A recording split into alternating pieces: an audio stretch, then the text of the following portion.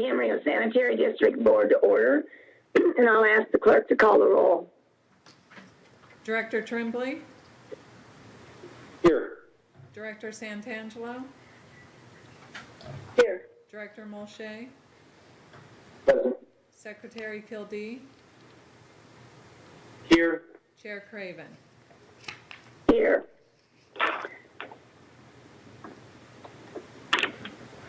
Please rise and say the Pledge of Allegiance with me.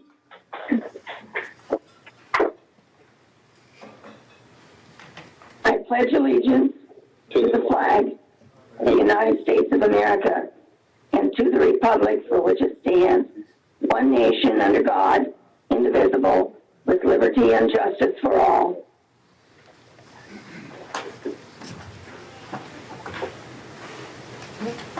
Are there any amendments to this agenda? There are no amendments to the agenda. Okay, next is the consent calendar. Is there a motion? I'll move to approve. A second. Motion by board member Mulchay, seconded by board member Santangelo. Could we have a roll call, please? Director Trembley? Yes. Director Santangelo? Yes. Director Mulchay? Yes. Secretary Kildee? Yes. Chair Craven? Yes. That motion carries unanimously. Are there any comments from staff? No comments from staff. Any comments from board members? I have a comment, if I may. Yes, Mr. Kildee. I'm not asking for it tonight, and I think this would be the appropriate spot, but at some point in the not-too-distant future, do you think we can have an update on the desalter, progress of the desalter? Well, that's a water thing, so I think that'll be under the city. That'd be fine. I'd just like for that to happen at some point, Okay. if that's possible. Okay. I'm sure staff has noted that. Any other comments? Okay, meeting is adjourned. I'll go ahead and call this regular meeting of the Camarillo City Council for September 23, 2020 to order. I'll let the record reflect that all council members are present this evening. Are there any amendments to the agenda? No amendments to the agenda. Thank you. There are no presentations. We now move to the consent calendar. Do I hear a motion on consent? I'll move the approval. Second. All right, we have a motion and a second as to the consent calendar. Madam Clerk, will you please call the roll? Councilmember Craven? Yes. Councilmember Kildee? Yes. Councilmember Mulchay? Yes. Vice Mayor Santangelo? Yes. Mayor Trembley? That motion carries unanimously. All right, thank you. We now move to item 4A on the agenda under City Manager, and that is a Business Recovery Grant Program Fund Redirection. Mr. Ramirez, or Mr. Winkler, I believe, is presenting on this. Thank you, Mayor and members of the council. Yes, Mr. Winkler will be providing this presentation to you.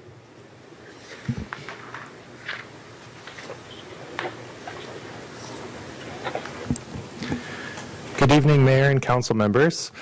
Tonight we will be discussing the $1 million allocated to the Business Recovery Grant Program and the various avenues to redirect monies for economic recovery. Tonight on standby we have Eric Story from the Pleasant Valley Recreation and Parks District. We have Claire Briglio from the Economic Development Collaborative, and we also have Vanessa Betchel from the Ventura County Community Foundation. So for background on those who are new to the subject and watching tonight, the city's entered into an agreement on June 24th with the Ventura County Community Foundation to establish a business recovery grant program to grant $5,000 to up to 200 Camarillo brick and mortar businesses who are not selected for funding through the county's lottery grant program. Because the County Board of Supervisors increased the allocation to fund all businesses on September 1st, The Camarillo grant program needs some redirection from council, so thank you for providing that tonight. So now we will present 3 separate items for consideration. The first item is in response to a request from council to investigate opportunities to facilitate additional small business lending and business assistance. The second item is an item developed by staff, which stems from the community needs for childcare. And the third item is a possible scenario to grant additional funds for business recovery grants to small businesses through the Ventura County Community Foundation. So would the council like to take one at a time or hear each separately? I should want to define myself. What's the pleasure of the council? I have a question before we Mrs. Craven. start. Yes, I asked, excuse me, I asked this in an email, but I'm going to ask again. I read in the Star that because of the foundations, community foundations requirement that they not disclose the businesses that receive the grants, that the county was considering very seriously not going through with their additional funding of grants because they have to have that information on the grantees for the single audit. Their money's coming from the federal government. And so if the county does not go through with this program, do we want to, or first of all, do we know, it didn't report in today's paper what happened yesterday at the Board of Supervisors meeting. Do we know if they have decided to not go through with their program? And if they have not, do we want to consider this or take that into consideration? Yes. Would you like me to answer that question, or? Yes, I would, Mr. Winkler, as you deem appropriate. I think we also have Ms. Betchel here, so however you want to proceed. Sure. So we presented 3 options to council in the agenda report, and we do feel that these are the best options moving forward. The Ventura County Community Foundation feels it's necessary to get the business approval to publish those names, and the city would like to make sure that we have the names of the businesses that were funded. So regardless of the outcome through the county, we would like to proceed with the options that we presented.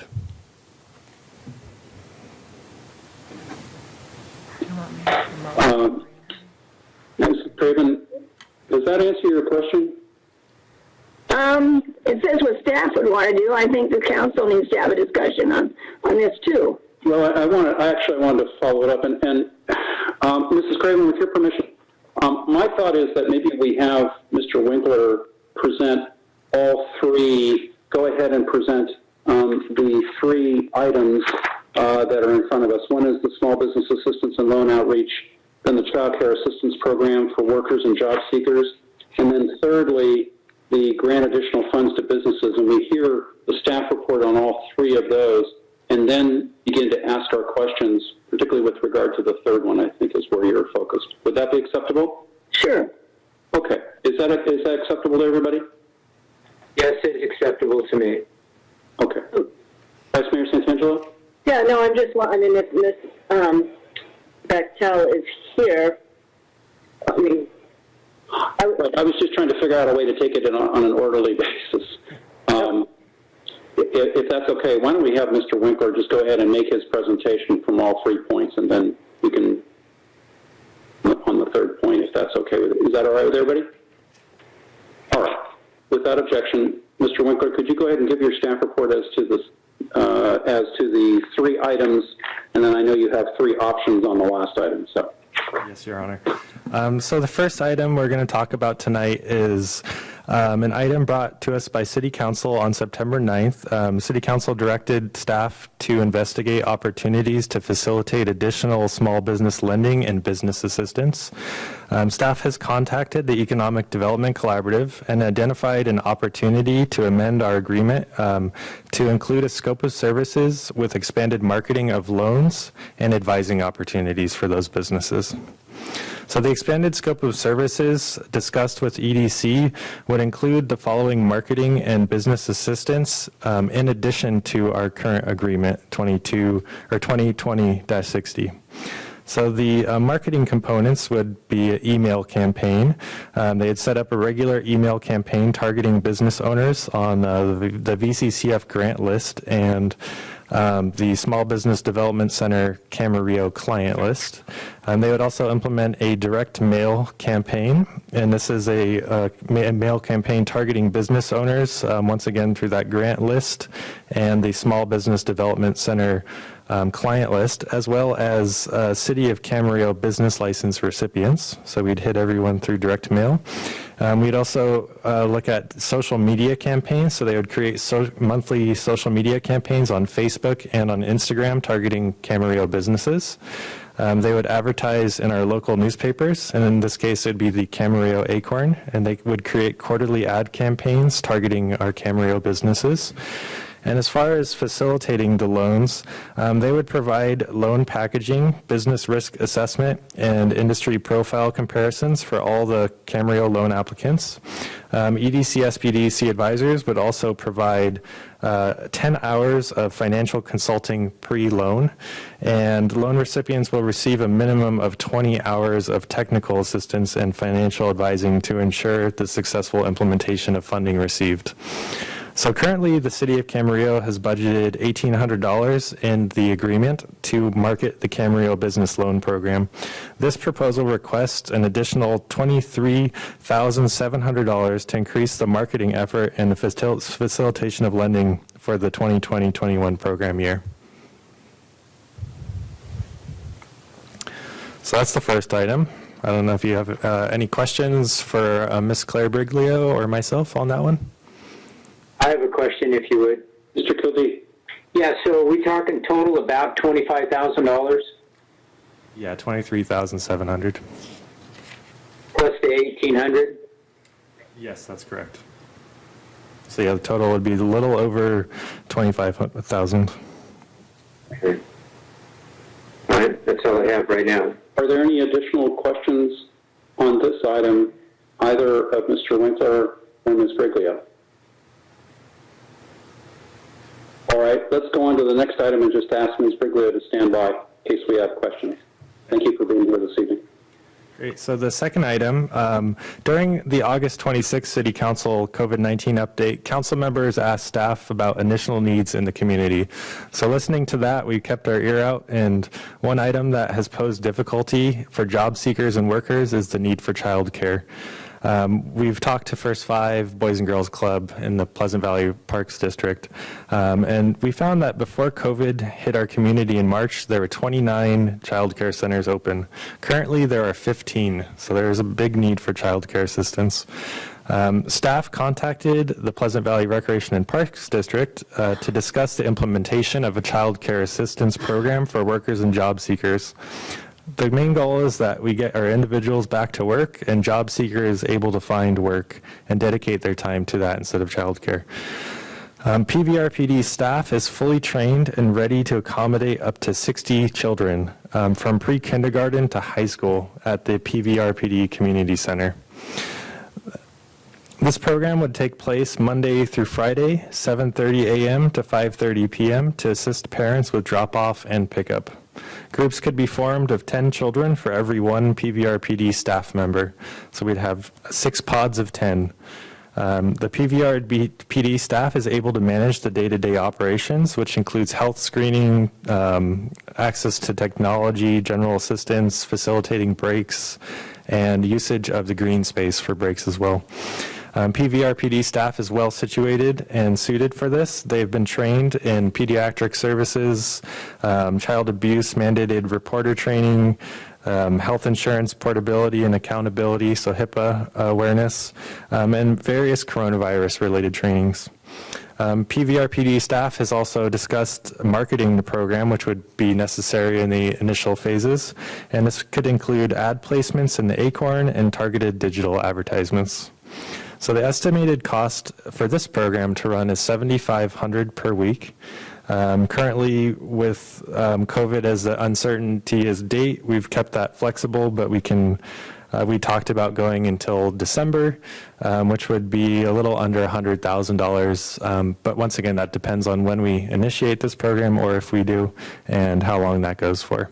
Additionally, the marketing expenses would be a one-time expense of $3,000. And once again, I'm available for questions, and we have Eric Story from Pleasant Valley Recreation Park District available for questions on that item. I have a question, Your Honor. Mr. Kildee, and then Ms. Santangelo. Yeah, thank you. George, do they have the necessary protective equipment that is required by the county health orders? Is Eric available? I believe they would absolutely have that, but let me just get Eric online to verify that for you, council member.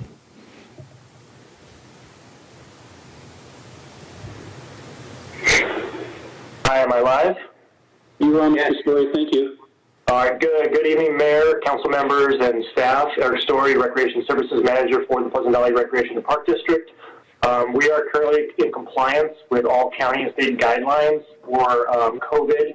We have our attestation in place for this specific opportunity, as well as Mr. Winkler, he mentioned all the staff training are up to date. So yeah, the short answer, Councilmember Kildee, is yes. Okay. Are there any items that you are lacking at this time that you can think of? 60 children for a program to run successfully. No, in terms of operations, we have everything covered. We have programming supplies. We are, every year we run a camp ourselves, and we've gone through this process. Our staff are more than able, capable. We have all the operational items that we would need, as well as the space here at the community center. Okay. Thank you, Your Honor. Vice Mayor Santangelo. Eric, do you guys, are you able to assist the kids with remote learning? If they're with you guys all day, then if they're in remote school, then. Yes, Vice Mayor, we have Wi-Fi capabilities throughout the community center, specifically in the areas that we've designated for this program, and we have worked with PVSD, the school district, in terms of their IT needs and infrastructure. We have connection with them should anything come up regarding logging in, getting access to their systems for online learning. Our staff are able to take care of those needs. Great. And are there going to be options such as part-time, full-time for families? I believe Mr. Winkler and I can work through that pending any council or board guidance. Thank you. Are there any other questions, Mr. Mulchay? What was the stat you mentioned at the top of your presentation? How many brick and mortar child care facilities we have versus how many are open? Sure, I got this information from the first five, and they mentioned that there were 29 child care providers or facilities in Camarillo, and currently there are 15 that are open and operating. Of the difference of the 14 that are not, have we done any outreach? Do we know why they've chosen not to reopen? Yeah, and speaking with First Five, they mentioned that to run a program, you have to have a certain amount of kids in there to make it work out, and because of the limited amount of space available, it's hard for it to pencil out. Basically, if kids are dropping out, they don't have full occupancy. It makes it really difficult for the provider. There could be healthcare reasons as well. The costs go up when you're operating in this COVID environment significantly, so they may have had to raise prices and may have had dropout. Families also, when the prices go up, they resort to other sorts of child care, such as family members that may be retired or able to help, or they stay home and take care of that themselves and instead collect unemployment. So there are many reasons why that they're closed, and we can certainly look into that more if you'd like. I'm just curious. I mean, some of what your answer was, it seemed like it was in part a demand issue, in part an affordability issue, an economies of scale issue, which kind of goes back to the demand. Maybe there's not enough demand. So I'm curious as to what would make this work, and if each of those 14 different child care facilities, the brick and mortar ones that are in Camarillo now, those are all individual businesses. So if we were to use money that was earmarked to support businesses before, would it make sense to, I mean, if it is a money issue, to an extent it's an affordability issue, would it make more sense for us to help subsidize some of those costs so that way these businesses can reopen and continue rather than create another, effectively an intergovernmental program?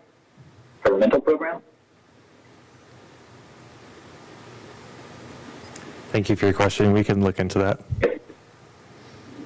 Your Honor. Mrs. Craven? Yeah, I just wanted to toss something else out. The demand, I'm sure there's demand for 60, but I don't think that there's demand for the whole 14 who closed to be at maximum capacity. A lot of these people who are working are telecommuting, and they're at home. And not very small children, but children in school, they learned in the spring that they could handle their work and have the kids Zooming or whatever it is with school. And they've developed ways all summer to make it so that I don't believe the demand is now as great as it once was. Vice Mayor Santangelo.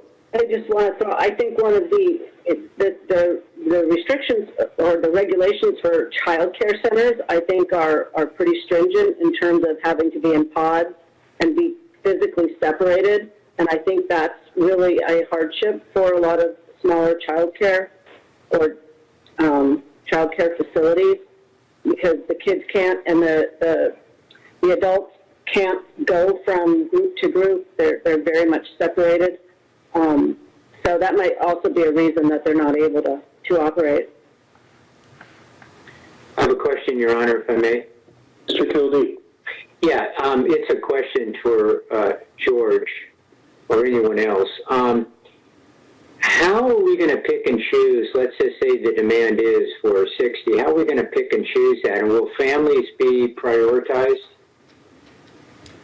We discussed that briefly. We were trying to gauge council's interest tonight before bringing back an agreement. But we were talking about a first come, first served scenario as the easiest way to do this. But we can definitely take that under advisement of council tonight. Yeah, if a parent has got 2 or 3 kids, we certainly don't want them to sprinkle them all over different child care centers. If we go forward with this, I think we should have discussions on perhaps keeping the families together, if at all possible, and as easy as they can on the parents. Thank you. All right, are there other questions of Mr. Winkler or Mr. Story on this discrete item at the moment? One more. Ms. Santangelo. All right, I just want to clarify, so is there any cost at all to families? In this case, no cost.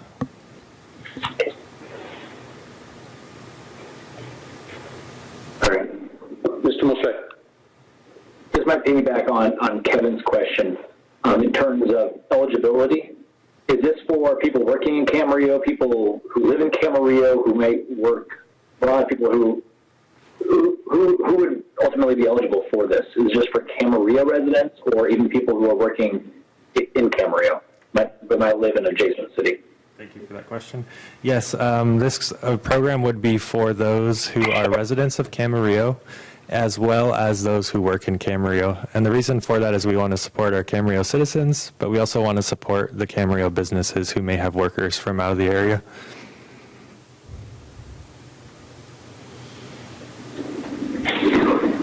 Thanks. All right, any other questions on this item?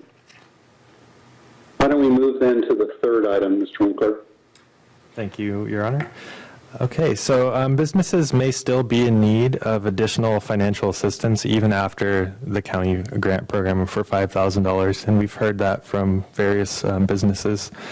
If the county does fund all businesses for $5,000, we could provide additional funding on top of that with the remaining funds from the business recovery grant program that we've allocated. So staff has communicated with Ventura County Community Foundation, and Vanessa Betchel is here with us, so she'll be available. And in order to continue working with Ventura County Community Foundation, the city would need to amend our agreement that currently exists to include an extension because our deadline is passed for distributing funds. We would need to do a revised scope of services. If additional work is needed, we would need to include an administration fee. And for new funding, we may need new funding amounts as a total. So what that means is we've allocated $1 million to the grant program, and say we do one of the other programs, that will take out from the $1 million unless council guides us to allocate more funds on top of the $1 million to cover those programs. So staff is seeking guidance to choose the best possible course of action, and we've created some scenarios which are provided in the agenda report. And the first option is really to fund all the eligible businesses who applied and distribute that fund equally to all of those businesses. So not limiting it to 200 businesses like we did before, but instead perhaps going to all 467. So let's say we funded the other programs and we only have $800,000 left. That would give each business a little over $1,700 on top of the county grant. Option 2 is to really stick with that $5,000 amount. And then fund as many businesses as that would allow with that remaining funds. So if we were down to $800,000, we would be able to fund 160 businesses with that, and we would do a lottery process as originally discussed in the prior grant program. Option 3, which was not in the agenda report, this is new based upon, the question from Charlotte Craven, our council member. We can wait until the funding by way of county is worked out to make a decision on this program. And then the option 4 is we could just we do not grant additional funds to businesses and advise staff to suggest economic recovery needs or council as they are presented. And that concludes my presentation on that item. If you have any questions for me or Mrs. Betchel, we're available for that. All right, who would like, I think I should bring it back to Mrs. Craven, to be fair, since I interrupted her before. Why don't we start with you, Mrs. Craven, if you have additional questions, please. Maybe we could ask Mrs. Betchel what is the status of her agreement or negotiations with the county, and whether it looks like they are going to follow through with their second $23 million, almost $24 million in funding. I'm happy to answer that, and thank you so much, Mayor, council members. George, thank you very much for having me today. I just want to clarify, VCCF, can you hear me okay? Yes, we can. Oh, great, excellent. I just want to clarify, VCCF's objection to releasing the names of the recipients applies only with respect to the initial grant recipients. Because they had an expectation that their names would not be released. With respect to any future grants, we would not object to disclosing the names of the recipients, provided that all the recipients at the time that they applied for the grant were given fair notice that their names would be released to the public if they are awarded the grant. I just want to note that the county has not yet confirmed whether it wants disclosure of more than just the identity of the recipients, and we collected personal, financial, and other proprietary information from all the applicants, and protecting such information is of utmost importance to VCCF. I have a number of other points on that, but I just really want to understand and acknowledge that the public may have an interest in knowing who is receiving the CARES Act grants, but believes that the public's right to know must be balanced with the grant recipient's right to privacy, given that was an expectation. The federal government has not imposed a requirement to release the names of the recipients of these grants. I just want to note that the federal government did require that some recipients of the federal PPP loan be publicly disclosed. However, recipients of loans under $150,000 were specifically exempt from the disclosure requirement, and we're talking about $5,000 grant. The exception for the smaller businesses that received less than $150,000 indicates an intention by the federal government to balance the public's right to know with the recipient's right to privacy. And so only very small businesses qualified for the $5,000 grant in question.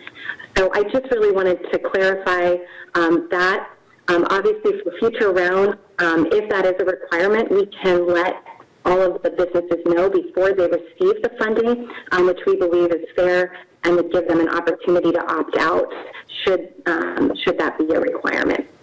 And VCCF is really, we've been administering the grant program as approved by the County Board of Supervisors, and would be honored to work with the City of Camarillo in that way. And if that is a requirement for the funding, we can absolutely let those businesses know in Camarillo so that they have an opportunity to just really affirm that that's something that they're comfortable with.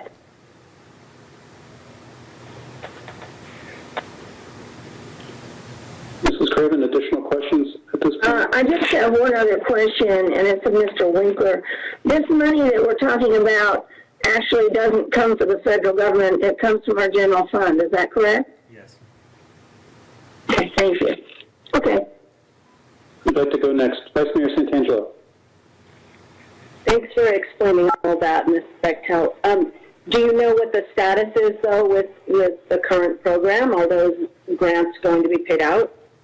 The Board of Supervisors on September 1st authorized all eligible businesses to receive a grant, and so VCCF is pursuing with preparing all of those checks and paperwork, but we do need to get a little bit more final understanding on this issue, just so that we can give businesses adequate notice. It's my expectation that these grants will go out to the businesses, and we're certainly proceeding as if that is the case. I think all of us, the county and the Ventura County Community Foundation, are committed to making sure that these grants, that these businesses get the grant money that they so desperately need. And to that end, we've had dozens of thank you notes from small businesses, and they have affirmed to us, many of them have said, look, if we didn't receive those grants, we would have been closed. And we know that's the case for so many of these businesses that are so relying on these funds. So, I will say my team has been probably putting in each person about 100 hours a week trying to make this happen, and have really gone through multiple auditing rounds. And I just also want to say thank you to the Economic Development Collaborative, Women's Economic Venture, and certainly the county for stepping forward in such an incredible way to make these funds available. So I know I wish I could just give you, like, on this date, those checks are going to go out the door, but certainly we're doing everything we can to settle this issue and just address this one minor issue, but one that is really important. People do have a right to, protecting certain information. We just really need to ensure that that's possible. Thanks. No, thank you. Thank you. Are there other questions by council members? Mr. Mulchay. Let me direct it towards George. In this report, we have 467 brick-and-mortar applicants who applied for the grant, but in past reports, I thought the number was either 415 or 418. Am I misremembering, or did that number increase, and if so, how did it increase?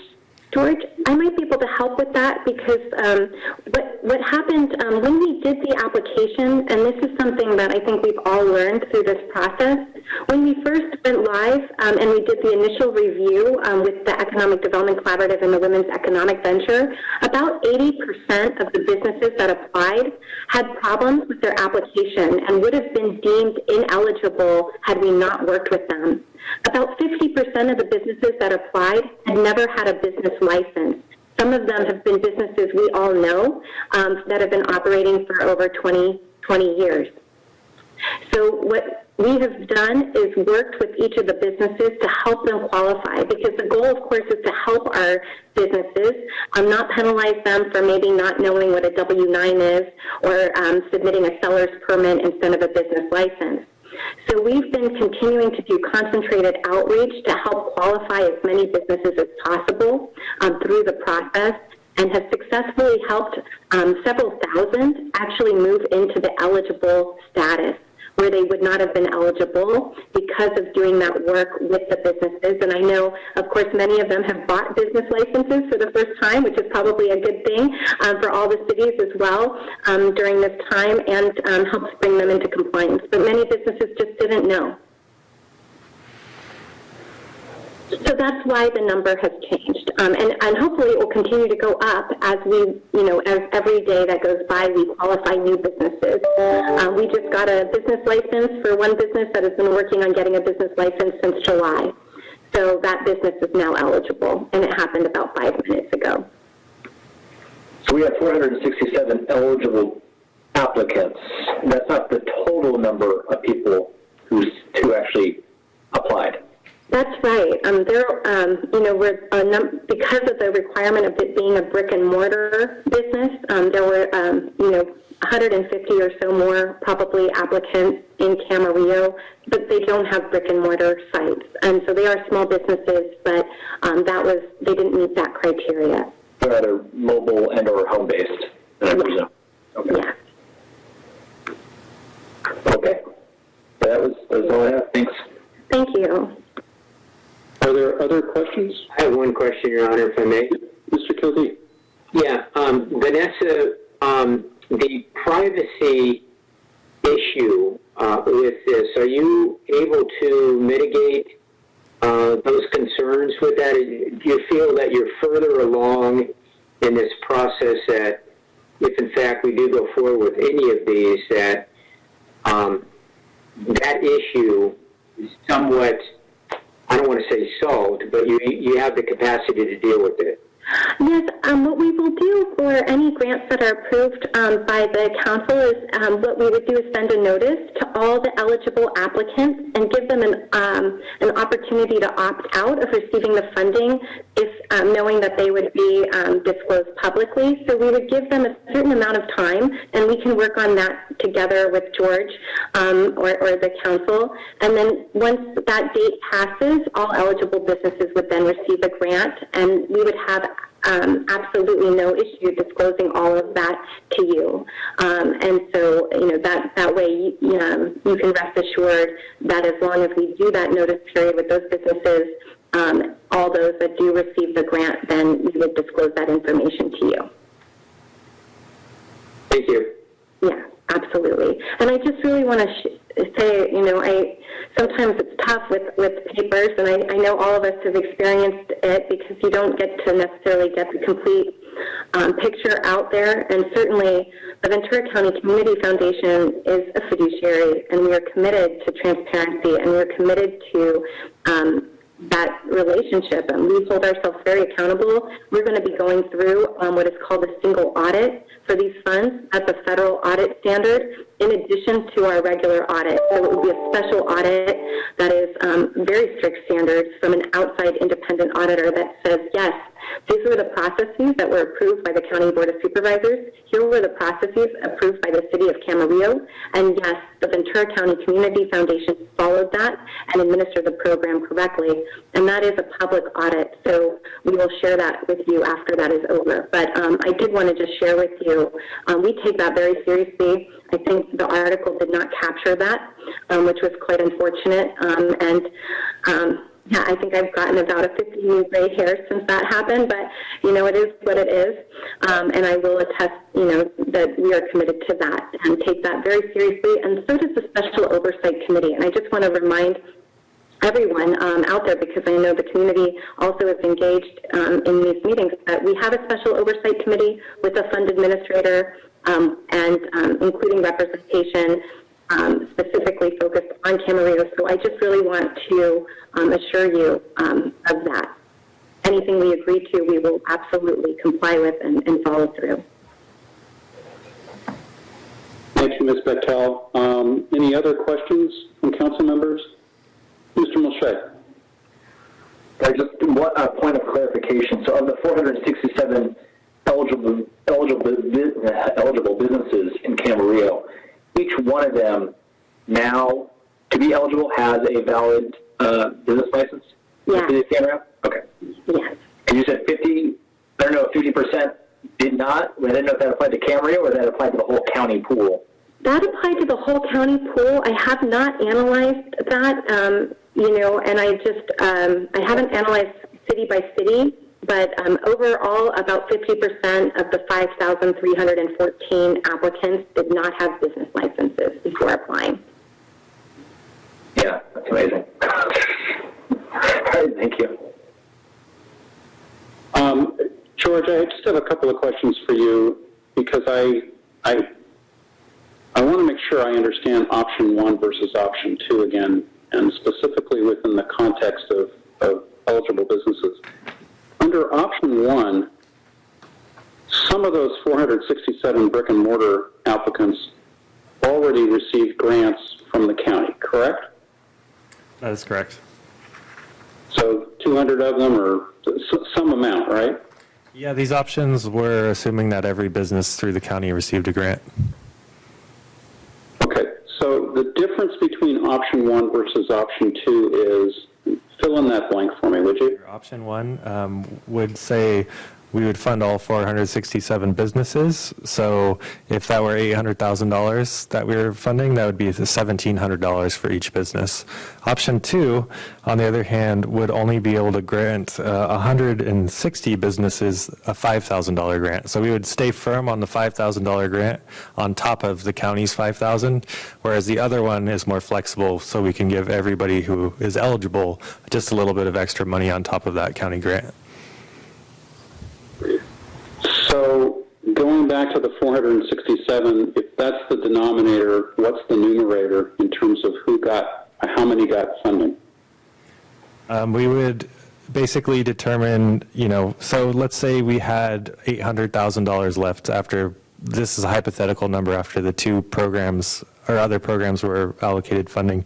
In option 2, since we would be giving out $5,000 grants, they would have 160 businesses eligible for that.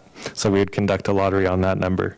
Whereas option 1, we would distribute that $800,000 equally to all $467 businesses. So they would receive less, but each business would get a little bit of money.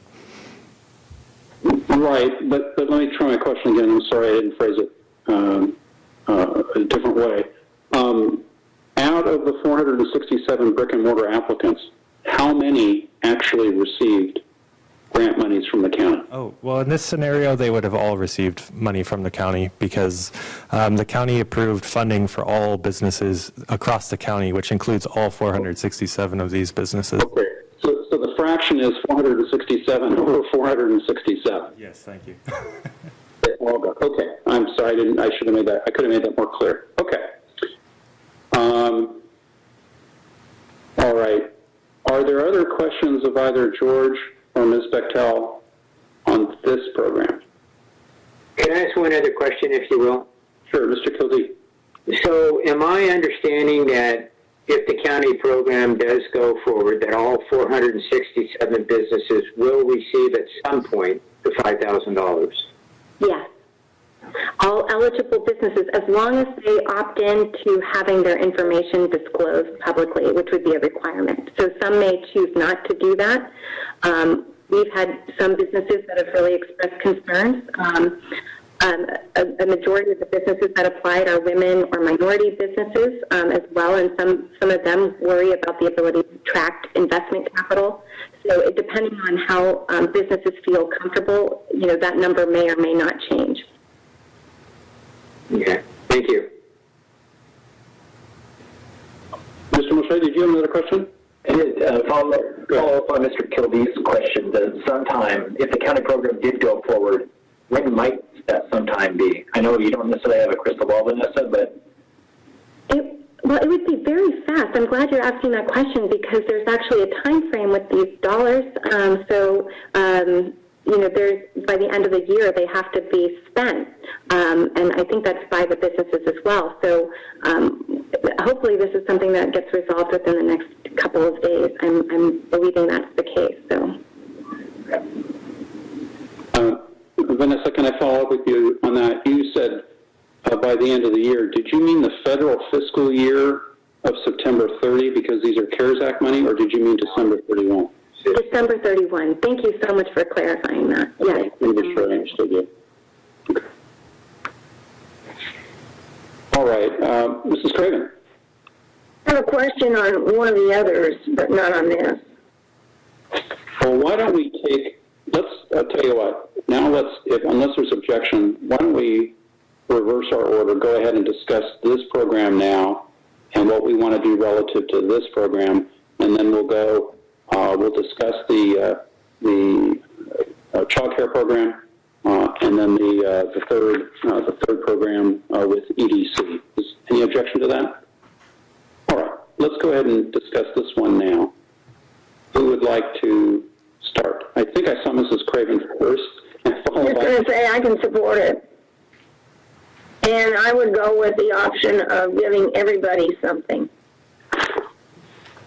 Because they all would have received the $5,000, and so then it would be equal instead of giving a few of them a whole lot more. So, Mrs. Craven, are you talking about option one?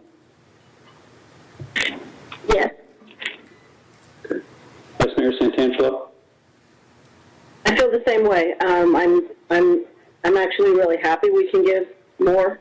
And I think option one, given that they're already getting $5,000, spreading out what we have left amongst all 467, I think that's the fairest and the best way to get the money out to as many people as possible.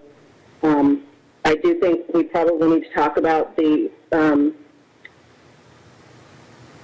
disclosure, what we're going to do, so that we don't get caught up in the same conundrum that the county's in right now. Who would like to go? I'm sorry, did I interrupt you? Susan? Okay. Who would like to go next? I can go, Your Honor. Mr. Kildee. I can support it as well. As a small business owner, I have to say $6,700 is a lot of money. And, it's all relative to where you are, of course, but helping all of them, I think, quickly is really important. And I think that's what we need to do. We need to get the money into their hands as quickly as possible and as many as possible. And again, I'll get back to the $6,700 is a nice figure for a small business, especially a brick and mortar. Mr. Mulchay?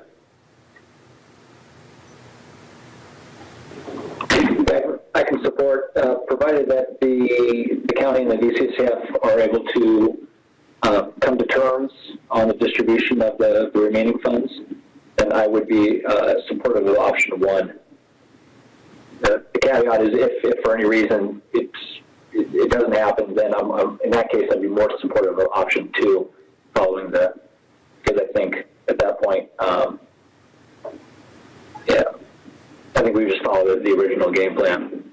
But it is contingent on that any recipient of these funds would need to be publicly disclosed.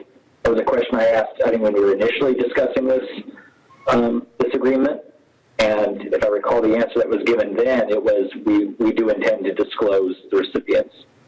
I think transparency is a very, very important thing, particularly when talking about public funds. Mrs. Craven, go ahead. Mrs. Craven, you need to unmute. Thank you. I pushed the wrong thing. I should have added that I would be interested in having their name, the name of the company and the name of the owner or owners disclosed. I don't think we need to disclose their financials. I agree with that. Ms. Santangelo? I agree. The name of the business and the business owner. I don't think we need anything else. Can I throw something else out? Well, I have a question actually. Okay, why don't you ask your question and then let me go ahead and go ahead and ask your question. I'm sorry. Yeah, I know I'm. No worries. Ask your question. Rolling around. Are any CDBG funds allowed to go to this? I don't believe so. Not economic development? No. Okay. I wanted to ask that. I wasn't quite sure. We have Joe Vacca coming to answer that question. If you could hold on one moment.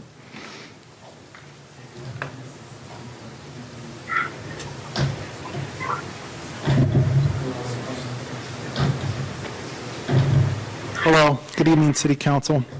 That's a good question, and I appreciate you asking that. We're going to highlight that later in this evening when we have the public hearing on our CDBG COVID CARES Act funding. And the answer is, since we've already dedicated our own economic development reserve funds out of our general fund for business assistance, that will preclude us from using the CDBG CARES Act funds for business assistance. So that's the answer. Thank you, Joe. I guess I would be fine with a full $1 million being put towards the grant and still funding the two other things that we're going to discuss. So I'm just going to throw that out there. That would make it about $2,000 for all the 467 brick and mortar.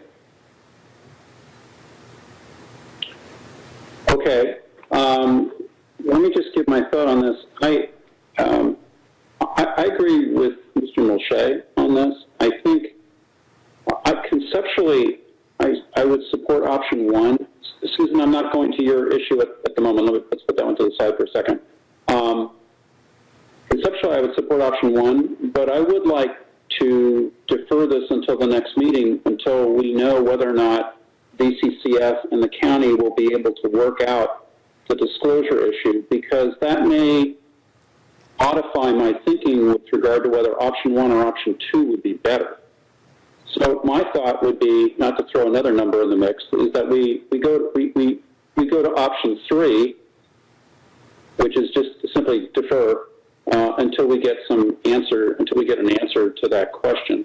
I don't want to delay this, but on the other hand, I want to be smart about this. So I would support deferring this until, and I would expect, based on Ms. Betchel on your answers, and thank you again for being with us this evening, that there's probably going to be a resolution in the short term on this issue, and that we could deal with it at our first meeting in October.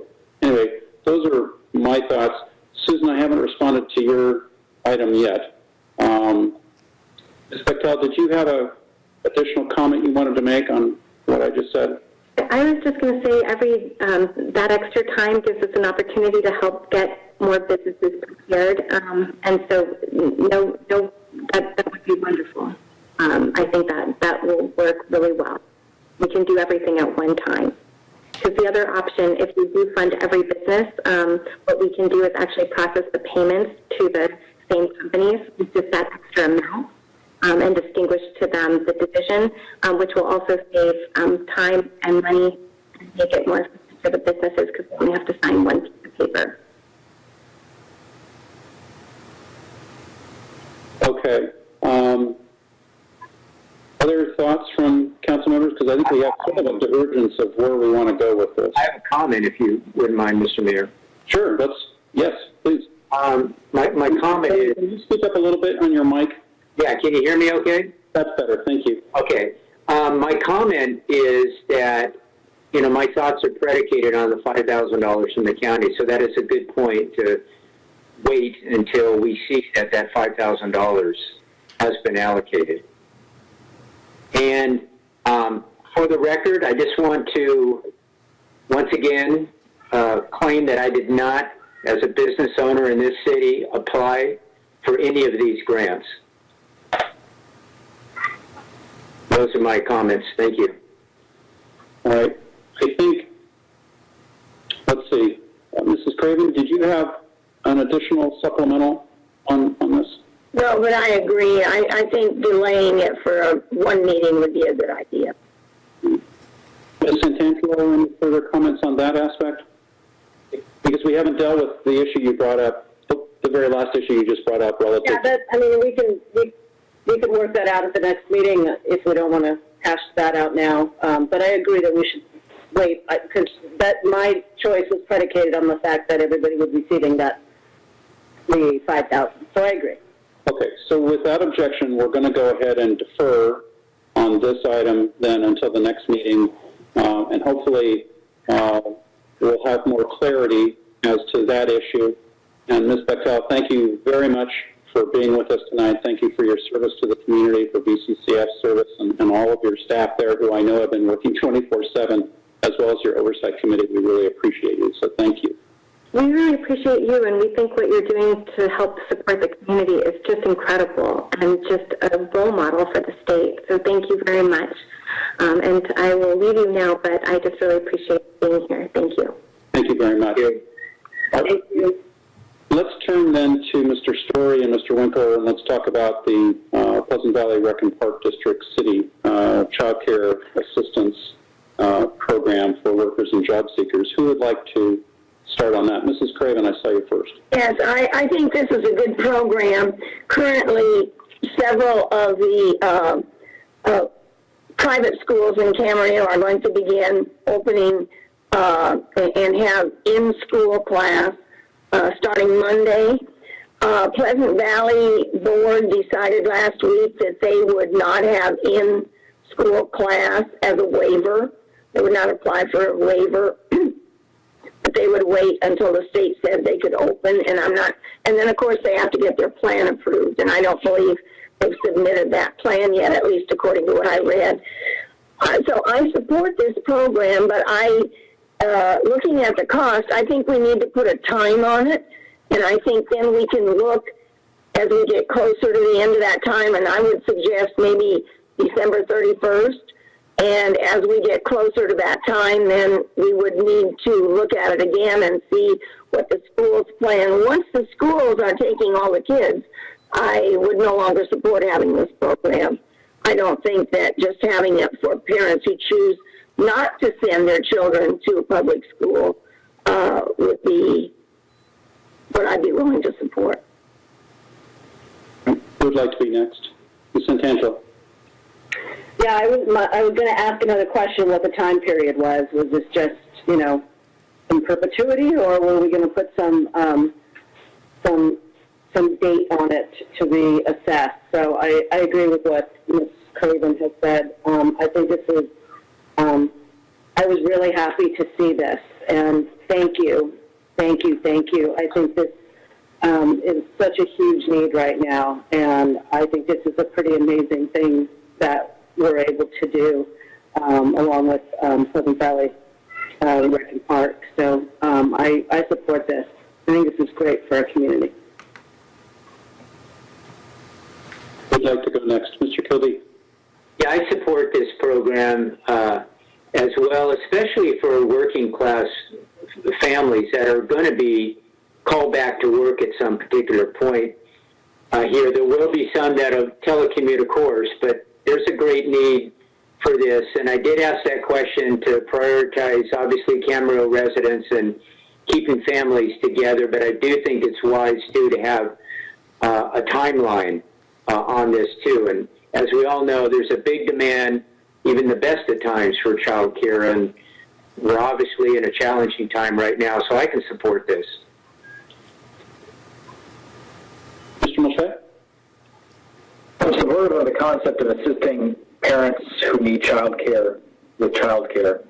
I would prefer that we go about the strategy of trying to reach out to those 14 other private child care facilities in Camarillo and find ways to help support them. And create something that would otherwise suppress them. If things continue to open back up, then we're effectively providing free child care through a government-run program, 60 kids a week, and all that does is then kind of suck a little bit of the air out of the room or at least in demand in the market. And then it's going to be harder for if any of those 14 private businesses want to reconstitute or open back up. It's hard for them as for-profit businesses to compete with free. So I like the idea of instead trying to pursue more of a private sector solution and trying to find ways to support those 14 businesses. First, it comes down to reaching out to them and getting more information. Who are those 14? What are the reasons for closing? What are the issues? And are there ways where we can partner with them, whether it's helping subsidize pricing or assisting them in some other way to get back open. So, although I'm supportive of this concept, my concern is that we actually create something now that limits their ability to actually get back in to the market once they choose to do so. A couple thoughts on this. I think with regard, George, okay, wait a minute. Before I go there, let me ask a couple of questions. First of all, George, as to the 14 that are currently not operating, we really don't know why they are not open at this point, correct? That's correct. Okay. And then secondly, on the cost itself, estimated, and this could be a question for you or for Mr. Story, if there were only 30 children in the program, would the city still be spending $7,500 a week or $3,750 per week? No, we would. Half of that amount. I was just doing the mental math.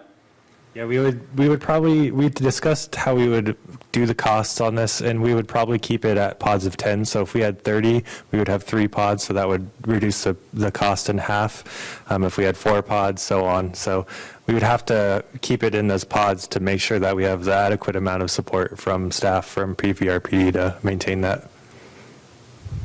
Right. So we do it by pods or by cohorts and stay with that concept.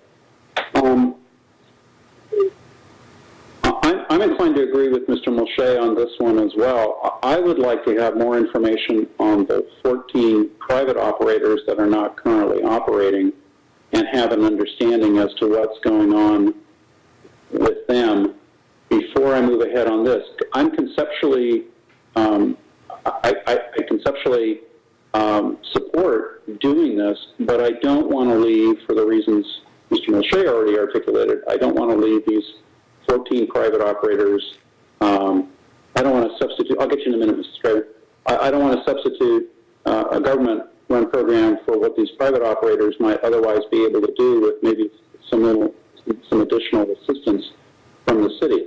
That said, I highly appreciate what the Recreation and Park District is doing. And I also, I really do. And I also, it's just like when they stepped up on concerts at the park. They really have stepped up, and so I applaud them for this. My understanding anecdotally is that there is this demand. And I think it's pretty evident that there's a demand. So I don't want to wait too long. I think what I would like to do is, as in the prior item, ask that it come back to us at the next meeting with some additional information as to what's going on with the private operators, and then with respect to if we were to enter into an agreement with the Recreation and Park District, what the pod or cohort costs would look like. And then finally, I was thinking not just of a time limitation, I was thinking of a time and expense limitation, whichever occurs first. So for example, December 31 or X dollars, and when we reach those, then we would stop the funding. One of the challenges with that is once you start one of these programs, it's really difficult to cut it off, right? Because you're also trying to help parents, and all of a sudden they're up in the air, and unless they know exactly what the status is, it makes it really difficult on them. So, gosh, I want to kind of go in the same direction as I went on the last item, which was to ask to defer this until we have some additional information on this. So that's my more than 2 cents. Mrs. I just have a couple of thoughts. I agree with you and I agree with Shawn. I think we should hold off until the next meeting and make a decision on this. I also want to say that because it's free childcare, there will be a lot of people wanting this, and I think we need the Rec and Park will have to have proof that if it's a single parent, that single parent is working, and if there are two parents, proof that both parents are working. I don't want to be giving free childcare to people who are not working. So that's my thought on that. I also think as far as some of the ones that are out of business, that their home care, you can take care of up to six children in your home. Maybe the numbers increased recently. But I think, and that those people starting a while ago could begin to operate. But I think some of them don't want to bring, for various reasons, don't want to be bringing new people into their homes where they might if they had a business someplace else. I know of a couple who don't want any part of people bringing their children into their homes or anybody with a chance of bringing a disease into their house. Basically and conceptually, I believe that people need to have something into it to really appreciate it. For this small, short period of time, I could go along with just letting somebody have it for free. But as I said, my concept is, and my real belief is, if you're not paying something for it, you don't appreciate it. That's all I can say. But I do support putting it off until we can get some answers to the question. Madam Vice Mayor. I think, Shawn, you brought up a really good point, and I definitely don't want to do something that's going to impact businesses. I think we do need to get some more information from those businesses, from the child cares that are not in operation right now. If we got to a point where either restriction, if it's because of restrictions or the regulations and they're not able to handle that, or if they're concerned about bringing that into their home if they're a home base,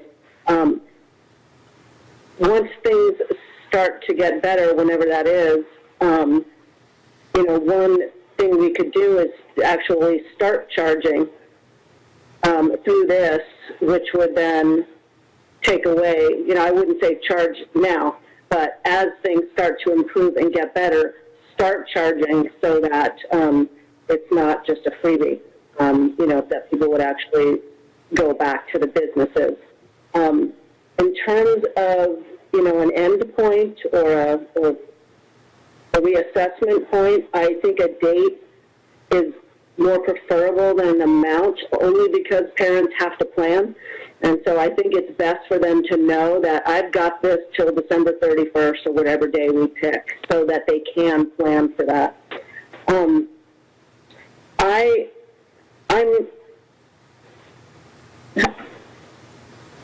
concerned about delays. People need this now. And I know for us it's just another meeting, another 2 weeks. But, for a lot of families, something like this starting up soon is really important. So I'm struggling with putting it off.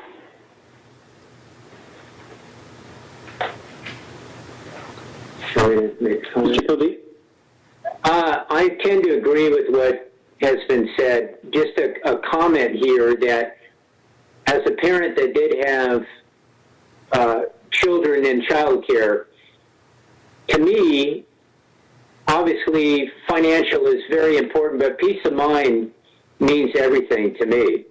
And if you've got a quality childcare provider, you're very reluctant to move your son or daughter to any other place other than what you know, what you expect, and what the high quality is. I do think that we had to put a timeline on it.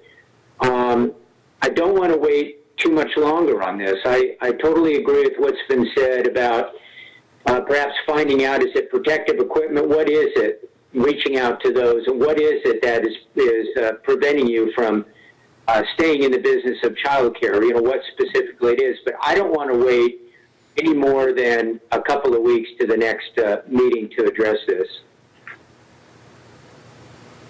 Those are my thoughts. Let me throw in too.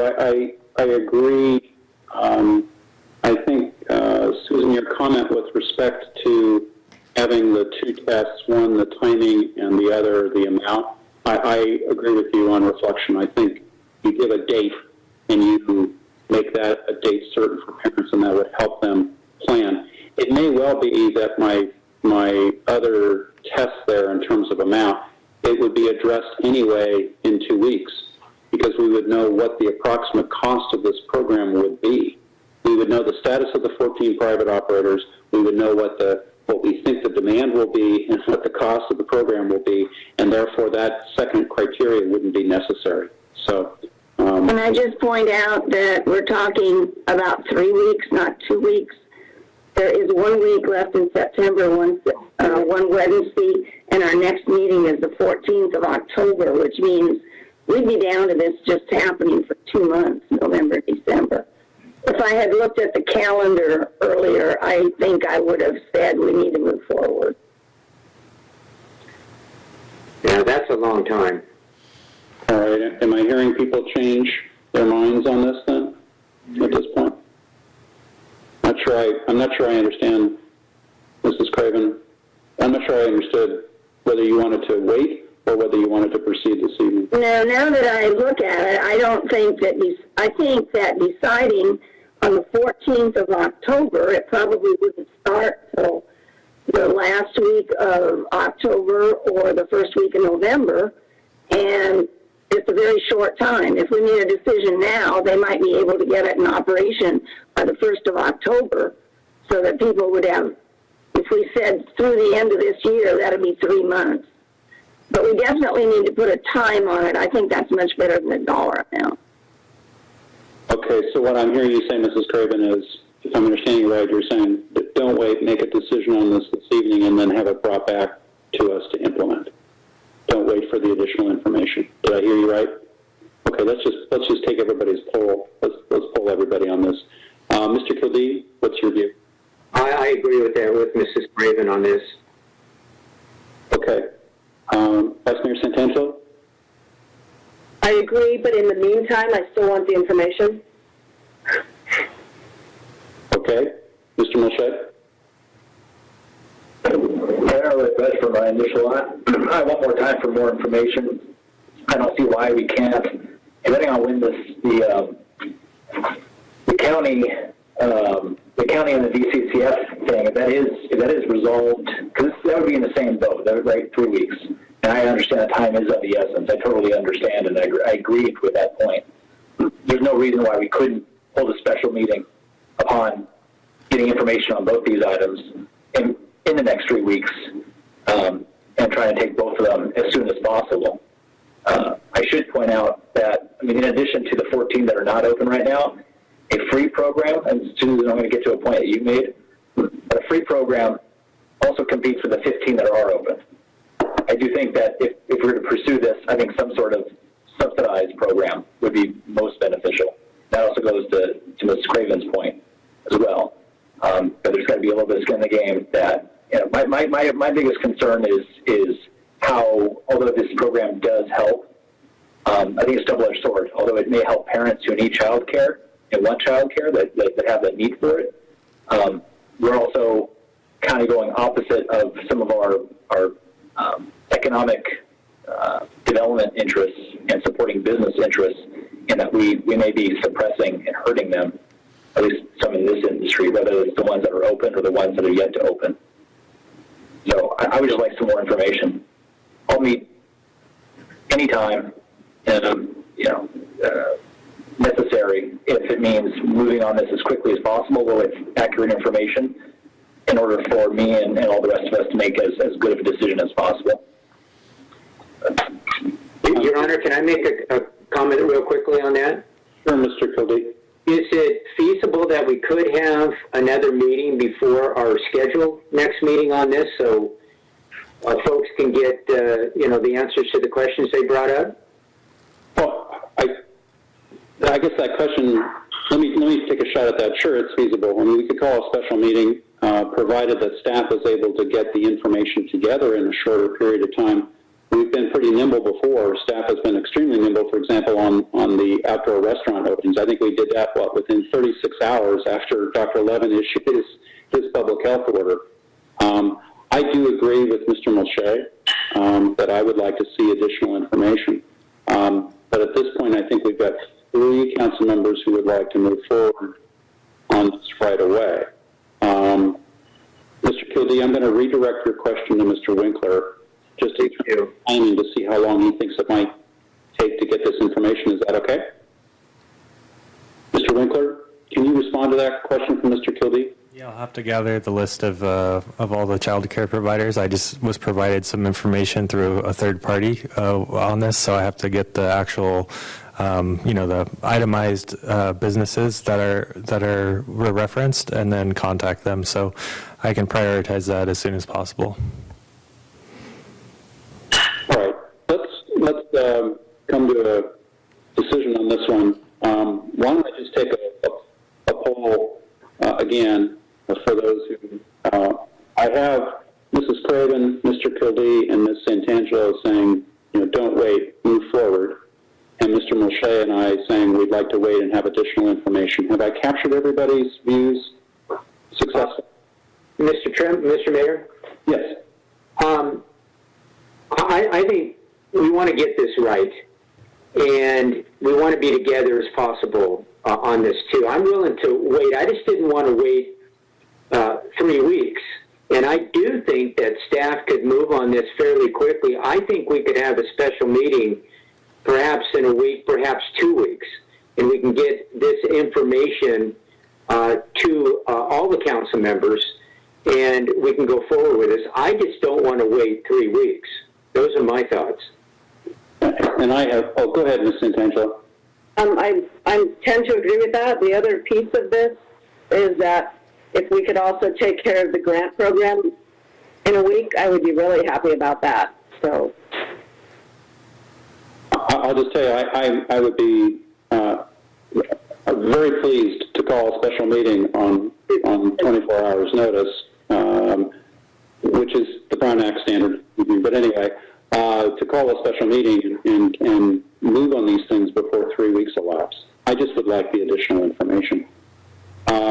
I'm okay with that. You're okay with that? Mr. Kildee, you're okay with that? I'm with that as well. Mrs. Craven, you're okay with that? Mrs. Craven, you need to...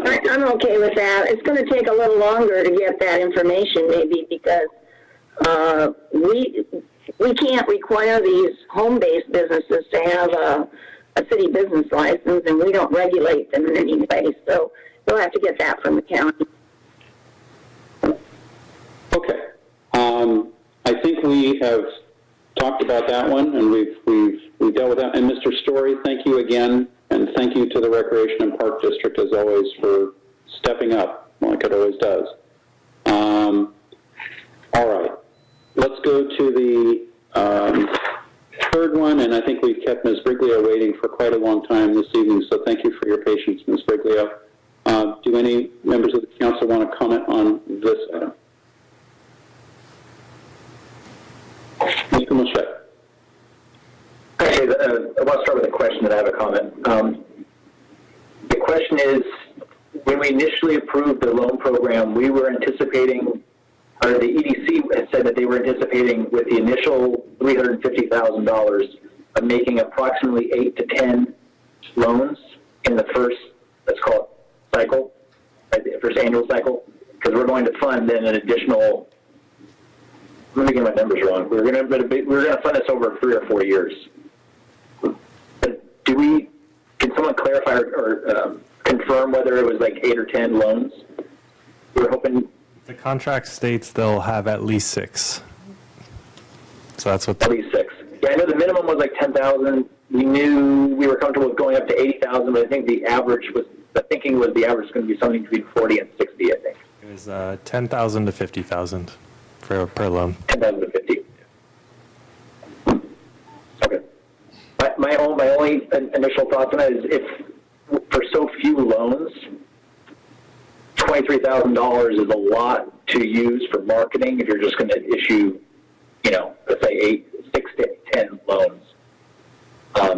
I would think that this program would be in particular demand, particularly for those who have already been passed over by traditional lenders and were not able to secure funding through those means.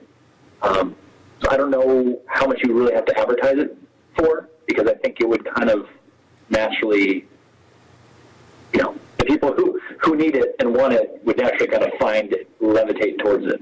But that's my thought. Other questions, Mrs. Craven? So this was 6 to 10 loans of up to $10,000? $10,000 to $50,000 for per loan. $10,000 to $50,000. If they were all in the 10,000 range, that would be a significant percentage we'd be using to advertise.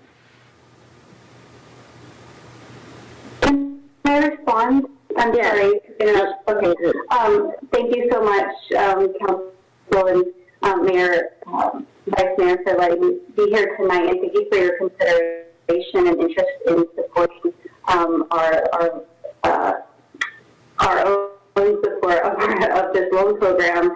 Just to clarify, gosh, I wish that people would find resources, without advertising. If that happened, I would be out of a job as communications director. So as much as we might think that people are aware of our loan programs and aware of all resources at the local level, you would be surprised how many people are not. So in this budget, the advertising dollars that were allocated were pretty conservative considering the program year. That being said, I want to go back to the comment, 2 comments. One, that the average, or if the average loan amount was $10,000, I really don't think that is something that's not going to happen. From what I know of our loan program and in general, the average loan amounts are closer to around $40,000, $30,000 to $40,000. I think that's something that you can more expect, and even considering the economic climate that we're in, that people will be asking for probably more of the top of the range. That's what we're experiencing now. Now, whether or not they get funded up to $50,000 is another story, but I don't think we're looking at $10,000 loans. One last thing to mention, the technical assistance and financial advising that I included in this budget was only $10,000. Now, if you look at the amount of technical assistance and financial loan packaging that is included for each potential client, it's up to 30 hours. Now, 30 hours, we pay our consultants $65 an hour. And that for let's say 10 applicants, that's $19,000, $19,500 total. So I've only asked for $10,000 in this budget. So I think just overall, consider the financial, the economic climate that we're currently in. We're budgeting more hours, allocating more hours to protect against risk. These loans are going to be made in a risky environment. That's just what it is right now. The amount of advertising that we are currently doing will need to market directly to Camarillo businesses, and we'll figure this out. If the council decides to go in another direction, but the numbers presented may seem high, but they're actually pretty conservative considering our costs with respect. Thank you, Mrs. Craven. I have one question. As you talked, there were times when you came in and out, and it was difficult to hear what you were saying. Could you just repeat the amount that you pay your consultants, because what came over the air was $5 an hour. Oh, I'm so sorry. Can you hear me now? Okay. No, can you hear me now? Sorry, Councilmember Craven, you're muted. You can hear me. Okay. Yes, we pay. I can hear you. If you, yeah.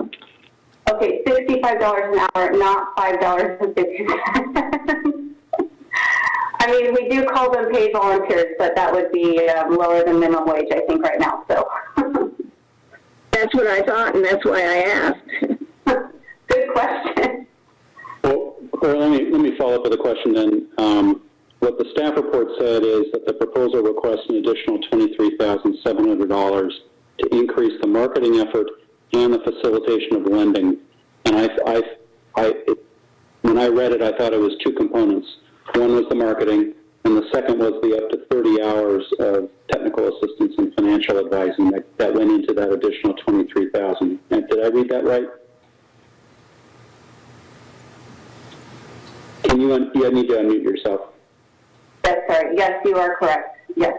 So out of that $23,700, how much was to marketing and how much was to the hourly? Because I haven't done the math on the $65 per hour yet. So the amount that I proposed was $15,000 for marketing and $10,000 for technical advising.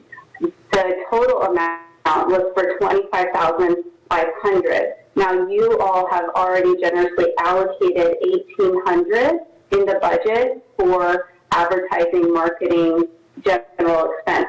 So we can take that out, and I am more than willing, happy to adjust any numbers that make more sense considering the amount of technical advising and marketing we may wish to do. Okay, no, thank you for clearing that up. Mm-hmm. Other questions of Ms. Winkler before we make a decision on this? All right, who would like to start on this? I'll start. Mr. Kildee. I think this is a good program, and I think we ought to go forward with that. I think we ought to decide how much money we're going to need for the marketing. I think, this is all about marketing and getting the word out to needed businesses that, these options are available to them. So I would support whatever number that, we come up with here. I think it has to be, the marketing has to be at least $10,000. Who would like to be next? Mrs. Craven. Well, in the packet it says that we've currently budgeted $1,800, and this proposal is for an additional $23,700. I can support that. Vice Mayor Santangelo. I would support this.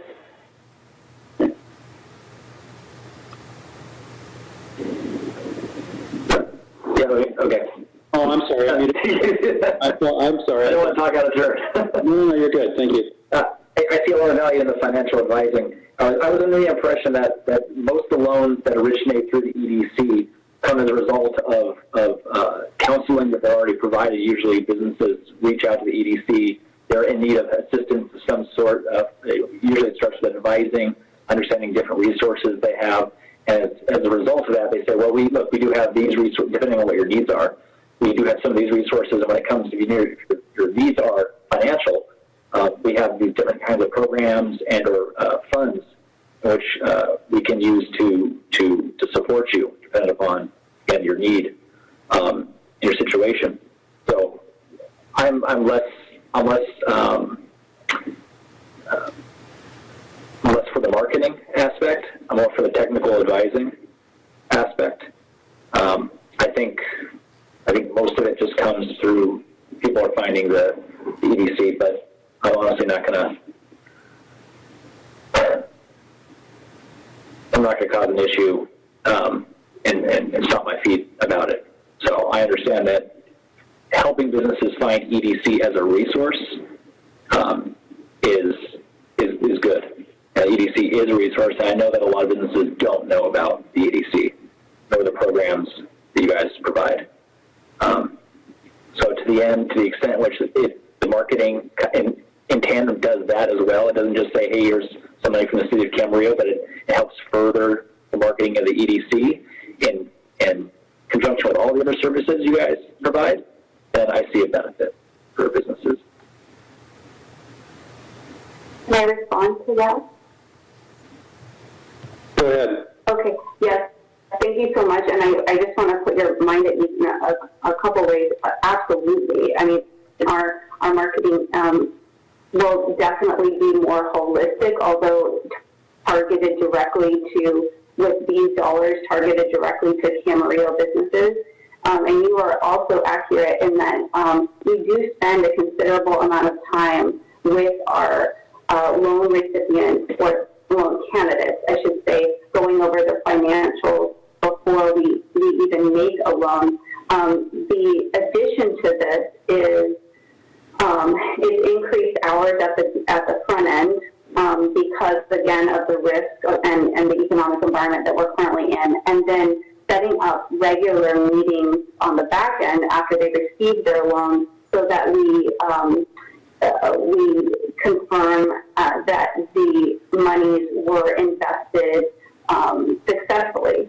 And our loan client, Marvin, our loan director, could speak better about this, but in general, that hasn't been something that's been as formal as part of our program as this will be for this program, this specific loan fund. And we're moving towards that direction because, again, economic climate, but also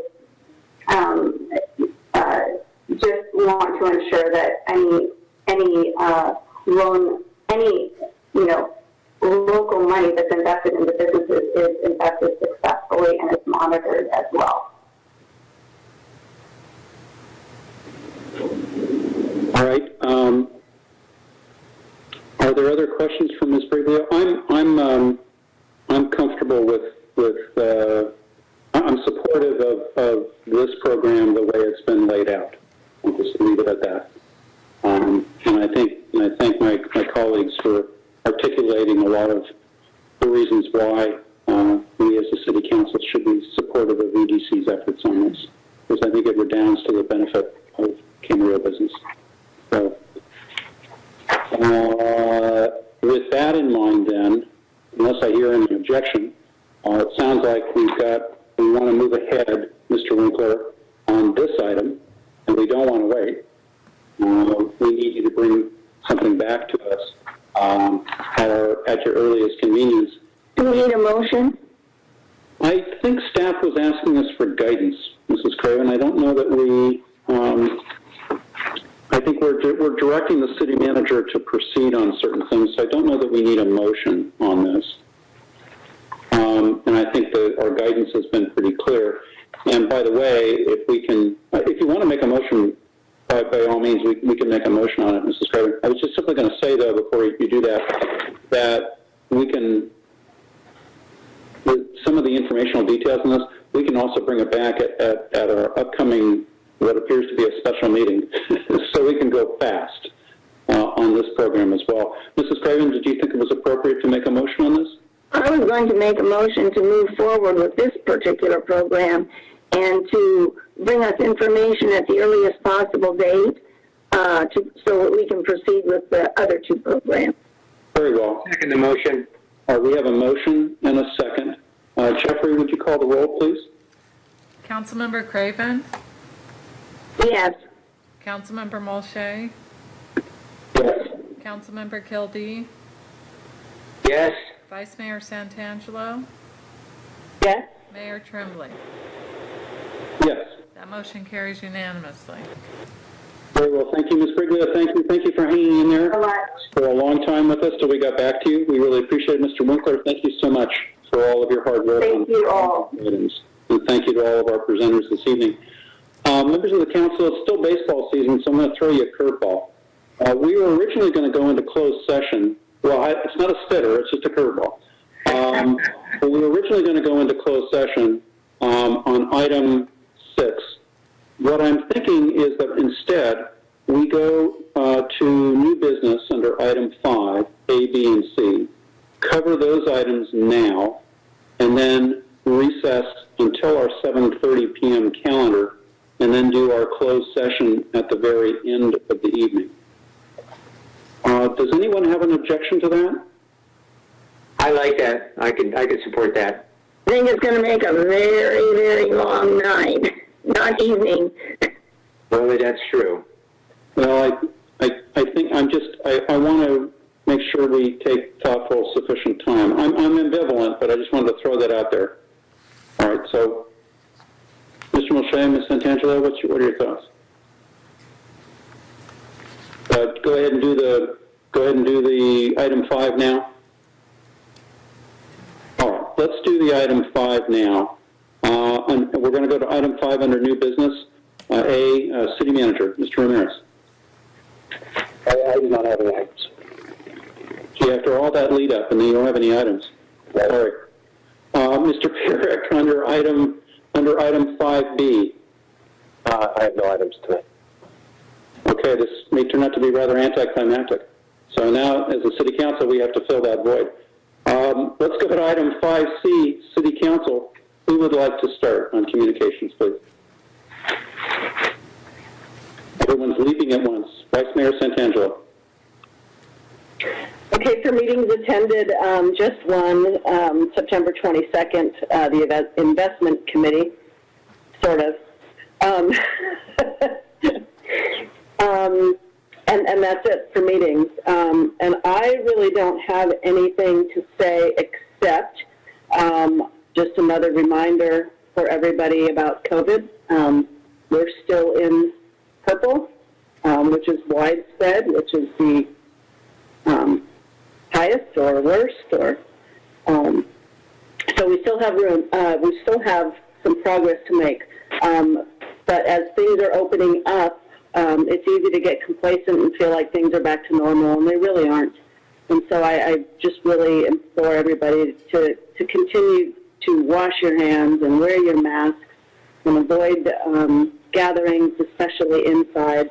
And here's my big ask. Please get your flu shot. Your flu shot, if you get the flu and you get COVID, it's like you have a comorbidity because you have now 2 illnesses. More importantly, it's like what we talked about when we were flattening the curve. The flu does make people really sick. It puts them in the hospital, and if we have spikes of flu and COVID at the same time, it's going to overwhelm our healthcare providers. And there just happens to be free flu shots at Oxnard College on September 30th from noon to 6 p.m. But if you have insurance, you can go to Rite Aid or CVS or any of those places and get your flu shot. So I know I'm not one of the most popular vaccinations, but I am really asking you to rethink it this year and get your flu shot. And that's all I have. Thank you, Madam Vice Mayor. Who'd like to go next? Mrs. Craven. Okay, I attended an airport authority meeting on the 10th, and there were 2 things that were discussed that might be of interest to people, and especially to council members. The Cloud 9 option agreement was extended by the Board of Supervisors till March 2021. As Mr. Turner explained it, the option was up. Planning and construction were greatly delayed by the COVID-19 virus. There was no time to bring it back to the Airport Authority for a vote, so it went directly to the Board of Supervisors, which approved the extension. And the other matter is the master plan study for the Camarillo Airport and the layout plan have been funded by the federal government. I also attended the Police Academy tour on Monday, and did the use of force training, and will tell you I was stabbed by the guy running at me. I didn't do well on the 3rd one. But boy, did I talk that guy out of anything. The middle one that I had. was a veteran who was having a problem, and I really talked him out of this problem, or at least talked him out of what he was going to do. I attended the Utilities Committee meeting where we looked at the solar and battery study, and I attended that meeting on the 16th. And that study, I believe, was sent out to you or will be sent out to you soon, and we'll be looking at it in October at a council meeting. I taped my part of the State of the City address on Friday, and I did the city tour, City Hall Chambers updates tour the other day, Monday, I believe it was. And then I attended an RDP Zoom meeting this morning, and the topic of it was a committee meeting, is the transition to a new, for the time being, I'll have to call the person a new public member co-chair. We're looking at options as to how to get somebody new, because the job has become so large that we're not having any success in finding a volunteer to take it over. And that's my report. Thank you, Mrs. Craven. Just as a question, though, with regard to the Cloud 9, did you indicate that the Board of Supervisors extended the option to Cloud 9 until March 2020? Yes. So I understood you correctly. Yes. That's what we were told. In terms of commencing construction. What is the option? They have an option, and they weren't able to start construction. They weren't able to complete the planning, so they asked that their option be extended, whatever I said, length of time. Well, just to clarify, that's for commencement of the project. Yes. Okay, thank you. Who would like to go next? I'll go, if you like. Yeah, I attended a VRSD meeting this morning, and I did also do the video for the city.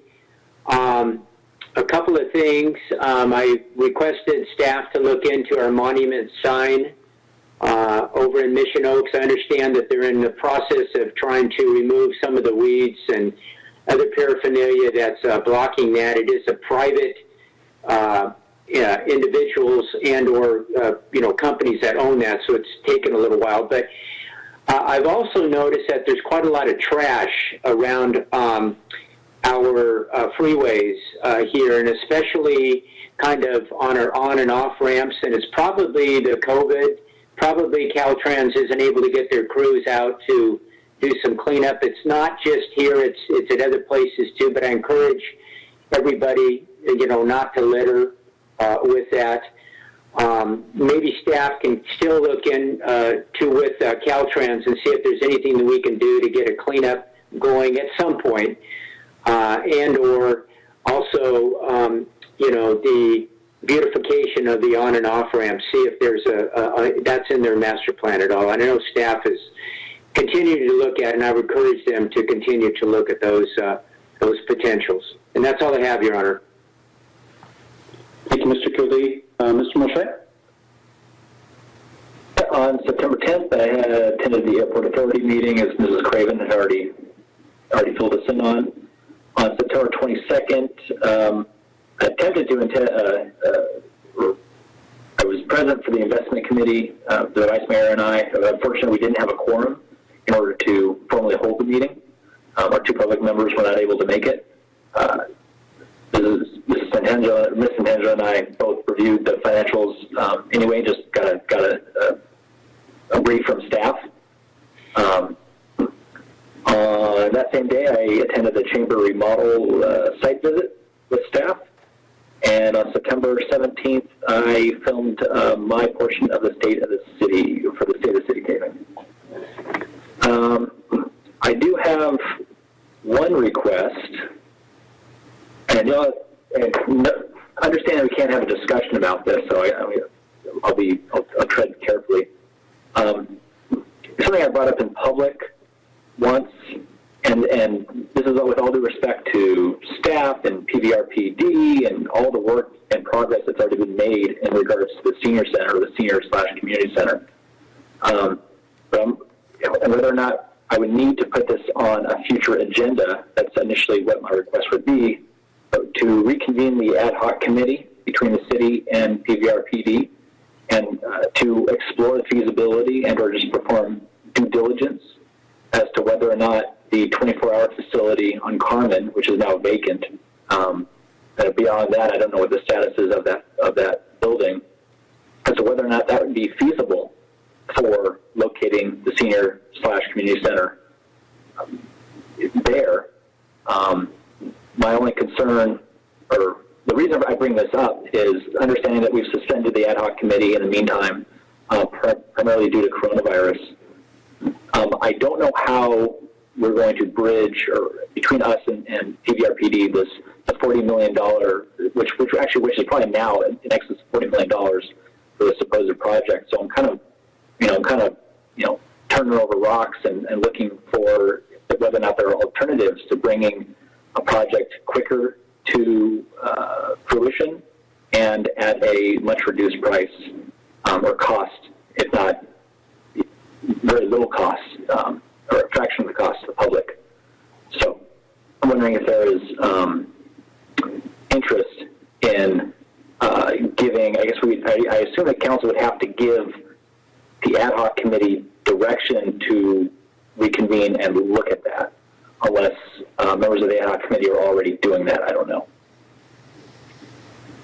Well, typically that would be the request, I think, of council to the ad hoc committee to reconvene, or alternatively, and Mrs. Craven and Mr. Kildee may have a thought on this, you could ask staff to bring back a report to the council on that particular item in the absence of the ad hoc committee meeting. But doesn't that require a second council member to request it? It does, yes. All right, then let's keep it to our house, so to speak. Then my request would be to direct staff to look into the feasibility and bring that back to council. And I guess that would give us information as to whether or not we would want to give direction to the ad hoc committee to then pursue it if any of that information looked feasible. So what I'd be looking for is a second. I'll agree to that. Okay. Oh, okay. Mr. Ramirez? Yeah, I would just need clarification on what exact information are we, as staff, looking into. So initially, staff would be looking into, one, is that facility in fact vacant, which I presume it is. I mean, it physically is, but, there may be stuff in the works for maybe a different tenant. But one, is it vacant? Is it available?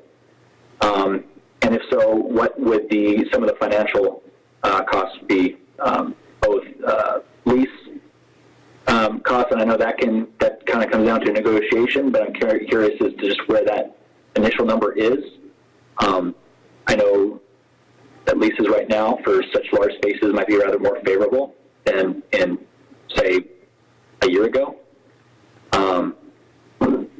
And the triple net for that facility, I guess I kind of start there unless there was any other information that anyone felt.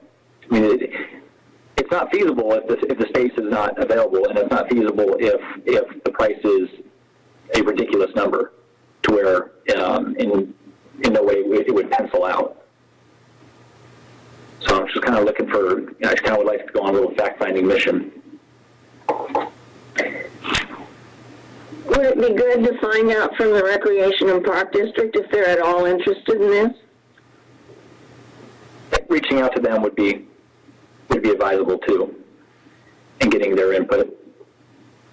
This is really, honestly, this is their project. We're simply a contributor to it. I know we've been pursuing this jointly, and that's understandable, but obviously we should be talking to our partner as well.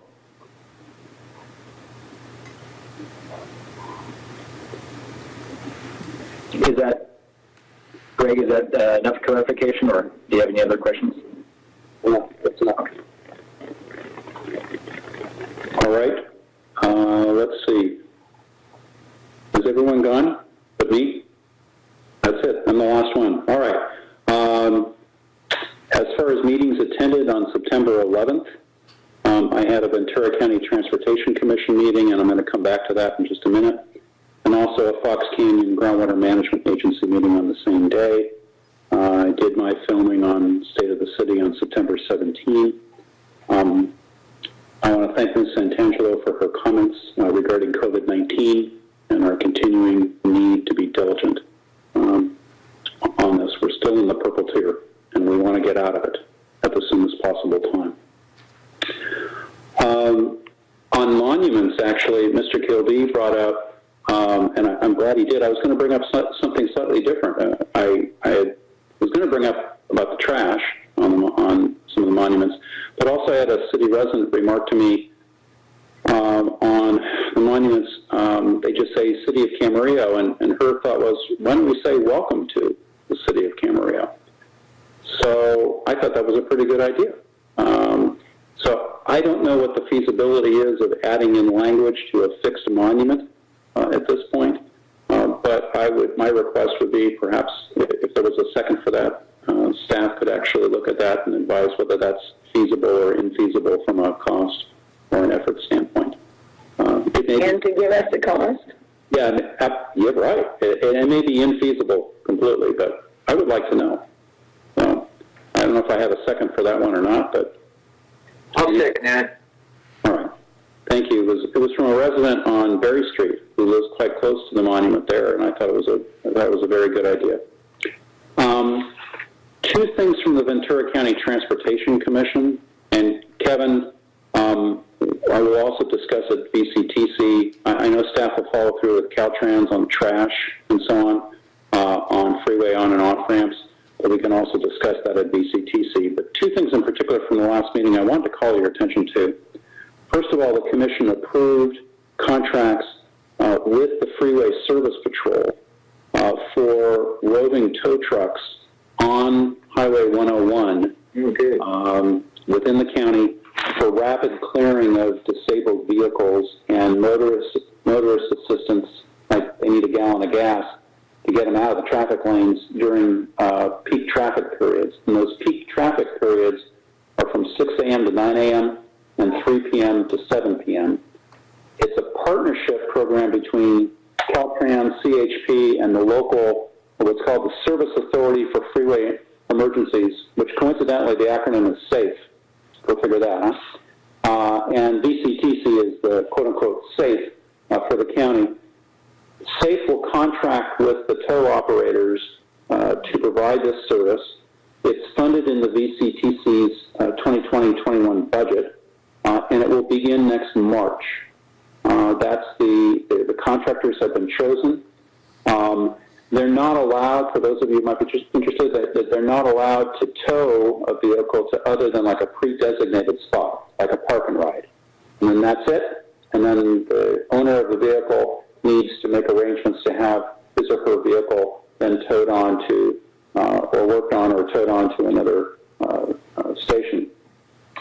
So, for example, they could use those park and ride lots. The whole idea is to decrease the congestion on the freeways and also to get those tow trucks back on the freeway as soon as possible. So that's a program that's gone on down in Los Angeles for some time. You're probably all familiar with it, and it's going to be coming to Ventura County. We're actually there's two different quote-unquote beats. There's 3 beats in the county, and the first one starts at the county line in Westlake and comes this way all the way down to almost near the Canal Break, and then goes all the way up to Central Avenue as the second beat. So two beats, and then there's a third beat going up to Ventura. So it's welcome news. The other big item from a planning standpoint, VCTC has released a request for proposals to receive proposals to review all of the transit operations and structure in Ventura County regionally. We all know that we have 9 different transit operators in the county. And the way that public transit is being delivered right now is obviously under great challenge, right, because of COVID and other things. But that study will be important on a go-forward basis, and it will take a while, but VCTC, anyway, has released the RFP on that, and we'll look forward to getting back the proposals on that in due course. All right. That brings us to the end of item 5. And I was thinking we could go to closed session under item 6, but I'm not sure that we really have time sufficient for that. And why don't we stay with the curveball that I threw at you earlier.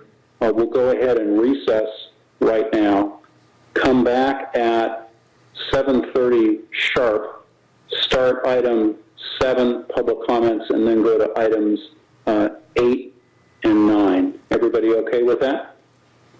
All right. Hearing no objection, we stand in recess until 7:30 p.m.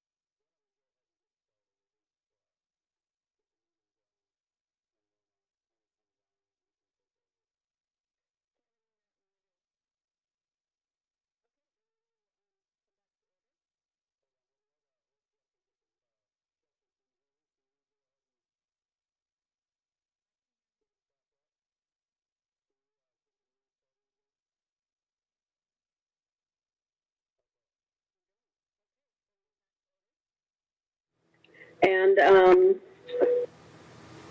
for anybody wondering, the mayor was having some technical difficulties, so we're just going to go ahead and get started. Do we have any public comments? We do. We have one public comment. That would be Matt Lorimer. Okay. Hello, can you hear me? Well, I can Hi, hear. Matt. Go ahead. Okay. So tonight, I mean, I was really dismayed with Kevin's comments like we don't have to report.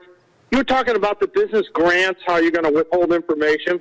You know, Tony has 37 years, he said last night, of experience, and then you have Mr. Pierrick, and they didn't chime in on this. So let me read this to you. I think it's very important. The Public Records Act states in 1968, Chapter 1493, Chapter 3.5 of Division 7, Title 1, Government Code 1968, Ronald Reagan was your governor, and he said all records must be disclosed under the Public Records Act. That means that you can't decide to cover up certain things, just like the County of Ventura, the City of Camarillo. You can't pick and choose what you're going to release to the public. The Public Records Act is very clear. All records will be disclosed. That means emails, phone calls, any verbal conversations, written forms, or anything. So please don't tell the public that you're going to withhold information, because that's not really accurate or correct. The next thing I'd like to talk about is we heard from the police chief last week how we're spending 30 or 40% of our time at the factory outlets, and now we have 2 officers there. I haven't heard the mayor, Tony Trembley, or Kevin Kildee, who are running for re-election, or any councilman who's called up the factory outlets and say, you guys need to come up with a solution and pay for this extra police services. And let me remind you, if you look at the Oaks Mall or Ventura Mall, the factory outlet has 3 separate properties and 2 roads separate those 3 properties. If you look at the amount of mall cops they have on there, they're about 5 short. That means that we're spending our time. And let me remind the people that the City of Camarillo is the highest crime rate per capita in Ventura County. And the idea that nobody's asked for reimbursement, and the excuse is, well, they pay taxes. They're getting twice as much police service as anybody. And the idea, if you're a citizen of Camarillo, it's basically called defunding public safety. That's what it's called, defunding public safety by not asking them to reimburse for extra police services. It's not acceptable. The idea that you just pass it away as, oh, well, it's just part of the job because they pay more taxes. We have crime in the city. The idea, the police chief said we were sending 2 police officers over to play mall cops. It's unacceptable. The idea that not one councilman has asked this company that's buying J.C. Penney's, basically, and makes $7 million a year to ask for a reimbursement of 2 officers, or ask that they will have 5 more mall cops on site. I don't understand that. I don't understand that kind of concept at all. The idea that nobody's working for the taxpayers, and then spending another $8,900 for the state of the city when you spent $2,000 or $3,000 a year. I mean, come on, folks. It's election time. Thank you. All right, thank you to our speaker. And I apologize to my colleagues. I had a technical glitch, but I got on late, but I'm here. All right. Let's see. That takes us. I just want to double check with our city clerk. There are no other members of the public who wish to offer public comments under item number 7, correct? No other public comments. All right. Thanks for moving forward without me. And thank you to the Vice Mayor for moving forward. So let's go now then to item 8, and item 8A, which is the CDBG Fiscal Year 2021 Action Plan Amendment and Public Participation Plan Amendment. And I believe Ms. Buck will be presenting on that.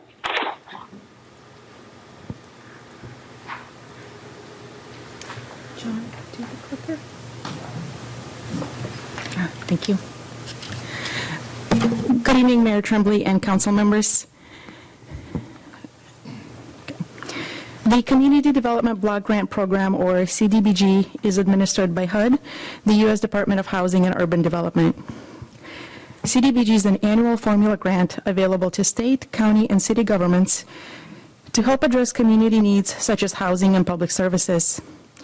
In order to receive CDBG funds, the city must submit annual action plans to HUD, which explain how the city will spend the funds during the year. The city's action plan was approved by council on May 13th and approved by HUD on September 15th. As a result of COVID-19, HUD made an announcement in April that supplemental CDBG allocations will be available for prevention and response to COVID-19. The city of Camarillo is eligible for approximately $192,000. To receive these funds, the city must amend its approved action plan to show how the city will plan to use these funds.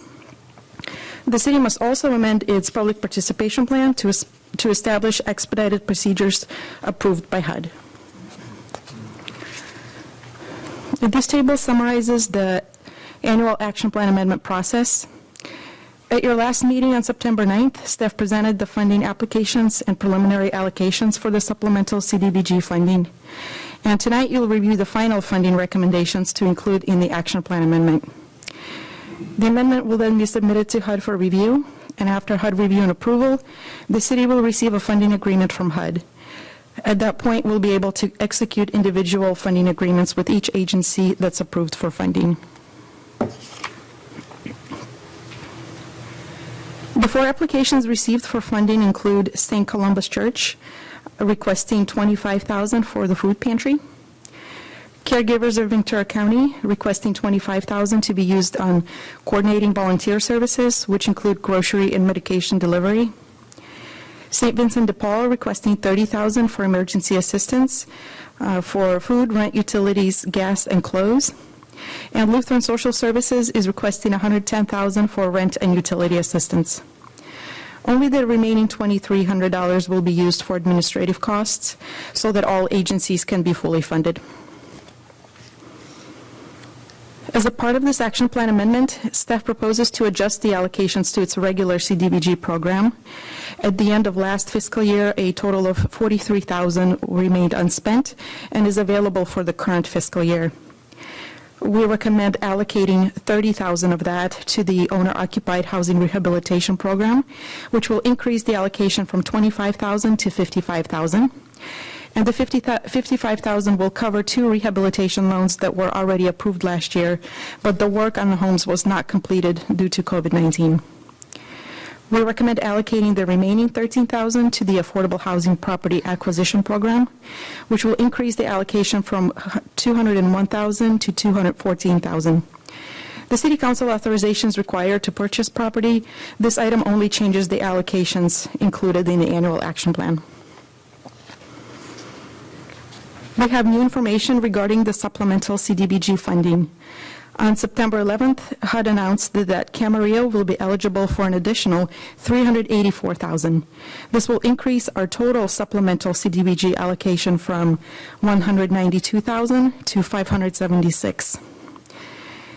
The additional $384,000 can be used on the same type of activities you're considering for funding tonight. All such activities must either prevent, prepare for, or respond to COVID-19. One of the eligible activities is providing business assistance, but only if no other funding is available. The city already has Economic Development Fund and reserves. Therefore, business assistance is not an eligible use. Tonight, you can only take action on the first supplemental allocation of $192,000, and staff must return to City Council in the future for direction on the use of the additional $384,000 allocation. With that, the suggested action is to adopt a resolution approving and authorizing the submittal to HUD of the 2020-2021 action plan and public participation plan amendments, and approving the CDBG fund budget adjustment. And that concludes my presentation.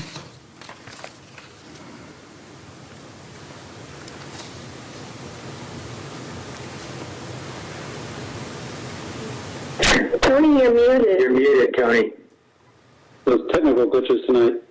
I apologize. Ms. Buck, thank you. Do any members of the council have questions for Ms. Buck?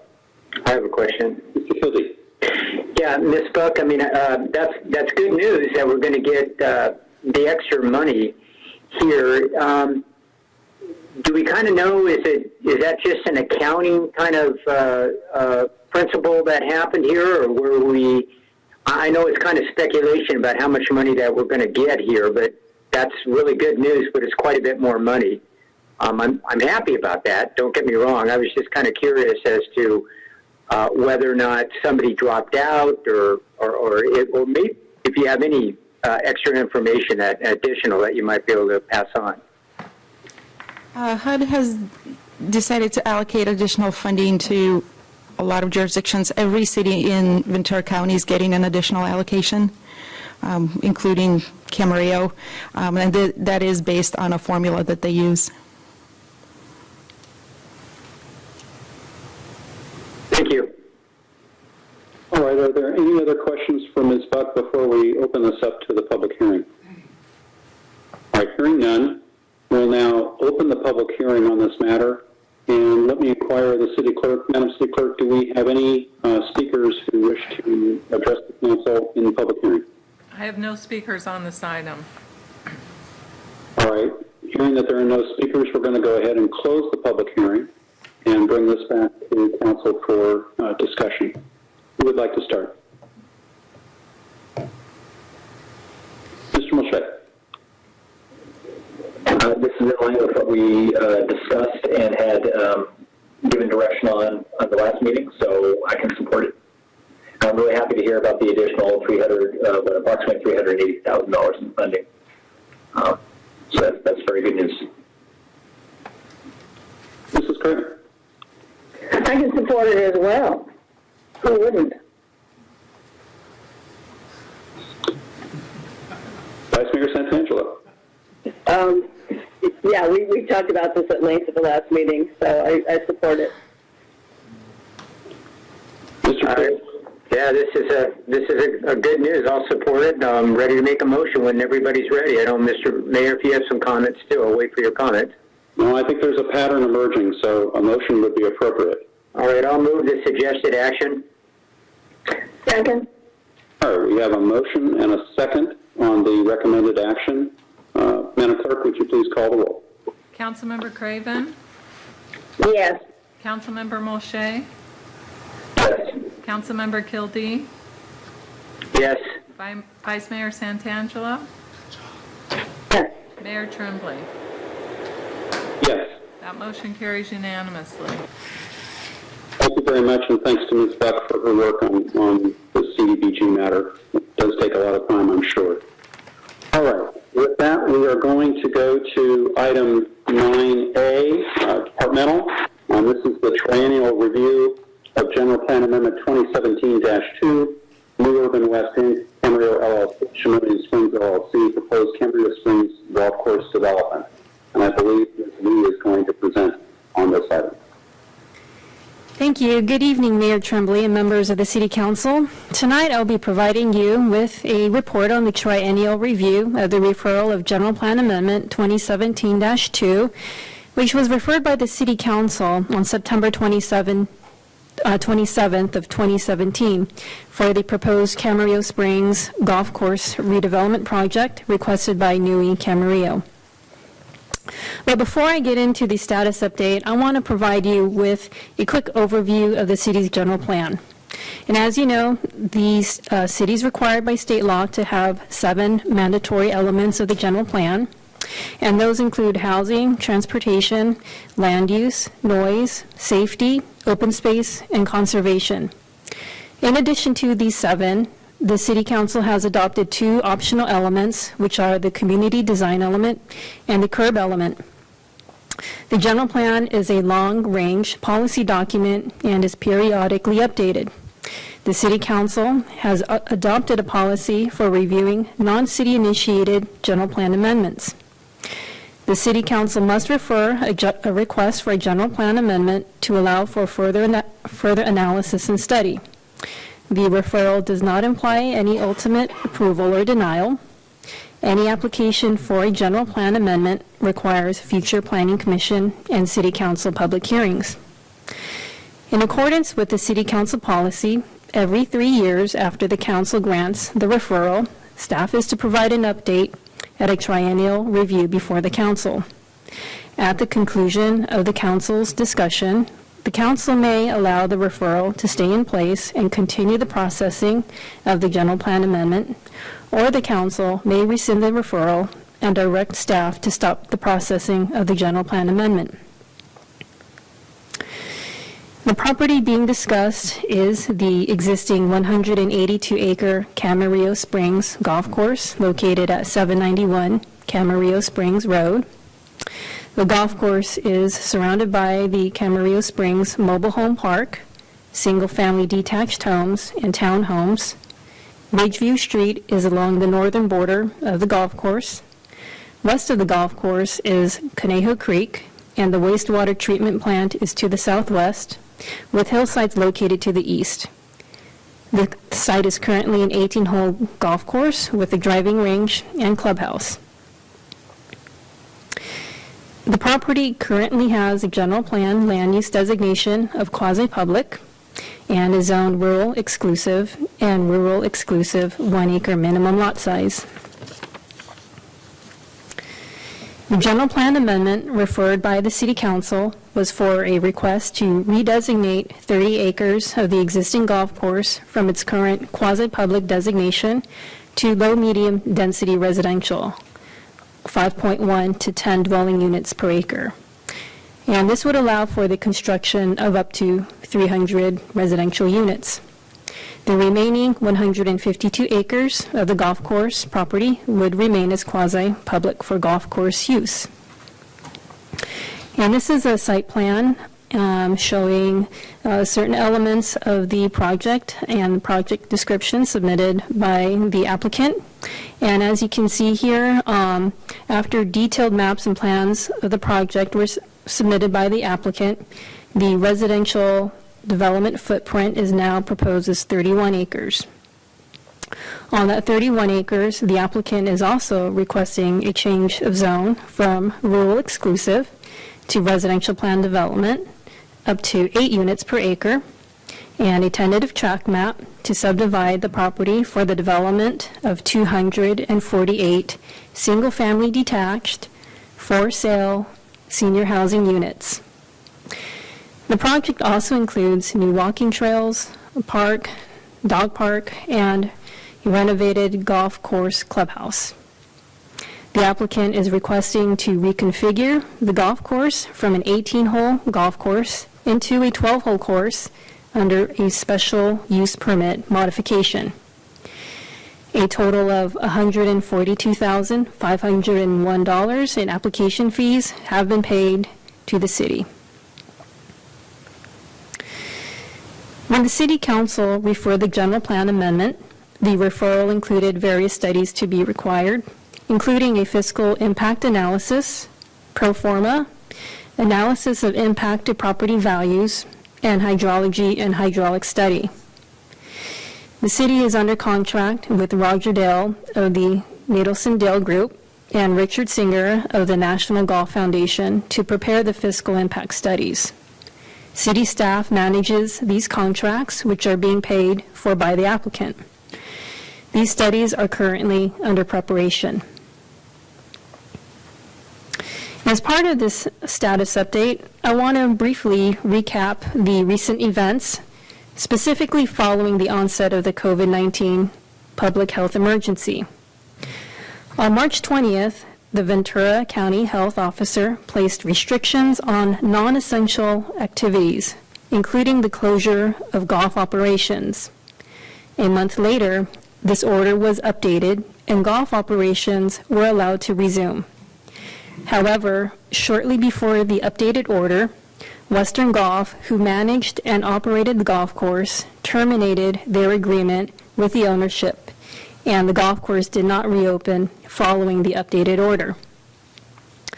On May 13, the City Council considered a request from Councilmember Mulchay to place the general plan amendment referral on a future City Council agenda for review and consideration of rescission, since the applicant had stated that the golf course would remain open while studies were being prepared. The City Council voted unanimously to schedule an item for the June 10th agenda to consider rescission of the referral. On June 1st, it was confirmed by staff that the Camarillo Springs Golf Course reopened on that day and that golfers were there playing the course and the driving range was open and being used. On June 3rd, the City Council held a special meeting to consider whether to include an item on the June 10th City Council meeting agenda to consider rescission of the General Plan Amendment referral. And based on that the golf course had reopened, the City Council voted 3-2 to not include on the June 10th agenda an item to consider the rescission of the General Plan Amendment referral.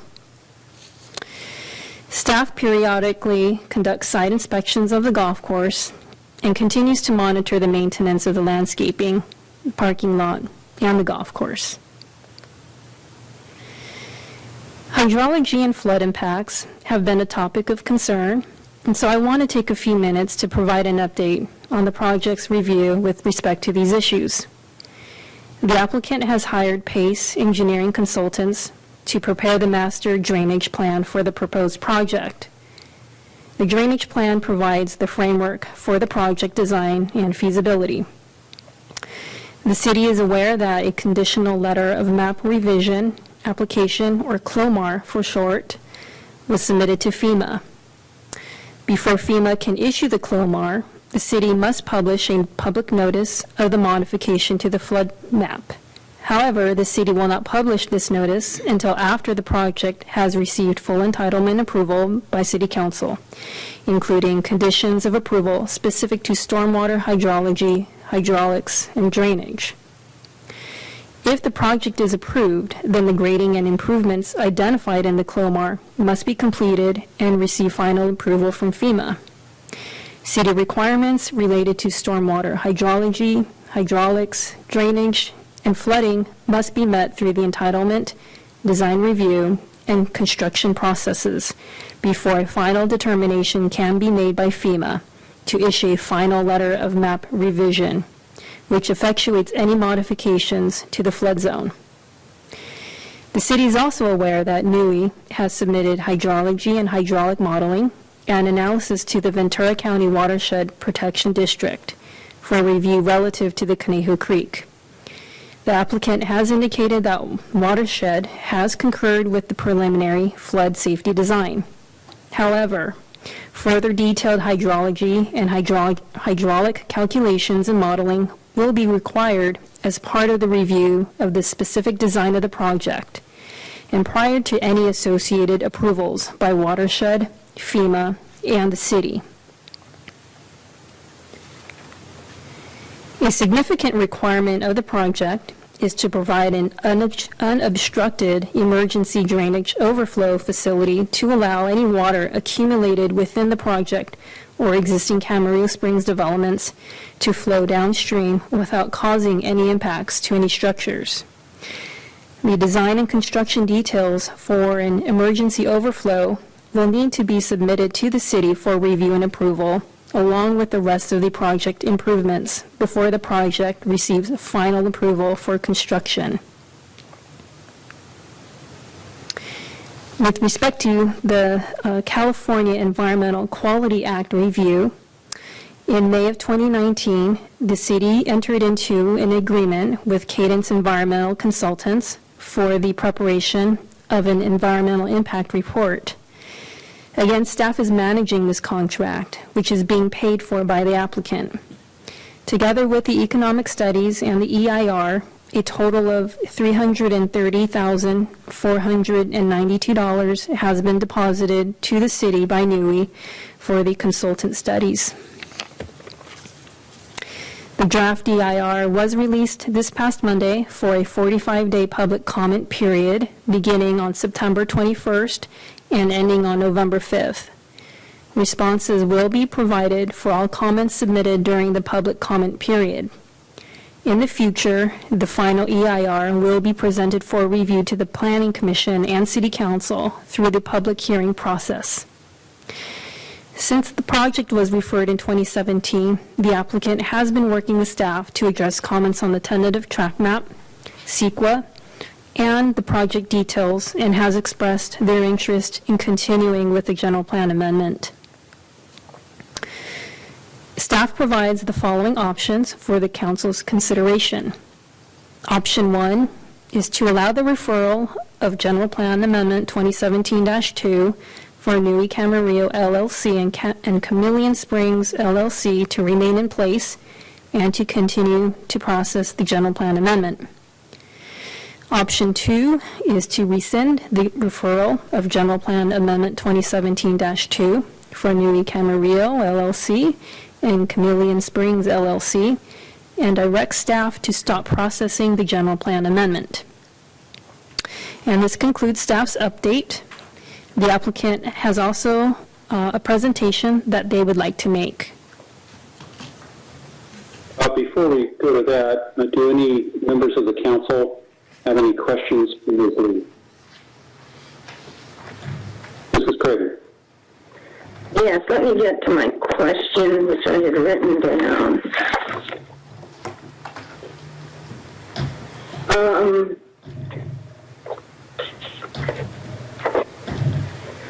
My question is on the hydrology update, and I'm referring to page 2 of the staff report, where it says that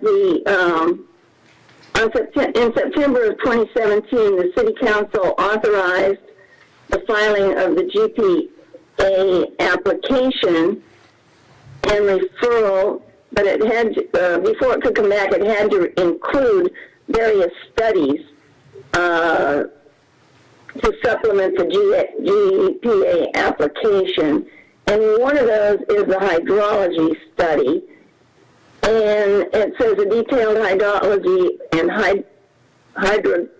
hydraulic study is also required to analyze conformance with FEMA flood plan requirements to address localized stormwater flow with the proposed development. But then, in the report tonight, it says,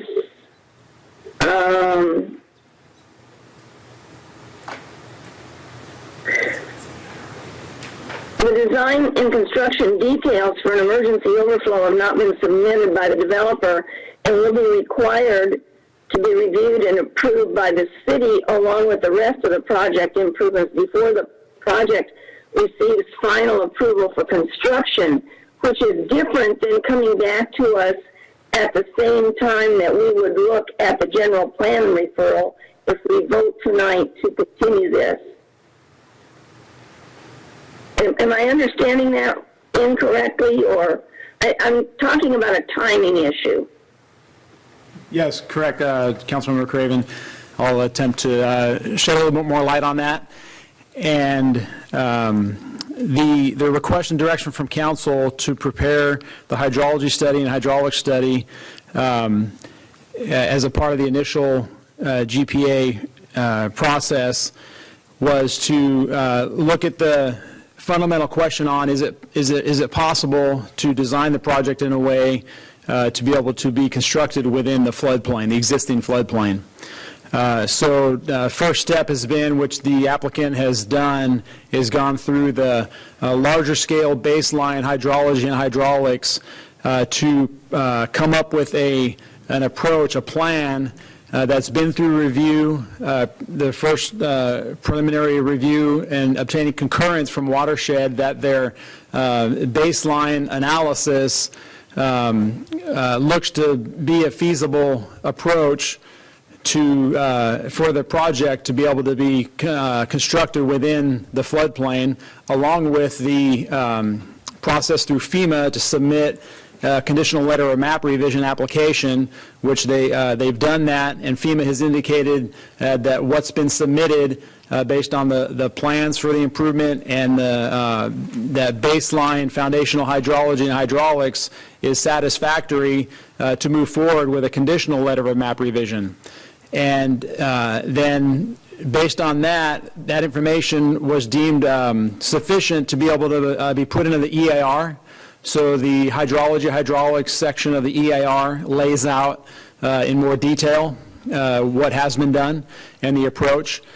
and then it is final approval of the plans are going to be based on the details. And at this point, the details of all the pipe sizing and exact locations and all those things would be a condition of development, be required to prepare that final design once entitlements are obtained, if it goes forward through that process for entitlements and conditions of approval. So we've kind of got a big picture step that's been taken to the point where it's satisfactory to go forward with the EIR, and then the detailed step will come once the total project is approved and entitled by council. Okay. All right.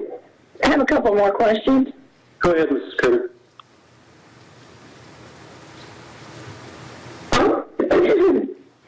Excuse me. I'm on pages 5 and 6 right now under flood safety and hydrology. It's an excerpt from their application. And on page 6 at the top, it says, on February 26th, we received confirmation that FEMA had concluded their technical review of the plans, which were determined to meet all federal requirements, and pretty much what Mr. Quanzel just said. My question is, will homes, under this plan, will all the homes be removed from the flood area as was planned when this was first brought to us? Or will there be homes left in the flood area?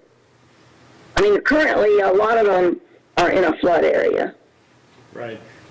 Yes, Councilmember Craven. I'm actually going to ask Tally Tucker, our city engineer, to address that. She's also the floodplain manager for the city, so most qualified to speak to that. Okay. Good evening, Mayor and council members.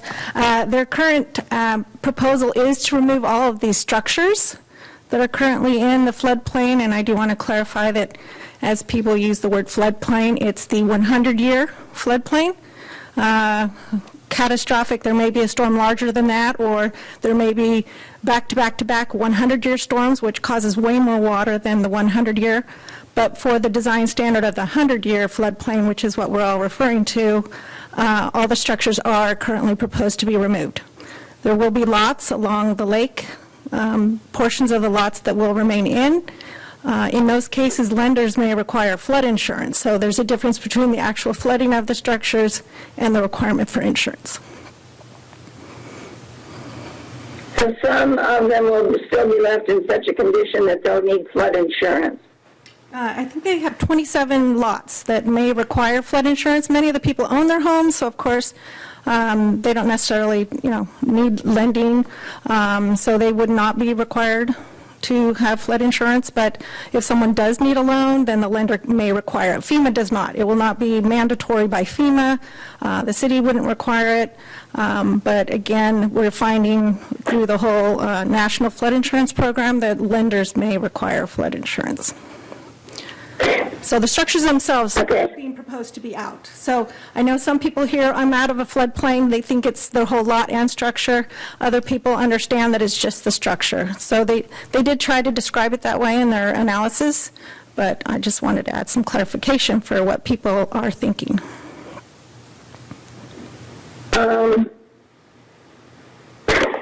Just a minute. Okay, my third question has nothing to do with that. Well, maybe it does. No, it doesn't. It doesn't involve flooding. My third question is about the golf course, but not about flooding. It says that the pro forma identification of the parties responsible, the financial analysis, and the analysis of capital costs for installing and ongoing annual maintenance. And those don't have to come to us tonight, but those calculations are in process. Yes, we have Nadel Sandale Group under contract to complete those reports. They started those reports a while back, and they became stale, and they were never finalized. They were only drafts.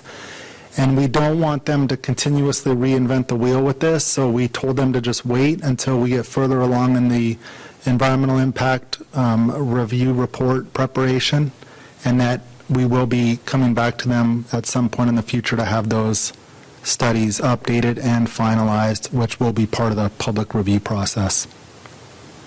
Thank you. And my final question is for you or our city attorney, but tonight's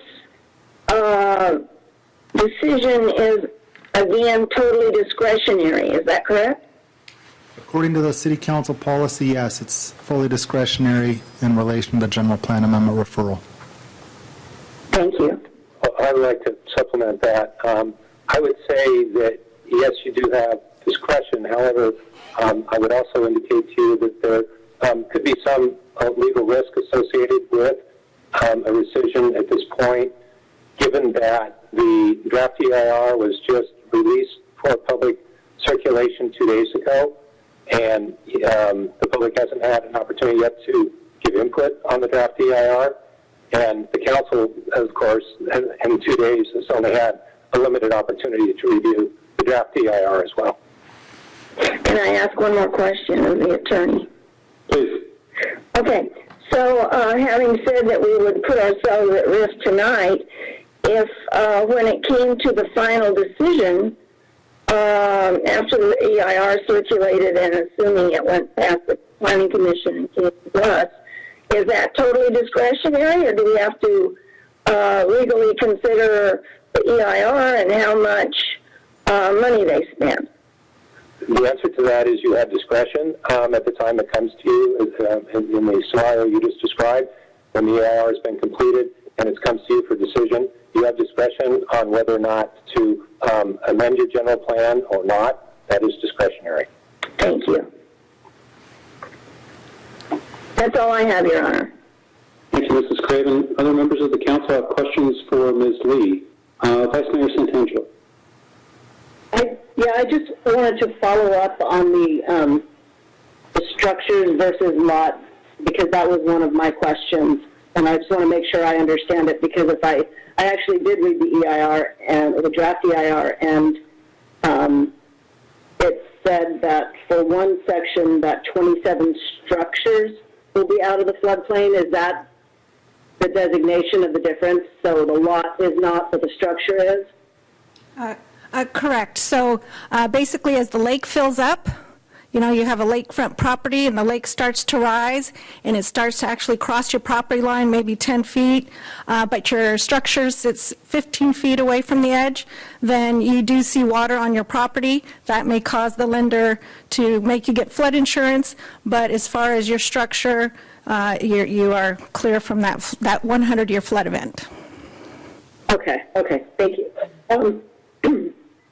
And then, just so I understand, so if this is continued tonight, and when it ultimately comes back to us, it's going to come back with more than just, with all of the other things that were requested, the pro forma, the additional hydrology modeling and studies.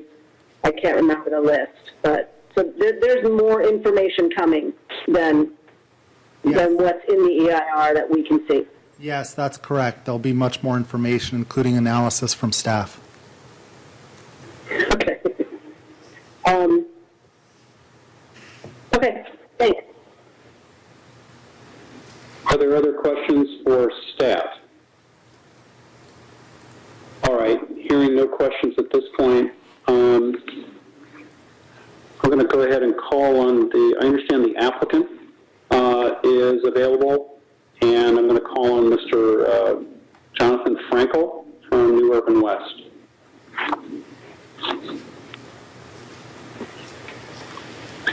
Hello, good evening, Mayor Trembley and members of the City Council. Again, my name is Jonathan Frankel, and I serve as Director of Planning for New Urban West. It's my great pleasure to be with you this evening to provide a quick update on our progress in processing the General Plan Amendment referral application at Camarillo Springs.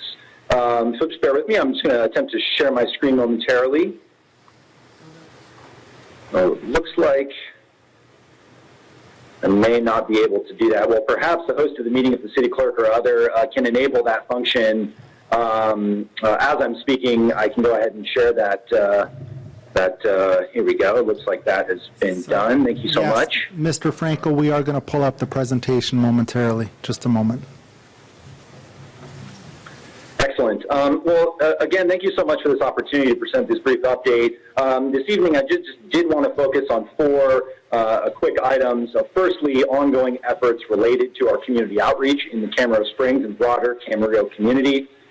Secondly, efforts related to flood safety and the removal of the over 150 structures from the mapped FEMA hazard zone. Thirdly, golf course operations since we last spoke with you this summer. And finally, a summary and next steps of our efforts in total to date related to our processing of this project. As we've committed to from the very beginning of this process, community engagement has continued. And since we last provided an update to you, a comprehensive update in January, we've held over 20 meetings and calls with Camarillo Springs area residents and members of the Camarillo Springs Advisory Committee. And obviously, COVID-19 and the pandemic makes engagement slightly harder. However, our engagement effort has continued during the past 6 months with numerous one-on-one meetings and virtual engagements like we are doing here tonight. We had a very successful and participated in a very successful flood safety meeting that was hosted by the advisory committee where we brought together FEMA floodplain experts as well as our hydrology and design team from PACE Engineering to describe the flood protection plan, that system, and how it would function and how residents would benefit from that approximately $3.5 million investment in flood infrastructure at Camarillo Springs. We also produced a very brief video just describing to folks, again, how the plan works and trying to disseminate information about the master drainage plan and the benefits associated with being removed from a mapped FEMA hazard zone. So as you all are very well aware, flood safety and hydrology is a key component and a key community benefit of this project. PACE Engineering, who again serves as on-call hydrologist for the County of Ventura, has performed over 4,900 hours of work in support of our master flood safety plan. And that includes a really important 1,500 hours of detailed computer modeling of the Conejo watershed. And this work has never been done before. It's never been performed by any public or private entity, and that allows us to comprehensively map and understand where the water is coming from, how fast it moves, where it's going, and how we safely remove all structures from the floodplain. So as a result of that work, we've submitted 7 rounds. We've submitted plans and received 7 rounds of comments and revisions from Watershed Protection at the county, 5 rounds of comments and revisions from FEMA on our Clomber application as staff is in. In total, it's over 2 years of coordination with these various agencies. And subsequent to the Ventura County Watershed and FEMA review, City Public Works, as Ms. Tucker indicated, has completed a thorough review of the master drainage plan in support of the EIR. And so we're proud of these efforts. It's a long process, but we have taken very diligent steps to vet this master drainage plan, and with, as you can see, substantial time invested in those efforts. And as staff has indicated, in February, FEMA has indicated that the master drainage plan as presented meets the federal requirements for the issuance of the Clomber, and we meet all the requirements for safety and effectiveness. So golf course operations and maintenance, obviously, over the summer, I was here speaking with you about our commitment to reopen and maintain the golf course, and we have continued that commitment as planned. The course did open for play on June 1st, as was indicated in my last presentation over the summer, and we've invested a substantial sum to ensure ongoing maintenance, proper staffing, and to make needed infrastructure repairs. We've also hired additional grounds crew to address weed abatement, tree trimming, and also other requests from our neighbors. And you can see a picture here before and after. We've received nearly 24 requests from neighbors to address overgrown weeds, trees, other nuisances, that we've hired additional maintenance staff in order to address those concerns, not only related to the golf course, but working to be a good neighbor and to ensure that the course is maintained to a high standard and is open for play as planned. So in sum, our team has spent over 6,000 hours preparing plans and responding to agency and city comments. This includes 27 total submissions to local, county, and federal agencies in support of this application. I would like to take a moment to acknowledge and thank staff for their extremely diligent work in preparation of the environmental impact report, which, as you can see, is an incredibly lengthy document. And we look forward to hearing public feedback, to seeing those comments from agencies and from the public on the EIR and making adjustments accordingly. But we would respectfully request tonight that you allow this process to continue to its conclusion, that you allow us to continue work after, for us, what has been many years and in total nearly $3 million of investment in this process. So again, thank you so much for this opportunity to make this presentation. Of course, we'd be happy to answer any questions that you have. Thank you so much. Thank you, Mr. Frankel. Do any members of the council have any questions for Mr. Frankel? All right. Hearing none, then we will now take public comment on this item. And I know that we have a number of speakers this evening, and I wanted to remind our speakers that we have a 3-minute limit for your comments. I'm going to call on the name of the speaker, and then I'll also give the name of the next speaker who's on deck. Since it's still baseball season, it's an appropriate phrase to use. And then we will go for 3 minutes each. So first up to speak is Mr. Ron Kester, and on deck will be John Gardner.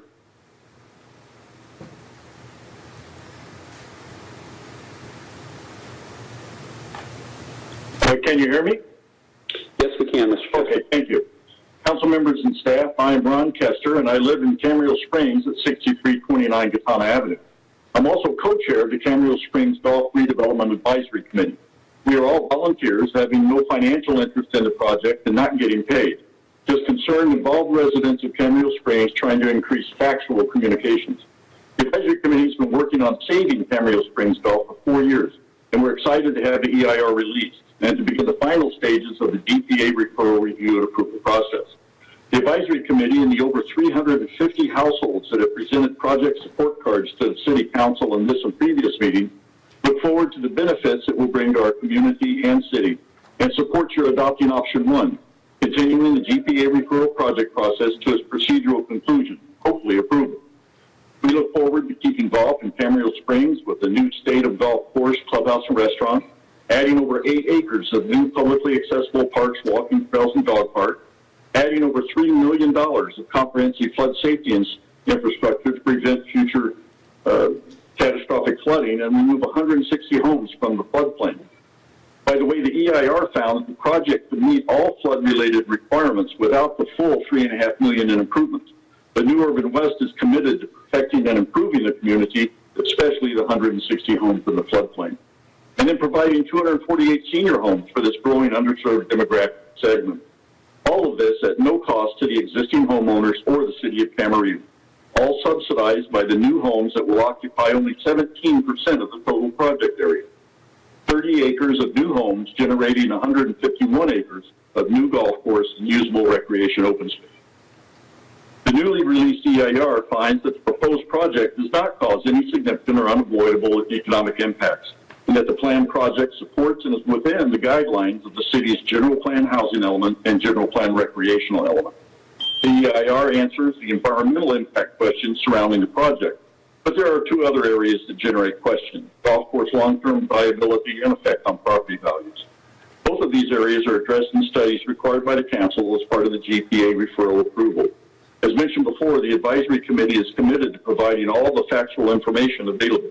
We ask that the council and staff support the effort of full transparency for our residents and your constituents by releasing the golf study and economic impact study as soon as they are available, so that we can all be fully informed on the facts. We look forward to continuing and finishing the approval process and look forward to fully evaluating the EIR, golf study, and economic study. It's been 3 long years and only a few more months to go. We appreciate your diligence, service, and support to our community and the efforts of city staff to keep the city's work moving through these times of disruption. We wish you all good health and thank you. Thank you very much. Our next speaker is John Gardner, who will be followed on deck by Mark Mulchay.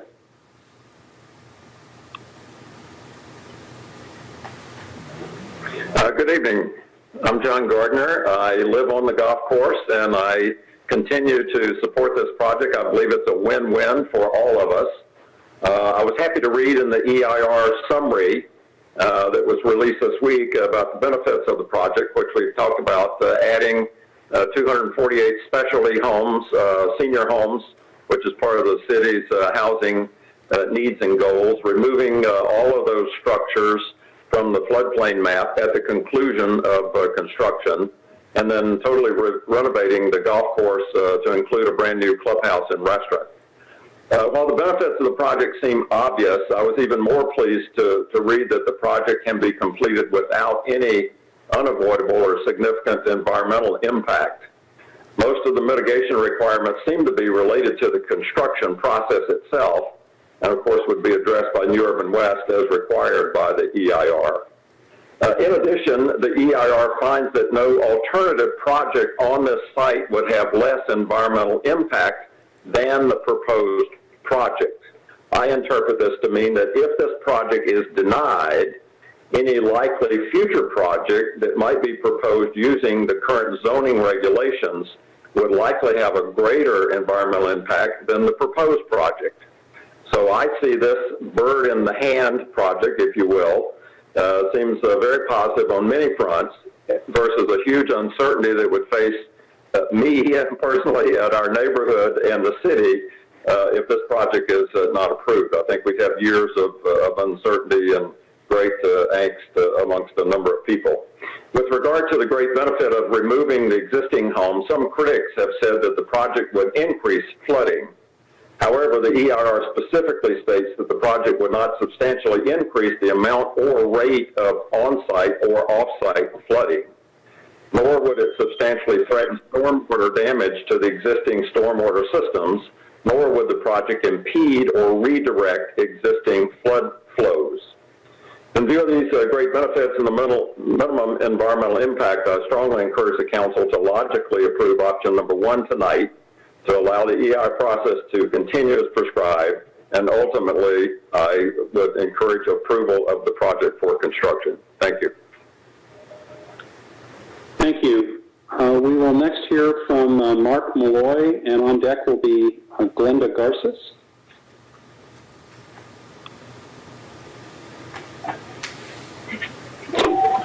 Can you hear me? Yes, we can.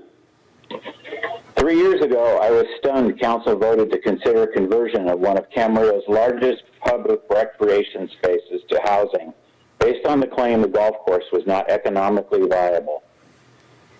Marie's golf industry experts declared the course on the verge of operational collapse.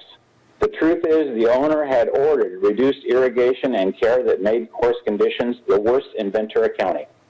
When the pandemic closed golf courses, maintenance stopped, and the deterioration accelerated.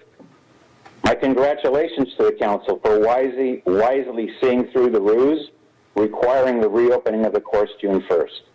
The course operator staff was rehired, and surprise, surprise, the supposedly broken down irrigation system started pumping at full pressure round the clock. The course made an amazing comeback, and now over 200 citizens are paying to play golf there every day. Half of Newey's proposed 2/3 sized course becomes water flood retention space with every significant rainfall event. When the Buenaventura golf course last flooded, the course was closed 3 months for repairs that cost $250,000. With 63 acres of the current course taken for development, there is so little usable acreage left, 3 of those 12 holes are barely 100 yards long. The 2/3 course will have similar operating costs to a full course, but won't generate near the revenue. The current course offers 11-hole rounds for $15. A 12-hole course could never survive on so little revenue. No course owner-operator is going to participate in such an ill-conceived plan. Once Newey's grading begins, Camarillo Springs Golf is gone forever because there won't be enough usable space left for an 18-hole course. Meanwhile, Cam Springs residents are still in limbo. Despite record low interest rates, property values on my street have dropped so much, homes are selling for not much more than I paid for mine 20 years ago. The draft EIR reveals new broken promises. 27 properties along Margarita that face the Newey homes are going to remain in the flood zone. The proposed park is now designated as a secondary flood retention area, and the pipe feeding the water to it is higher in elevation than even the 248 new homes. Almost 1,100 days is plenty of time for Newey to show us their project makes sense. With the release of the draft EIR, it is obvious they have clearly failed. I'm going to finish where I started. The course is one of the largest public recreation places in Camarillo, and it should be kept that way. Please, please, please, end further consideration of this project tonight. Thank you. Thank you. We will now hear from Glenda Garces. I hope I pronounced her name correctly. And on deck will be Carolyn Schlam.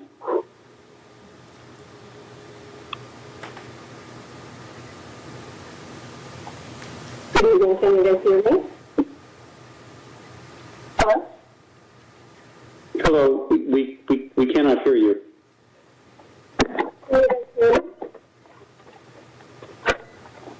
Hi, can you guys hear me?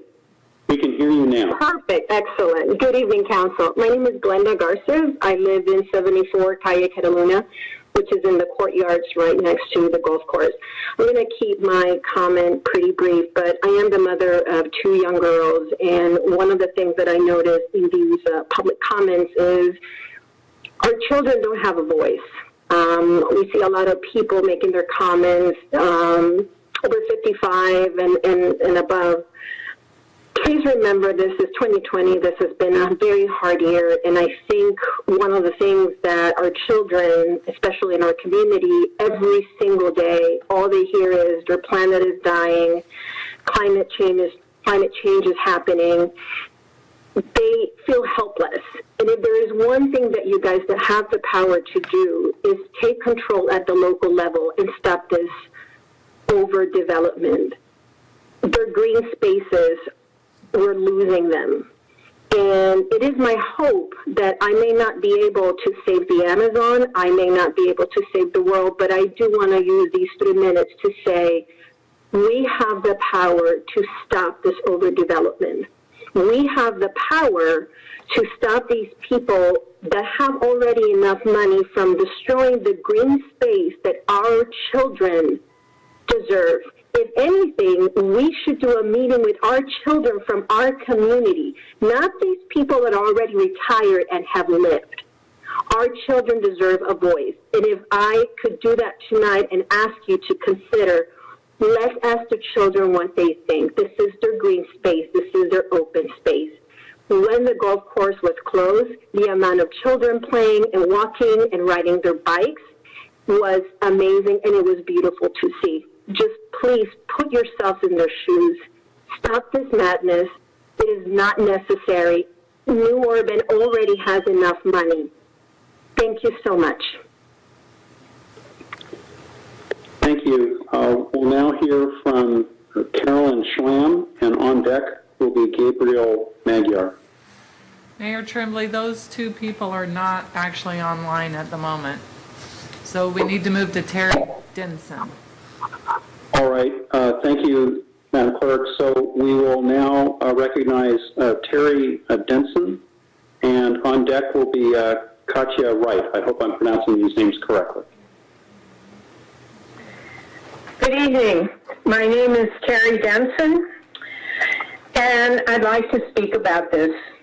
The original idea was pretty straightforward. Newey wanted to build on approximately 30 acres out of about 182. But the developer labels this chameleon springs for a reason. Chameleons change their coloration in order to thrive at the expense of others. They hide in plain sight and use deception to build trust. This development is not about 30 acres. It's about the entire 182-acre property. Moreover, the 30 acres will rest atop a new 10-foot-high plateau created by destroying the existing golf course and excavating and moving tens of thousands of tons of earth. A massive, untested flood control infrastructure is also planned. A new golf course is proposed on the land pillaged for Newey's new city on the hill, but it's up to 8 years in the future in a best-case scenario. Meanwhile, Camarillo Springs and Camarillo's only public golf course will be a construction zone. The EIR is now available, and I've started to read it. The whole thing, not just the helpful cherry-picked summaries that Newey will provide. I do know one thing already. There are simply too many moving parts in the proposed Newey project. Too much can go wrong. There are too many variables, including the whims of Mother Nature, that cannot be built into computer simulations. Remember, if the City Council eventually approves the project, it will be the City of Camarillo, its voters, and its taxpayers who will ultimately assume liability once the developer takes their money and runs, or if the project is abandoned, modified, or subjected to delays before completion. The chameleon wants us to believe what it tells us, but chameleons succeed by fooling those who believe them. Honorable council members, if you decide to let the application move forward tonight, read and study that EIR very carefully. Is the chameleon city on the hill and its collateral damage the legacy you want to be remembered by? Think about it. Thank you very much for your attention. Thank you. We will now hear from Karen Scott, and on deck will be Brian Morris.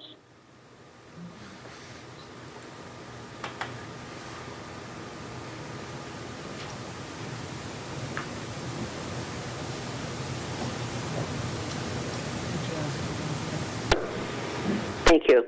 Can you hear me okay? Yes, we can. Thank you. Thank you. Okay, my name's Karen Scott, and I live in the Camarillo Springs Mobile Home Park. I've lived here for 16 years, and prior to that, I lived in the Springs for 10 years. In these past 26 years, I have witnessed the ruination of our farmlands as thousands of new housing projects have torn our entire, very unique community of Camarillo into an overcrowded, bungled-up mess, and it is absolutely heartbreaking. The traffic has become close to the traffic in the San Fernando Valley. Our crystal clear skies are now polluted, and the destruction of what used to be tranquil living is gone. So moving on, New Urban West has plans to continue destroying what's left of one of the very few tranquil little areas we have left here in Camarillo. Their intent to change the course of nature in planning, constructing a man-made flood diversion to what we now have in the golf course area is absurd. Building homes, a restaurant, a smaller golf course on what is now the Camarillo Springs Golf Course is criminal. I urge our City Council to put a stop to the New Urban West project, let our fantastic natural beauty go untouched, and take their building project and get out of our town. The animals, birds, fish, and other creatures that now reside here will become extinct. The two bullfrogs who live in one of the ponds on the golf course now, the beautiful egrets, the Canadian geese, the turkey hawks, along with the rest of the hundreds of wildlife species, will be eradicated forever. I beg you to put a stop to this Urban West disaster from moving forward. It will let our tiny little piece of the world go untouched. God knows we better take care of our beautiful lands before we end up a dead planet. Being a city council member, it is in your hands to make the best decisions for anything and everything that will change our community. Carrying out a beautiful and unique part of Camarillo to add more housing is grossly irresponsible. Of course, money is money, but let's think beyond that. Sure, the project would bring in more taxes, but at what real cost? Think about it, please. Thank you.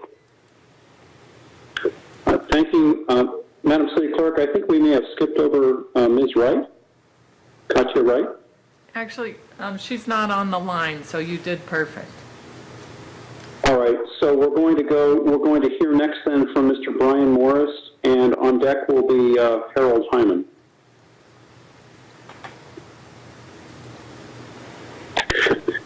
Can you hear me okay?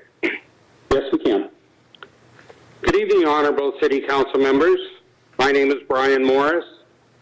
Opposed Camarillo Springs building would like to thank the Camarillo City Council members for their investment in time, energy, and knowledge to help guide our beautiful city. It can't be an easy job.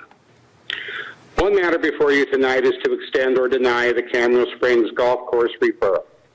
It's been 36 months since you stunned our community by voting 4-1 to approve this plan for consideration. Councilmember Craven was the only no that night. She was handily reelected. The 2 other council members who voted yes failed their reelection. The remaining 2 council members who voted yes that evening are up for reelection in November. Our opposed Camarillo Springs building opposition team is over 650 members, and we're growing. We were founded the night the City Council initially approved the New Urban West referral. We asked the City Council to stop our pain. It's painful to keep writing emails and leaving messages and giving speeches, hosting educational meetings, attending proponents meetings, and seeing our neighborhood's quality and property values decline while the City Council extends the project's referral.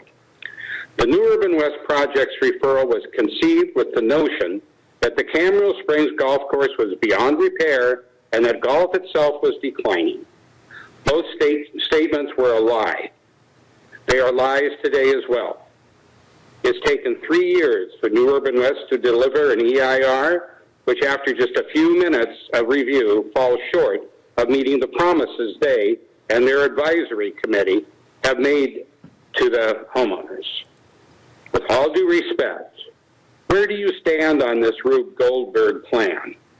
Your constituents are anxious to hear your vote tonight.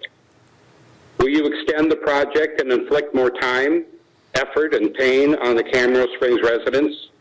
Or will you see the plan clearly, as others do, and kill it? Which is it?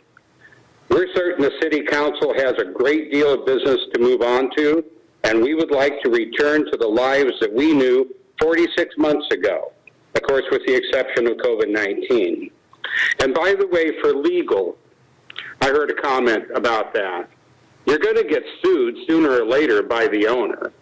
And you do that when you pass this referral in the beginning. If you don't want a lawsuit, approve it now and just send it all on the way, because you will get sued anyway. But let's at least do the right thing. Could we please? Thank you. Thank you. We'll hear next from Harold Hyman, who will be followed on deck by Larry Acosta.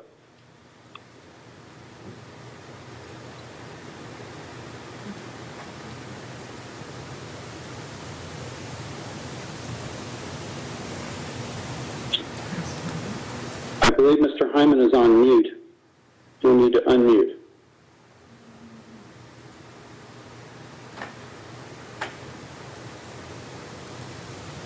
Madam City Clerk, is there any way we can unmute Mr. Hyman's phone?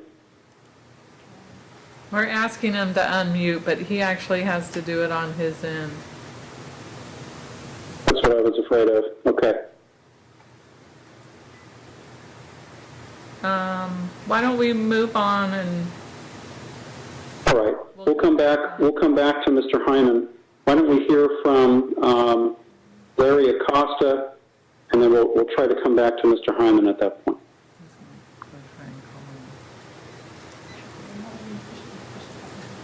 Oh, he's the same thing.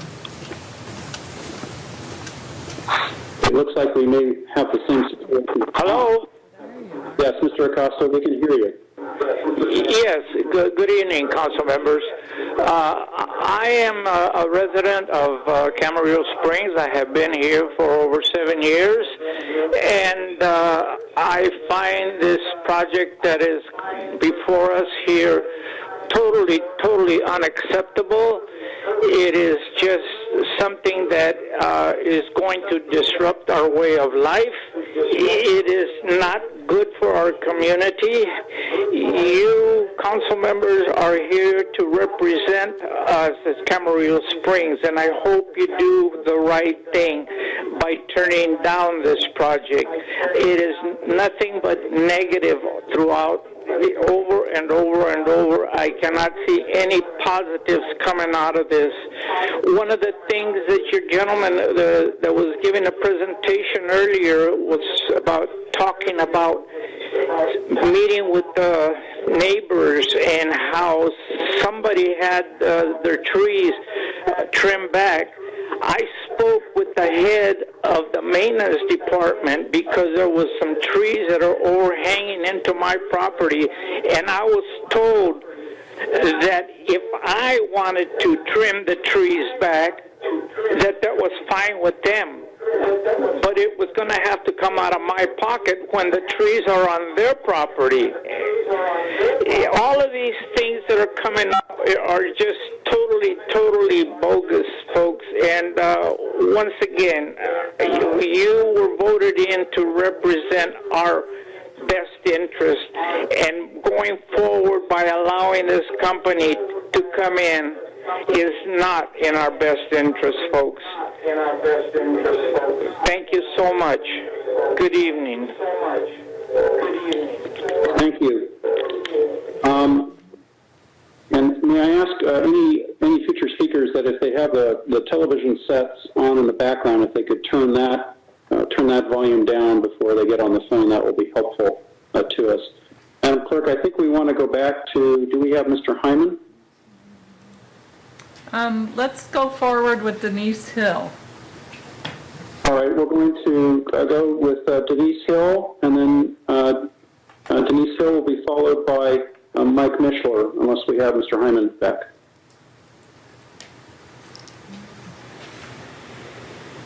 Hi, my name is Denise Hill. I'm a resident of Miramonte in Camarillo Springs. I live immediately adjacent to the golf course, and I'm extremely concerned about watershed matters and anything that might inhibit my view. I paid a premium price for my view home. I don't want to be deprived of my view, nor do I want to have my home depreciated in value from other things that are going on in the neighborhood. My immediate concern is with regard to transparency in dealings that affect our day-to-day lives, and with Ronald Richards through New Urban West. My hope is that all residents in Camarillo Springs are treated with respect and given the opportunity to view and comment on the recently completed EIR. When I purchased and moved in, Miramonte was just completing a major construction defect repair. My understanding is that homes needed to be resituated on their footings, possibly due to issues stemming from being so near the watershed zone. I'm not sure. It makes me wonder, though, if something was overlooked or ignored in the EIR prior to building Miramonte. A few years ago, when the mountain caught fire and we had the horrible mudslide that severely damaged well over a dozen homes, I heard reports that decades earlier there had been discussion around whether or not those homes should be built where they are, due to concerns about impact from natural disasters. I wonder what the EIR conducted prior to that construction said. I don't know, but I do want to know about this current one, and I want the opportunity to comment on it. I've seen and heard reports that there were many oil wells in the area that's now known as Camarillo Springs. If I understand correctly, there's images of oil on the surface of a pond near here. There also seem to be reports of wildlife, I think baby ducks, affected by the oil, even covered in oil. Have the latent effects of those oil wells been addressed in any recent EIR? I would like to know. I would like to see those reports.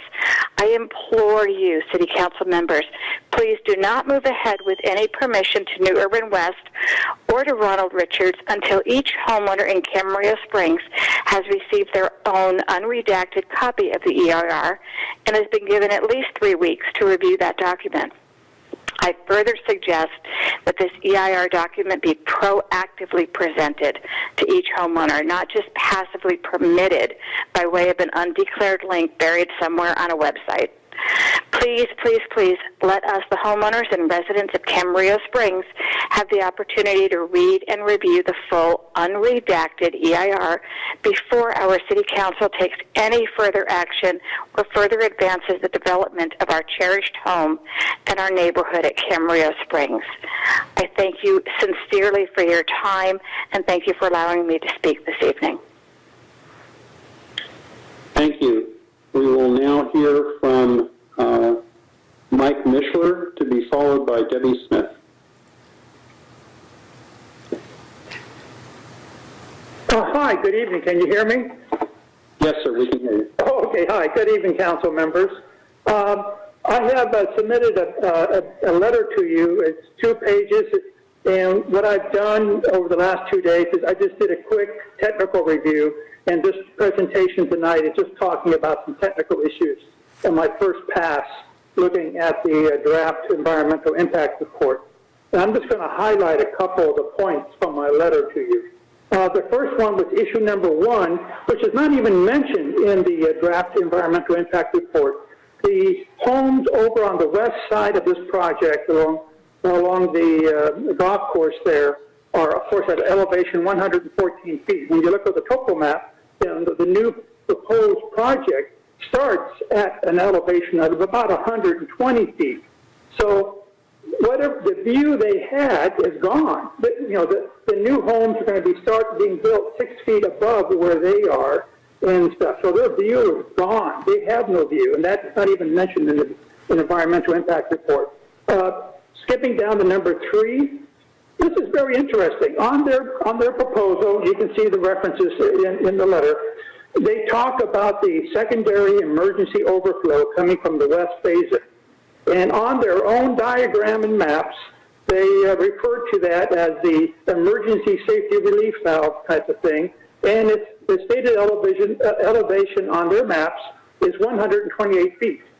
On the same map, on the topographic map on page 14 of the project description, you can see that the West Basin has a crest elevation of 123.6 feet. That's 4 feet lower. Their emergency, they talk over and over again, they have an emergency overflow device. They don't. Their emergency overflow device across the parking lot is 4 feet higher, over 4 feet higher, 4.6 feet, 4.4 feet higher than the actual crest in the West Basin. The water will never flow over the parking lot. It's going to go over their crest and down into the lake and potentially fill up that basin with the lake that they have down there and flood all those homes at 114 feet until it gets to 120 feet to flow out. And the last point is point 7, which talks about the oil seeps. They just barely mentioned it. This is a very serious issue. They basically say, well, it's just some oil well. These are probably natural oil seeps. This area had numerous natural oil seeps before the oil field was developed. And this oil is coming back up to the surface. And then, as referenced in my letter, they haven't even looked at the potential gas seeps, which can include poisonous gas. They have done a very poor job. They're saying, oh, we'll address this and fix it later. You can't fix a natural oil seep. When you start building on top of that, you're dead. You have serious problems. Thank you very much. Thank you. We'll now hear from Debbie Smith.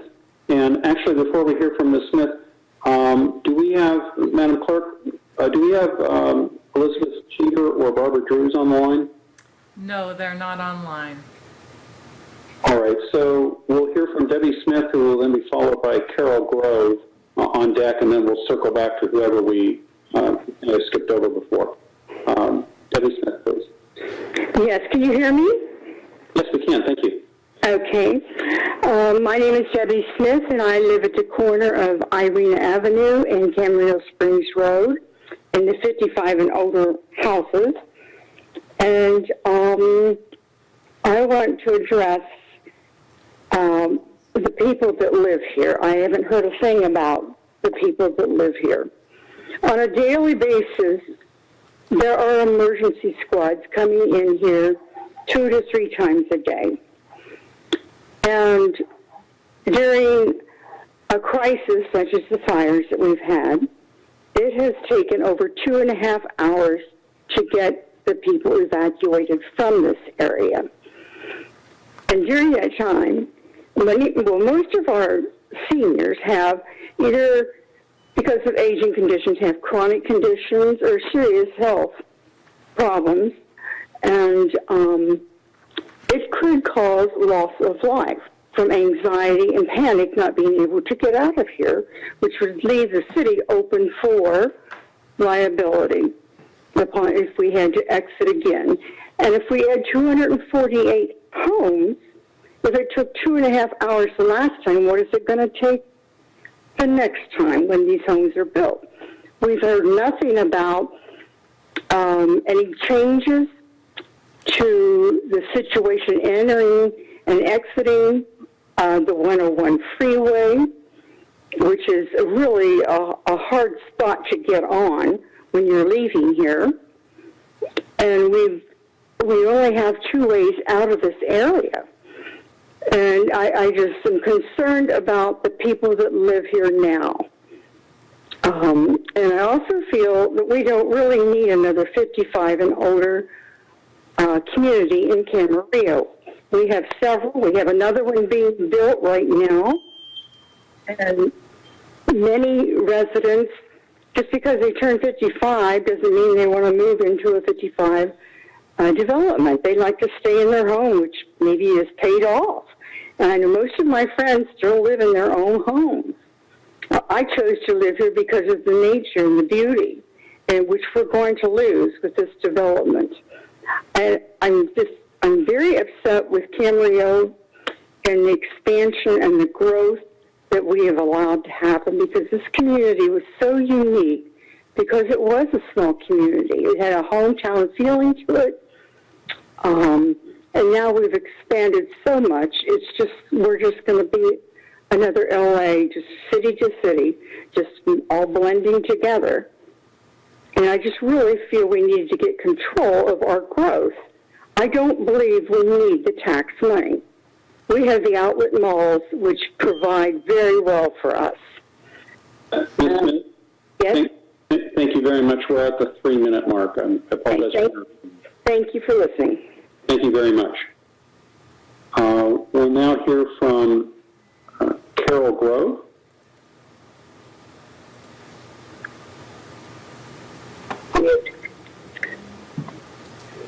Hi, can you hear me? Yes, we can. Hello? Yes, we can hear you. Thank you. Okay. Well, thank you for the opportunity to speak. I've written you several letters, and I've expounded on these, and I go along with all the points that people have made opposing this building. First of all, it's like, this just doesn't make sense. All this infrastructure and all this fill dirt and fill this flood zone over here and then tell the water to go over there. It just doesn't make sense.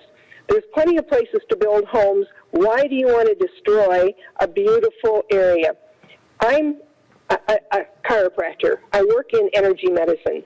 And the first time I came here, I stood on the knoll looking at the golf course and the mountains, and I felt this energy shudder.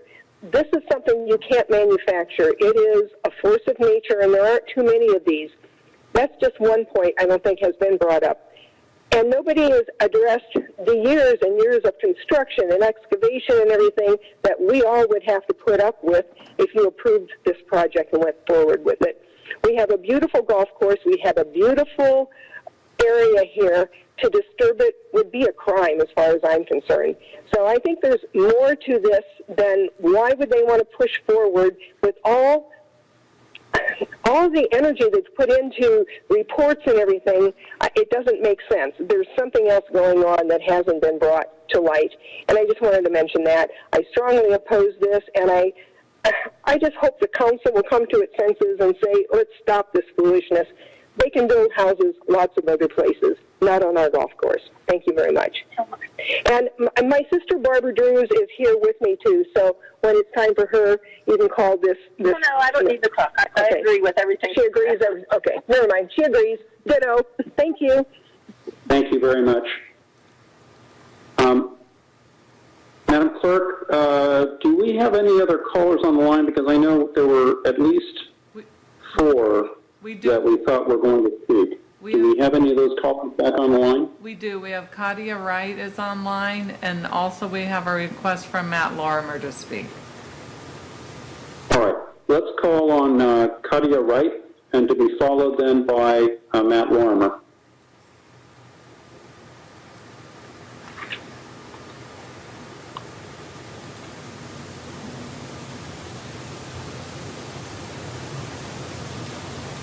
Katia, you need to unmute your... And I believe Ms. Wright is on, her phone is on mute. If she can hear us, perhaps she can unmute.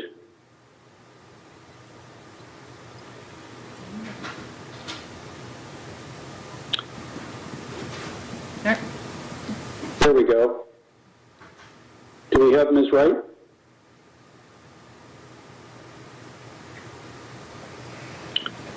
No, I don't think we have. Madam Clerk, do we have Ms. Wright on the line? We do. We do have her on the line. Katia, are you there? Well, let's go on to Matt and we'll come back. All right, let's go to Matt Lorimer, please.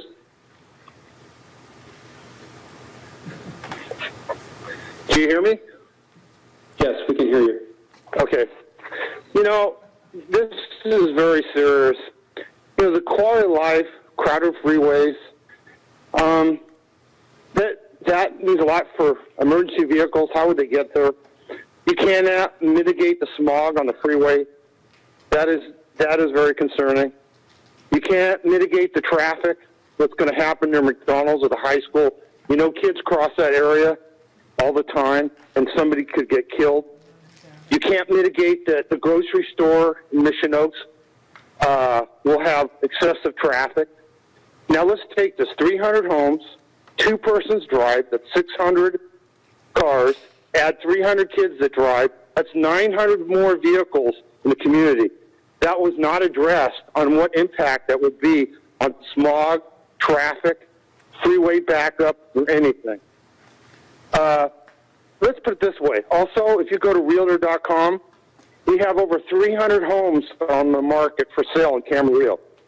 So there's not a need. If there was a need for these houses, clearly there wouldn't be 300 homes for sale in Camarillo on Realtor.com, and we haven't even looked at the other sites.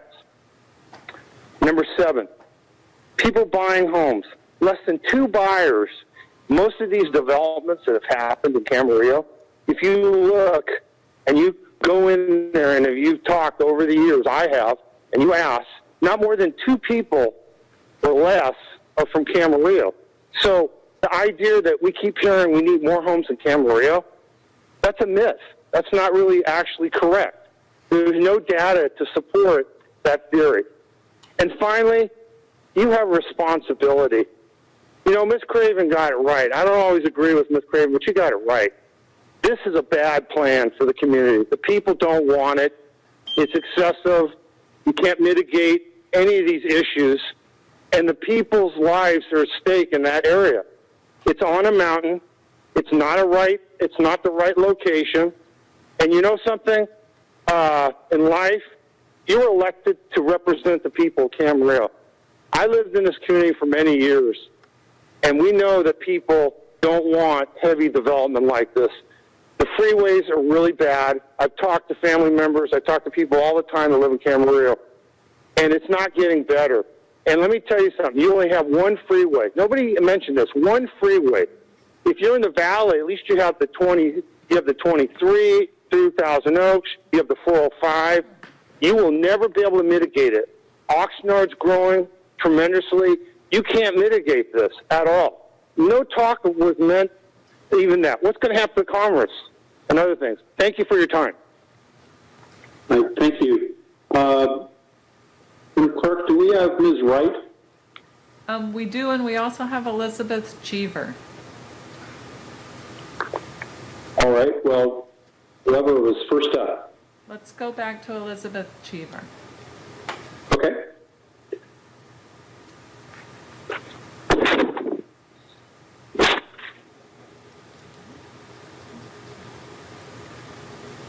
Elizabeth, you need to unmute your phone.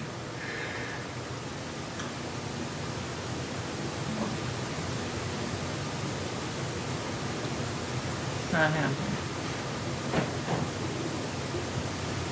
Okay. There you are.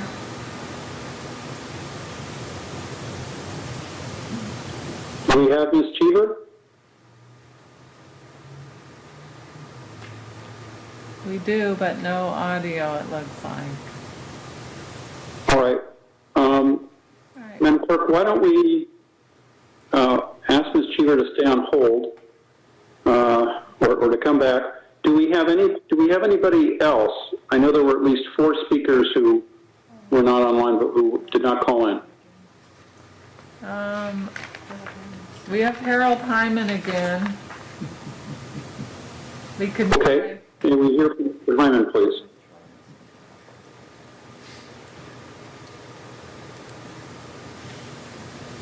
He also needs to unmute.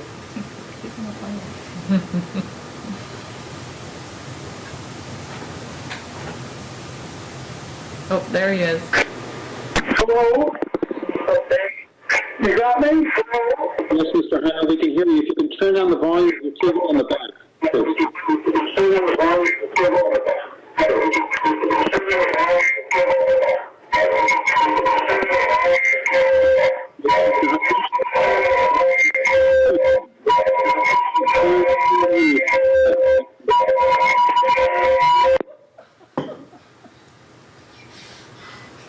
All right, unfortunately, we lost Mr. Hyman. Hopefully, he can come back.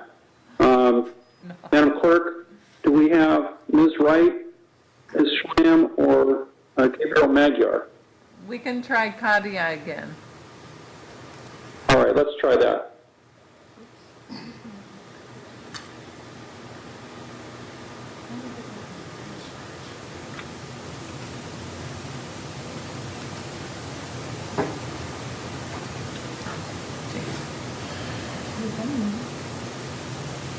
It appears that Ms. Wright's phone is muted. There she is. If she can hear me, if you could please unmute your phone. There we go. Hopefully we have Ms. Wright.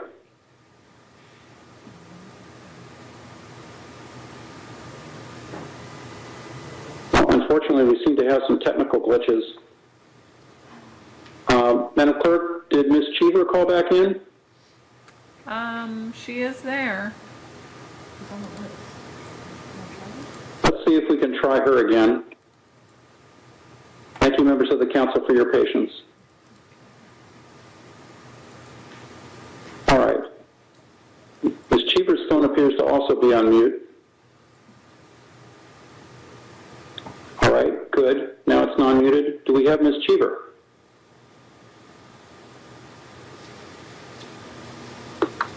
All right, well, I'm afraid we've got a technical glitch there, too.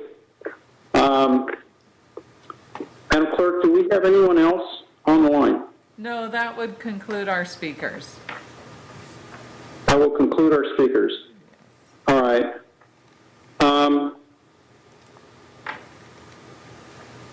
Mr. Pierik, I would like to close out our public comment portion of this, but do we need to come back and recognize any speakers if we can get them back?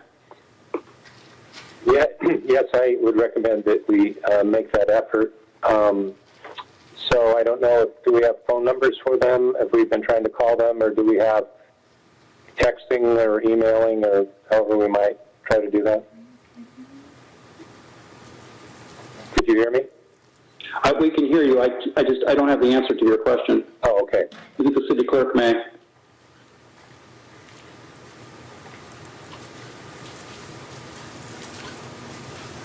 I can place phone calls if you want me to try and do that.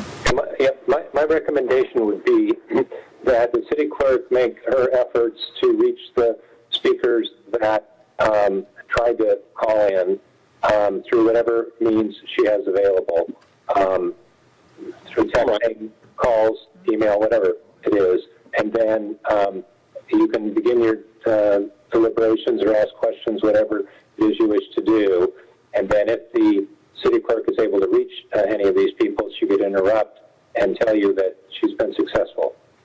All right, let's do that. Thank you, Mr. Pierrick. Do members of the council have any questions for staff? I know I have at least one or two, but I want to recognize everyone else first.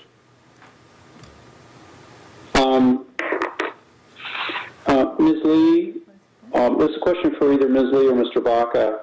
One of our speakers indicated that they wanted the opportunity to review a full unredacted draft EIR, and also wanted time to review that draft EIR and I think inferentially offer comments. Could you walk us through and walk the public through what the timeline is for reviewing and submitting comments to the draft EIR? That's number one. Number two, sorry to ask this in a compound way. Number two, where they can locate copy of the draft EIR. And then thirdly, could you speak to this question that came up with respect to redacted versus unredacted, because I'm not real clear on that. Thank you. Sure. So the draft EIR was released this past Monday, which was on... Okay. So the draft EIR was released this past Monday, which was on September 21st, and it is released for a 45-day public comment period, which will end on November 5th. So anybody that has any comments that they wish to submit, they may submit those to myself, to the city, during the public comment period. And the draft EIR is available on the city's website. And I don't memorize exactly what the exact web page is, but if you go to the city's website, then go to the Community Development Department. And then on the left-hand side, there will be a button that says Pending Projects. Click on that button. And then you have to scroll towards the bottom of the page, and there will be a list of various projects. And there will be one for this project, which is General Plan Amendment 2017-2, NUI. And you click the green arrow button right next to the name of that project, and it'll have a drop down which will have the general plan, or which will have the draft EIR. And there is no redacted versus unredacted versions of the EIR. There's just the full draft EIR, which is on our website. It's also available out at City Hall. So if anybody wants to come down and review the draft EIR in a hard copy format, it is there for the public to review. And I hope that answers your questions. It does. Thank you. Actually, one more question, Ms. Lee. When, or this can go to Mr. Vacca as well, if people, upon reviewing the EIR, want to submit comments, can they do that in the form of email, letter, etc.? Yes, they can do it in the form of an email and a letter. And I also wanted to highlight, as a follow-up to Ms. Lee's comments, which were all very accurate and correct, that the city of Camarillo has managed the completion of the draft EIR. So we worked on that with our consultant, Cadence, Michael Brown with Cadence Environmental. And we were responsible for coordinating all the input for the technical studies and managing the process to compile all the information that now is completed into the draft environmental impact report or draft EIR.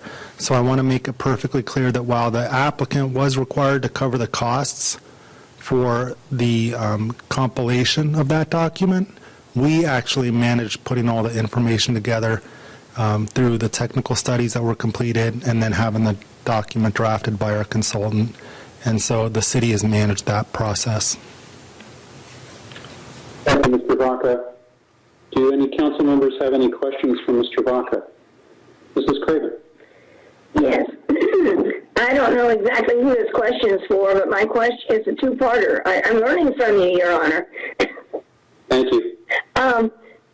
First question is our hot topics are our hot topics, or is the hot topic heading only limited to COVID, or could we make it much easier for the public and have the link go straight from hot topics to that and then click on newly? So it's been my understanding that hot topics are more pressing community-wide issues versus development projects. But if the council feels as though this rises to the level of having that linked on the hot topics page, I think if the council provides that concurrence, we could make that happen easily. I, for one, think that there are a lot of people, based on the communications we receive, that are close to half an inch thick. I think that there's a lot of interest in it, and if we can make it easier than going to the city's website and then planning and then here and then there and finally getting to it, it would be a lot better. That's just my opinion. I would concur with that. So if we can make that happen.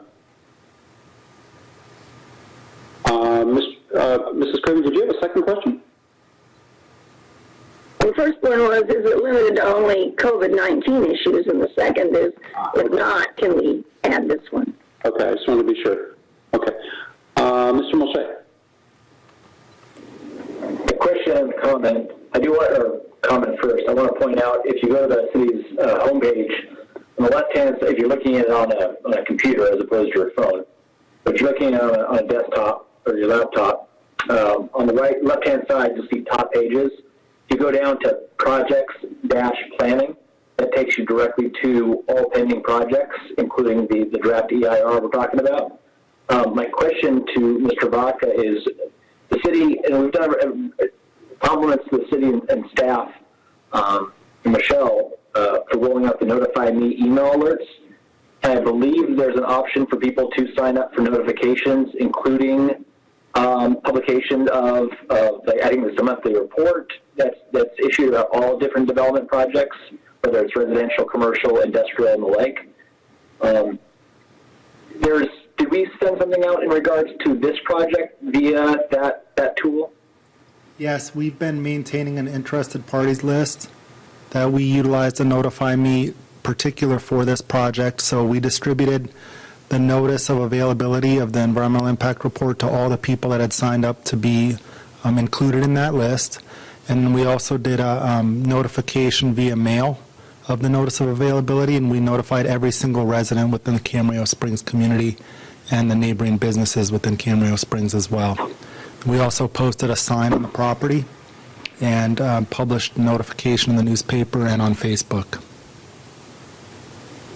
As a point of clarification, if someone submitted, and Charlotte's right, we got quite a bit of feedback and comments from residents in regards to tonight's agenda item, but none of that, if you submitted something for tonight's agenda item, that's not going to be included. That's not a response to the draft EIR, right? So these people need to actually submit a separate written comment. If they have comments specific to the EIR, that should be directed to our attention, community development, either Jackie Lee or myself, or it could just be sent on our planning.org email, and it would be in particular to the environmental document. That's correct. Okay. Thank you. All right. Do we have any other questions of Mr. Vacca? If I may. May I proceed, Mayor? Yes, please.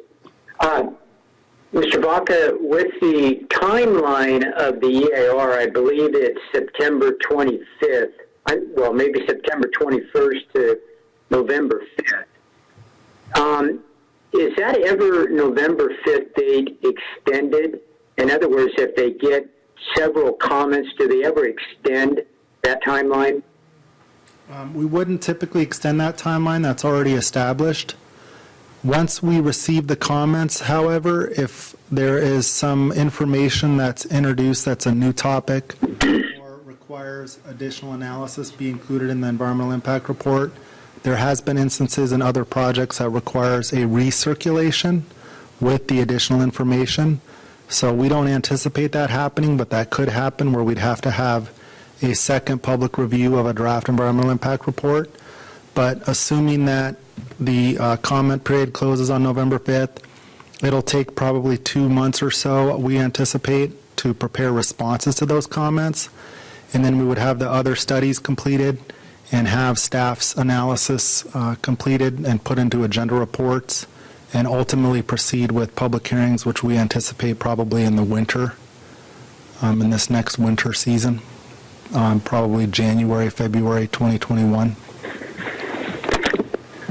I could add to that. The public will certainly, at the time that the project comes back to the council for consideration for the general plan amendment, also have an opportunity to appear and make comments at that time as well with regards to their views about the project. So they'll have two chances. One will be in response to the draft EIR, and then a second opportunity when the project comes back to the council. And I believe, Mr. Vacca, the project would, before it comes to the council, it goes to the planning commission. Is that right? Yes, that's correct. So there'll be at least two separate public hearings, one before the planning commission to review the studies and analysis and then make a recommendation to the city council, and then it'll be a separate public hearing before the city council.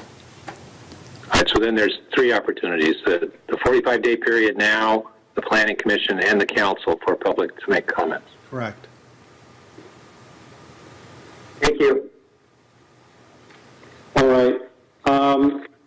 Madam Clerk, have we been able to successfully make contact with any of the speakers who weren't able to get through? In order to do that, we'd have to do the dial-up from the chambers, as we did in the past. Let me get some guidance on this from Mr. Pierrick. Mr. Pierrick, do we need to, at this point, go back and try to do the dial-up in order to get those speakers back? It would be my recommendation that you do. Given that they've indicated an interest in making a comment, and for whatever technical reason they weren't able to, I think you should reach out to them.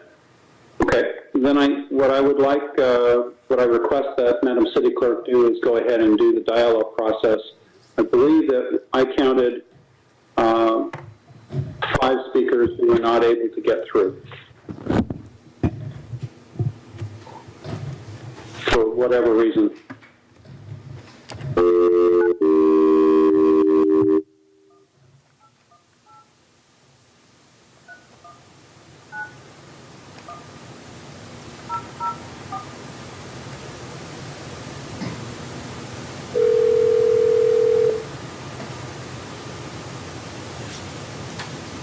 Hello? Hi, is this Katia?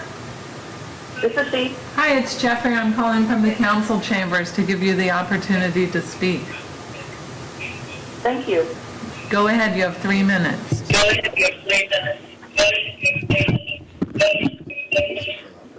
Oh, you should turn off whatever's in the background. Okay, got it. Thank you. Honorable Mayor and City Council members, my name is Katia Wright, and I'm calling to let you know how important it is to maintain the natural beauty of the Camarillo Springs wetlands. Camarillo Springs is blessed with one of the most beautiful natural wonders in Southern California. It has a magnificently diverse animal and vegetation habitat. In case you have not seen it recently, please allow me to briefly describe a typical summer's day by one of its lovely natural lakes.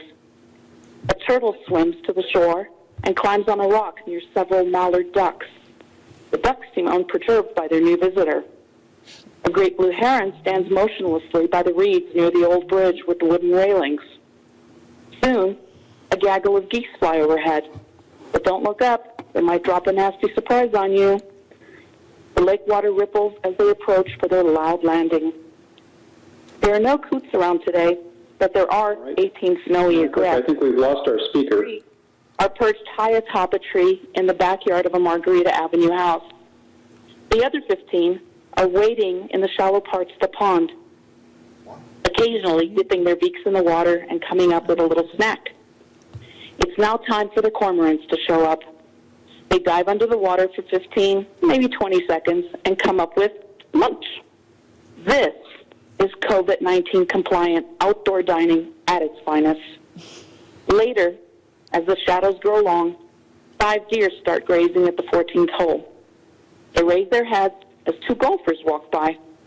But as soon as they realize that these 2 senior citizens are just out enjoying the few recreational opportunities still available to them, they go back to munching.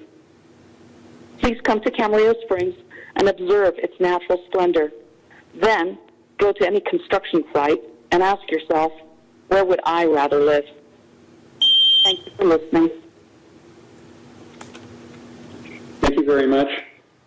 Madam Clerk, may we have the next speaker, please?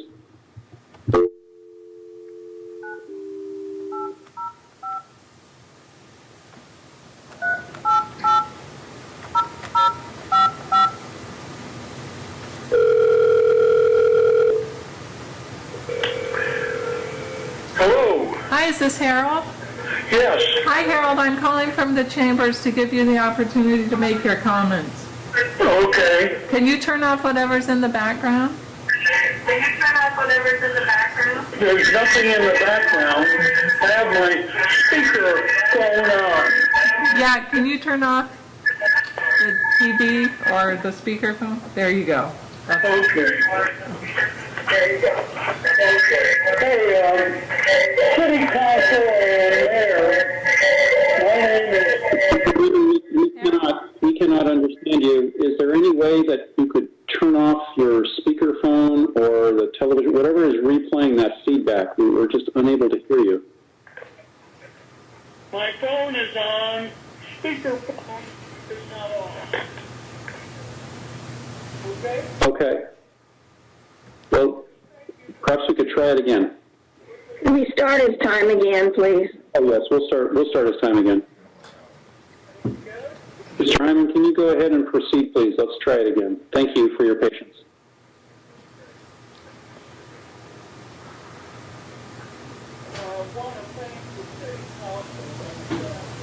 Have done for Camarillo Springs in the past.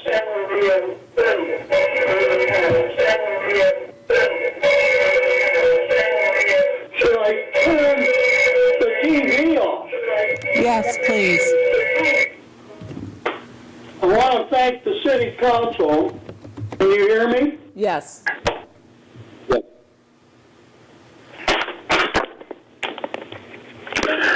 City Council? Yes. Yes. What do I have to do? You're good. Go ahead.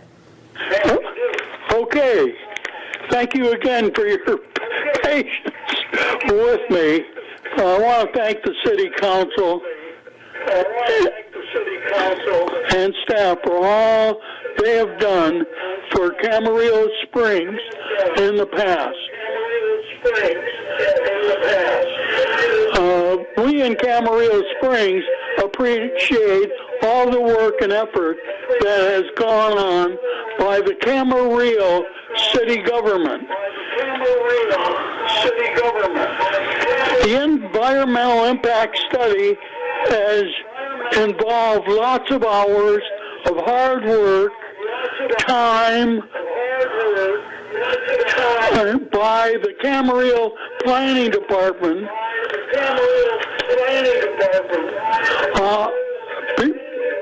Because of the leadership of Mr. Vacca, we all agree that the EIR process for New Urban West was done in a quality, precise way. The vast majority of residents in Camarillo Springs urge the council to allow the New Urban West project to move forward. Again, we are grateful to the council for their attention to everything there is about Camarillo Springs. Thank you. Thank you for your comments. Thank you. Thank you.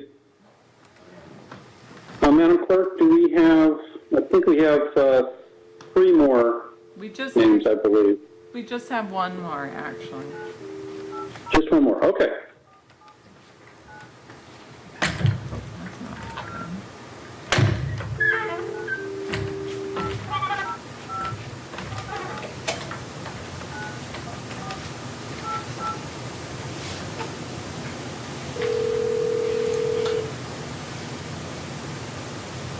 Hello? Hi, is this Elizabeth? Yes. Hi, I'm calling you from the chambers. It sounds like you have your TV on in the background? Yeah, I'm going to turn it off. I have the computer on. Okay. I think you get off now. Yes. Yeah, I live here on 25. Oh, it's still on. Hold on, I'm sorry. Madam Clerk, Yeah, we I can live start here the at clock 25 again as soon as Ms. Margarita. Chin is ready. And my husband and I have lived in Summer Springs for 25 years. We have faithfully voted for you. My husband inherited his parents' home here, and they were the first actually to build a mobile home here on this front of the golf course. When we moved in, we had to spend a substantial amount of money and time to make a wheelchair-accessible bathroom and area because I have a rare neuromuscular disease. Living here has kept my health from declining because I was able to find a new peace and avoid stress, a trigger causing episodes of paralysis and weakness. I've sat by my windows and watched deer, the geese, watched rare birds, roadrunners, quail, egrets, pelicans, thrive at the ponds and grass surrounded by these mountains. Because of this peace, I've lived longer than my grandmother, my father, and my brother, who died from the same disease from complications caused by stress. At first, there was no need for us to feel stressed because we thought surely our city council won't allow them to change the zoning with the knowledge of how that will affect the senior residents, your voters, and environmental hazards that will endanger rural wildlife. But we were shocked how Urban West have been given a second chance after they failed to follow through with their original commitments to you and the residents.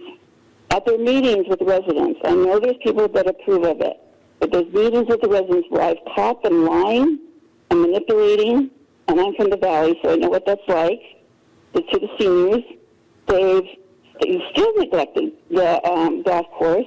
In front of my house here, I have very large patches of dirt and weeds, very large patches, and where they intend to build the pond. They have neglected to rid the highly flammable toxic oil in the front pond. When the next fire comes, it could explode. Many of our residents have cancer, lung problems, and heart issues.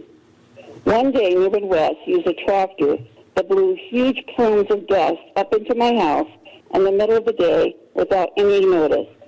To convince you they are fulfilling the conditions you've given them, they sent a tractor to mow down 5-foot-high weeds and patches of dry dirt in front of our home. The thick dust caused me to have trouble breathing, which is not common for me, and I had to call 911. Fires, as you know, have destroyed lives of Californians who have lost everything. We've gone through fires without Urban West even being here with 100 and something homes in this canyon. It took 2 hours before they even have been here for us to evacuate through the few fires we've already experienced. We are voting for you to fulfill your obligation. Elizabeth, your 3 minutes are up. Urban West plans, you'll be in part responsible for our lives and danger from Thank you, Ms. Cheater. Your 3 minutes. Oh, I'm sorry. 3 minutes are up. Thank you. Yeah, thank you. Thank you very, very much. Okay. All right, Madam Clerk, do we have any other callers? No, that concludes our public comments. All right, that concludes our public comment. Then we're going to go ahead and bring it back to staff, excuse me, to the council for discussion. Who would like to start? Mr. Kildee. Thank you. Can everybody hear me? Yes. Well, we've had during all of this discussion and before, I've jotted down a tremendous amount of notes, and I want to kind of try to go through them if you'll allow me to have a few minutes here. This project obviously is, as we all know, has taken a lot of time and effort. And as was said earlier, that as these reviews come back to council, the council does have complete discretion on this process here. As I was kind of reading the notes and reading the reports, various studies, as we all know, were required along with this referral. We made tremendous amount of questions and issues and whether or not this would work or not. Several, I want to call them demands, if you will. I'll just, a few of them that come to mind are the fiscal impact study, the hydrology study, hydraulic study, and obviously the compliance with the California Environmental Act, which is CEQA, which we've dealt with for many, many, many years here. And I'm also very much aware that the site will be enhanced with amenities here, such as a new recreation center, and there's various other enhancements here. I'm also very cognizant that the applicant has spent a lot of money to get to this point here as well.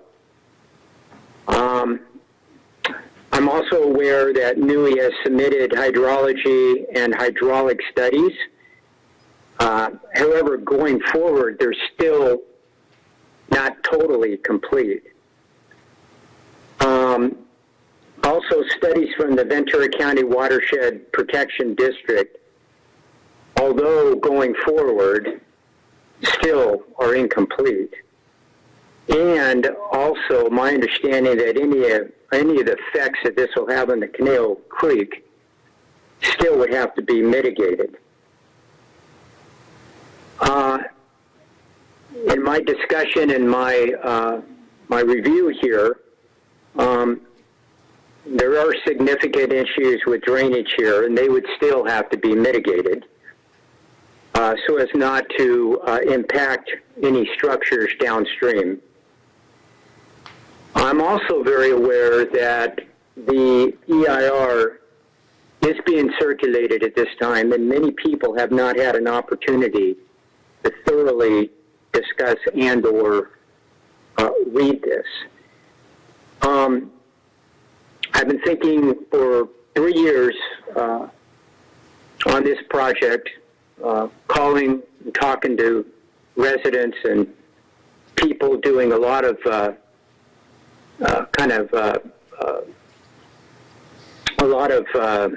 dialogue, a lot of reading, a lot of educating myself on this project. And I was very concerned that the viability of the golf course was in question here. Having said all of this, I've come to the conclusion that there's just too many variables in this project to make it viable and workable as well. In my mind, there's just so many obstacles for the applicant to overcome at this time. It's still, to a certain extent, in a floodplain here. That's what we're talking about here, among other things here.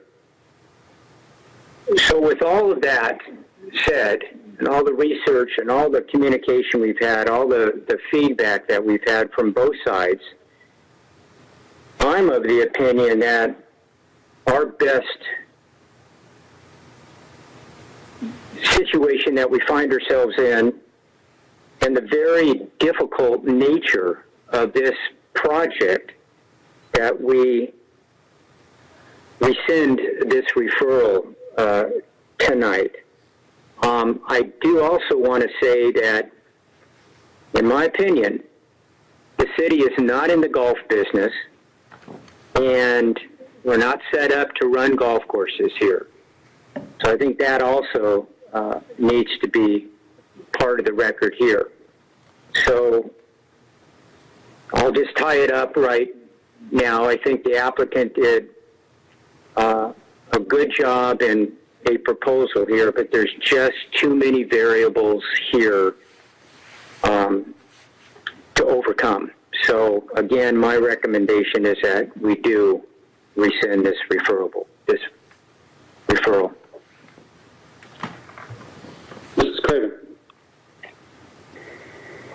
Yeah, as I asked and as was affirmed earlier, this is a discretionary decision. That means that this decision is just the same as it was, not in September of 2017, but in January of 2017, when it was first brought to us. Mayor, I'm sorry to interrupt Councilmember Craven, but on the subject of discretion, I believe I addressed that previously when I was asked, and the city, I think, needs to be aware, council needs to be aware, as I said in my earlier comments, that the discretion primarily arises when the project comes back to the city with respect to the action of whether to approve the general plan or not. Right now, it's just in the referral stage, and the draft EIR was just released 2 days ago, and as I indicated in my earlier comments, the public has not yet had an opportunity to comment on the draft EIR. And I believe that there could be some legal risks to the city if the city were to rescind the referral at this point. Obviously, there's no guarantee as to what the outcome of that risk would be, but I mentioned that in my prior comments, so I just wanted to remind the council. I hadn't forgotten. As I said, in my opinion, this is a discretionary decision.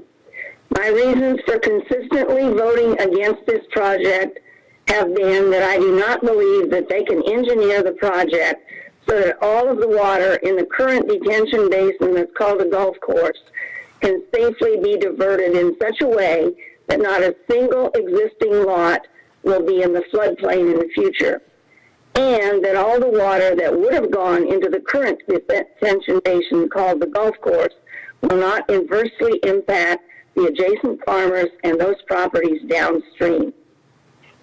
I now have another reason for opposing this project, and that is the golf course.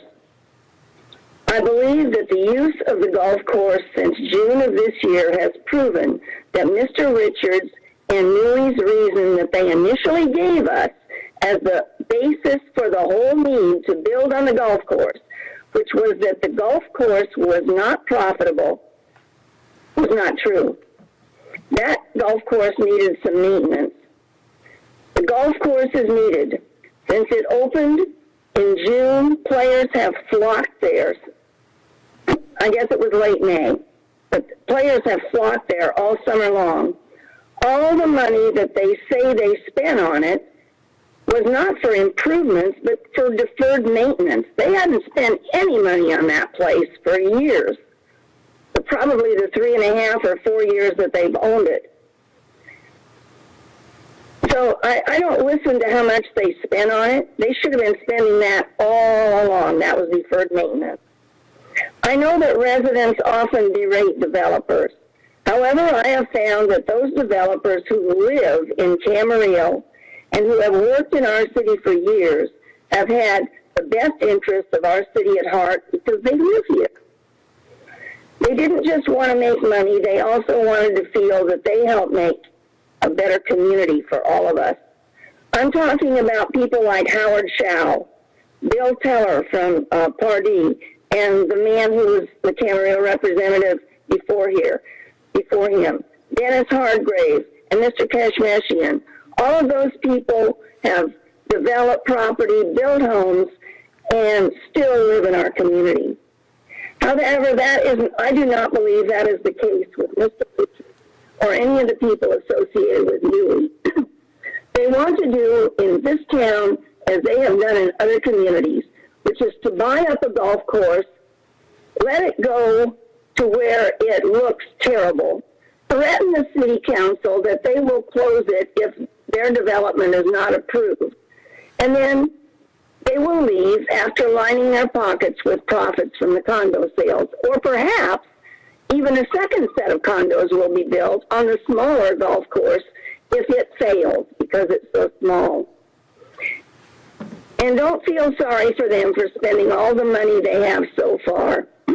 We strongly warned them, at least 4 council members strongly warned them in September of 2017 that they could spend millions of dollars and still not obtain approval. And we pointed out that that's happened several times here in Camarillo.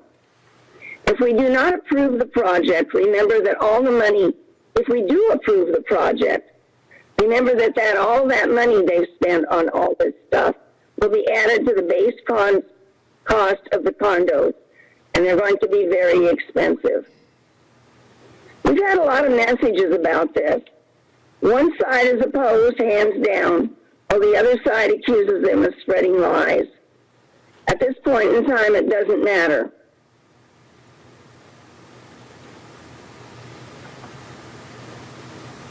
I want to continue to do what I think is best to meet the needs of Camarillo. This is at least the 4th time I have voted on something to do with this project. I voted against the project each and every time, and I see no reason to change my position now. I can only support the second option in the packet, and that's to rescind the General Plan Amendment 2017-2 for Newey, Camarillo, LLC, and Chameleon Springs, LLC, and to direct staff to stop processing the General Plan Amendment. Who would like to go next? Mr. Mulchay. All right, I want to lay out what we are voting on tonight and what we're not voting on tonight. It's my understanding we're not voting on approval of a general plan amendment. We're not approving a CEQA document. We're not approving an EIR document. We're not approving a zone change. This is a triennial review, and we're simply deciding as to whether or not to allow the process to complete itself and then get all the documents and all the reports, or to, effectively, as option 2 lays out, to effectively rescind and stop the process. I want to be really consistent because I've been echoing this already throughout the night, that I like information. I pride myself on making a very informed decision. And one of the promises I've made to myself and that I've made to a lot of constituents is that if I don't feel like I have enough information to make a well-informed decision, then I'll say that. And I won't try to make a decision if I don't feel like I have read everything that's been made available. The draft EIR came out 2 days ago. I haven't read it. I barely had time to crack it. It's hundreds and hundreds of pages. I was just perusing it online here, and just the references and summaries in the Appendix A through W with all the different assessments reports and the like. I'd love to read all that. I like to make sure I'm well informed. The purpose, and I read our policy 7.01, Council's policy in regards to general plan amendments. It says that we will have a triennial review. It doesn't necessarily say what for. It says that staff will, every 3 years after we initiate a GPA referral, will bring it forward and pretty much give us an update. We'll have, these 2 options available to us. So I kind of filled in what I believe the purpose of the triennial review is for. For me, it's ensuring that the GPA referral, the process is being complied to in good faith, that it's being complied with from an administrative standpoint, and that it's effectively proceeding briskly, as it should. It is effectively doing that. There's still a lot to come.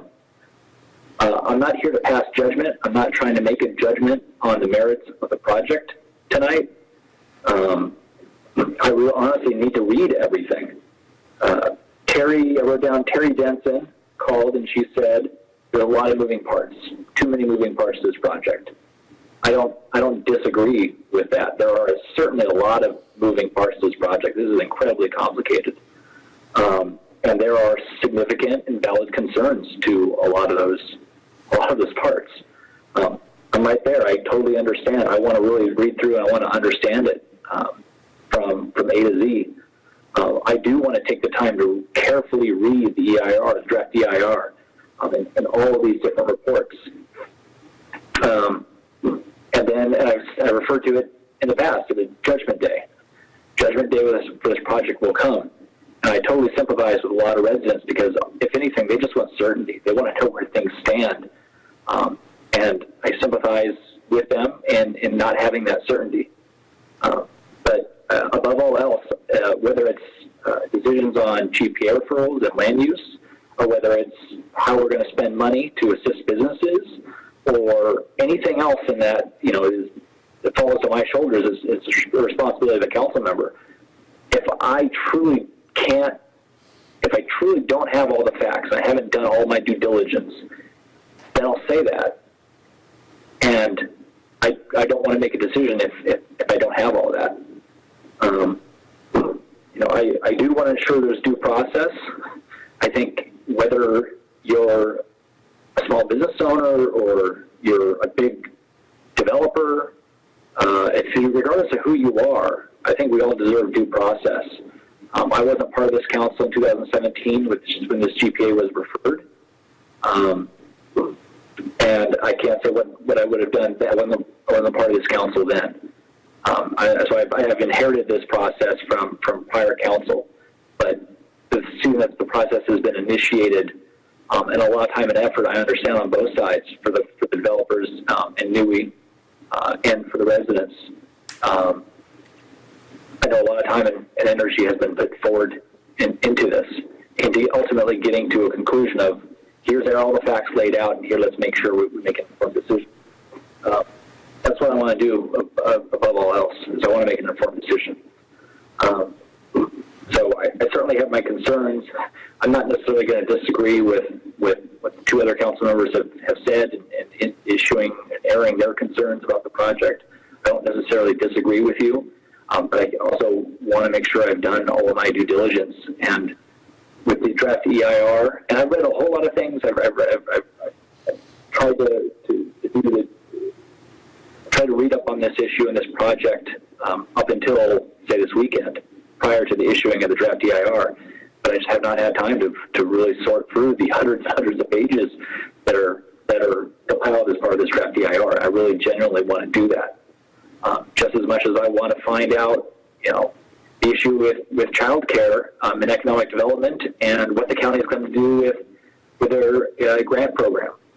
I don't want to rush things. I want to make sure I've done things right and that I can show all the residents that I represent, that I have a duty in representing, that I've done my due diligence, I've done my research.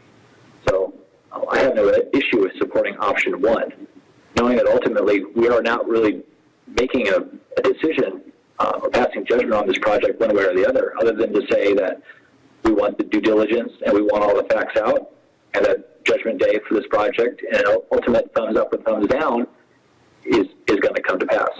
So that's where I stand.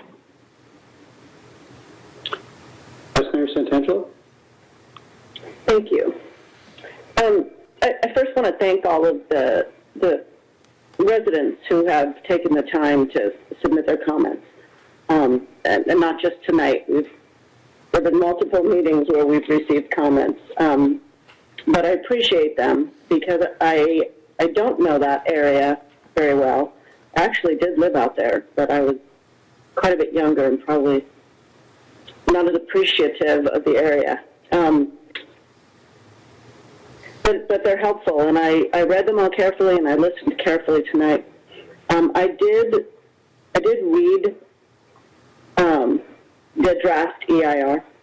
I did probably skim over some of the stuff, and frankly, I would like time to be able to go back, but I wanted to get through as much as I could before tonight. There are a lot of issues. A number of you have said moving parts, and I don't need to list them. We all know what they are. But I don't think that should automatically mean that you're out of the game. The draft EIR has just been released, literally been 2 days, as has been mentioned. And there's a lot of information, as Mr. Mulchay said, that is still out there, a lot of studies, a lot of models, a lot of information that was requested and that we're still waiting on. So tonight's decision for me really isn't about the merits of the project. For me, I wanted to see by as quickly as I could, looking over the draft EIR and the information that I know about the project, if there was anything that was a red flag that was like, this is insurmountable, this cannot be achieved. And frankly, I don't see that at this point. That doesn't mean I am going to approve this project when it comes to that. It doesn't mean any of that. But as Mr. Mulchay said, I don't have all the information to fully evaluate it. I think we need to get public input on the draft EIR. I think we need to see the rest of the data and the models and the studies. So again, this isn't a decision for me on the merit of the project. This is a decision on should it proceed, just as it has been. I pulled up the policy because I wanted a little bit more guidance. What is the triannual review for?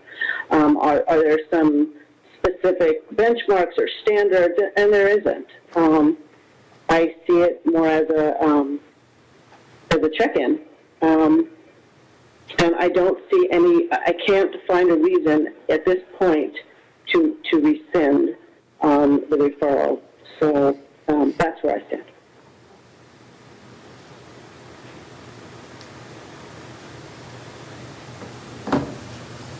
Okay, so what we have in front of us tonight is a narrow issue. The question whether to approve the project, approve the general plan amendment, et cetera, is not before the council. And it's really unfortunate with this pandemic that we can't be meeting in chambers and have the public attend. I think that's most unfortunate, and I really appreciate those people who called in tonight, so thank you. I want to ask Mr. Pierrick again, just to make sure I understand him, and I'm going to frame it. I'm going to frame the question in a very specific way. Mr. Pierrick, would there be legal risk to the city if the city council were to vote tonight in favor of option 2 and rescind the general plan amendment referral? Well, the answer is yes, there would be legal risk. It's obviously not possible to quantify legal risk. It's not something that you can measure. However, as I pointed out in my earlier comments, you've had a developer that's engaged in the process that was described to you during the staff report, the presentation of the agenda report. And as I mentioned in my earlier comments, and as you all observed, you had a draft EIR that came out 2 days ago.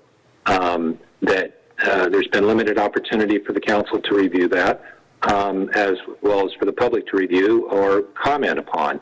That's the purpose of CEQA, is to do the draft EIR, to put it out to the public, to let them make a comment on it, and those comments have not yet come to the council.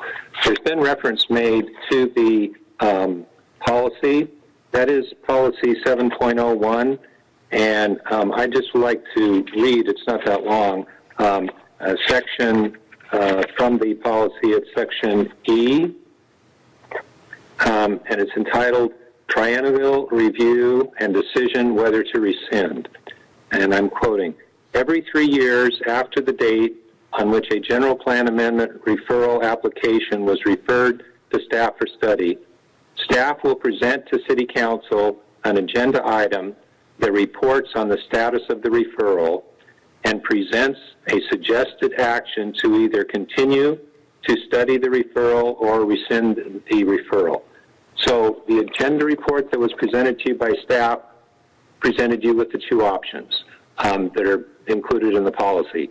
As Vice Mayor Santangelo pointed out, the policy doesn't give you criteria specific criteria for you to make this decision. However, legally, the term discretion sometimes is interpreted to mean that you can make a decision without a reason.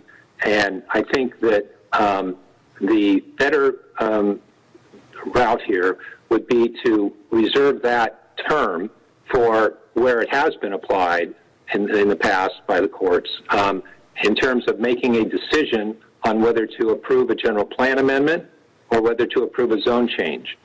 There is no question that if the decision that was before the council tonight, if the decision was, do you want to make a general plan amendment or do you want to make a zone change, that you would have discretion to say no.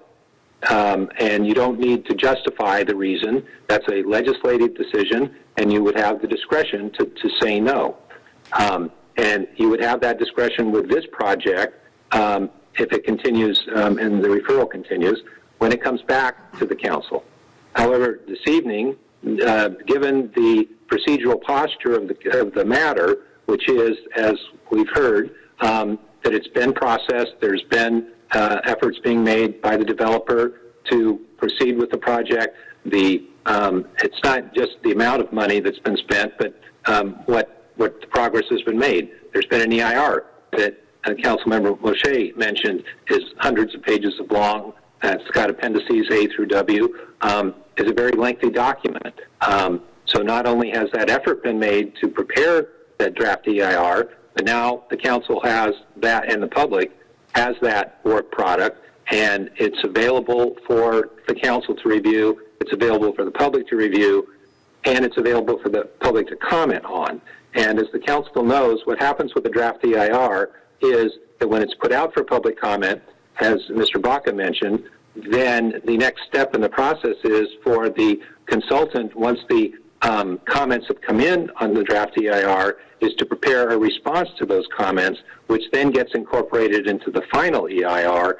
So then the public has their input, the comments come back, and then it comes to the council on as a package, if you will, with the final EIR, with all the public comments in it, with the responses to public comments, as well as the proposed entitlements. And at that point, and I believe Councilmember Mulchay called that Judgment Day, that is in fact Judgment Day. That's the decision day. That's the decision you make at that point is, would you approve the general plan amendment or the zone change or not? And there you have complete discretion. So that's the best answer I can give. Although I'm available for questions if you have it, I can try and improve on it. That's what I got. Well, thank you, Mr. Perrick. I believe that it's appropriate from a due process standpoint to continue to process the proposed general plan amendment during the pendency of the EIR process, and for the council to review all of the studies before making a decision on the project. I do have significant concerns regarding a number of aspects of this project.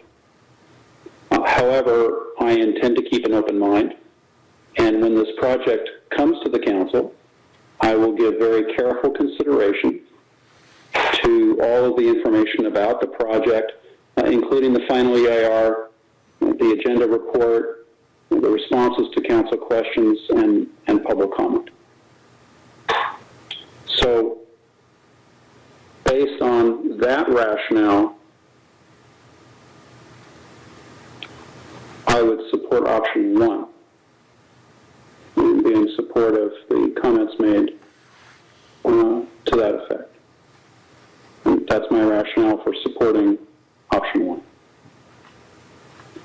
So at this point, I think we need to hear a motion. I'll make a motion then.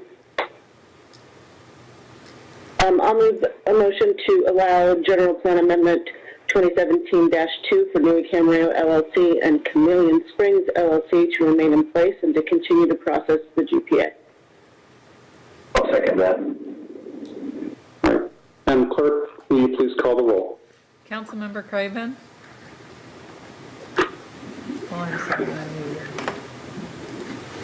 Councilmember Craven?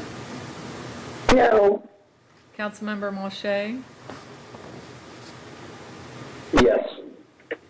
Councilmember Kildee? No. Vice Mayor Santangelo? Yes. Mayor Trembley? Yes. That motion carries 3-2 with Craven and Kildee dissenting. All right. Thank you very much. We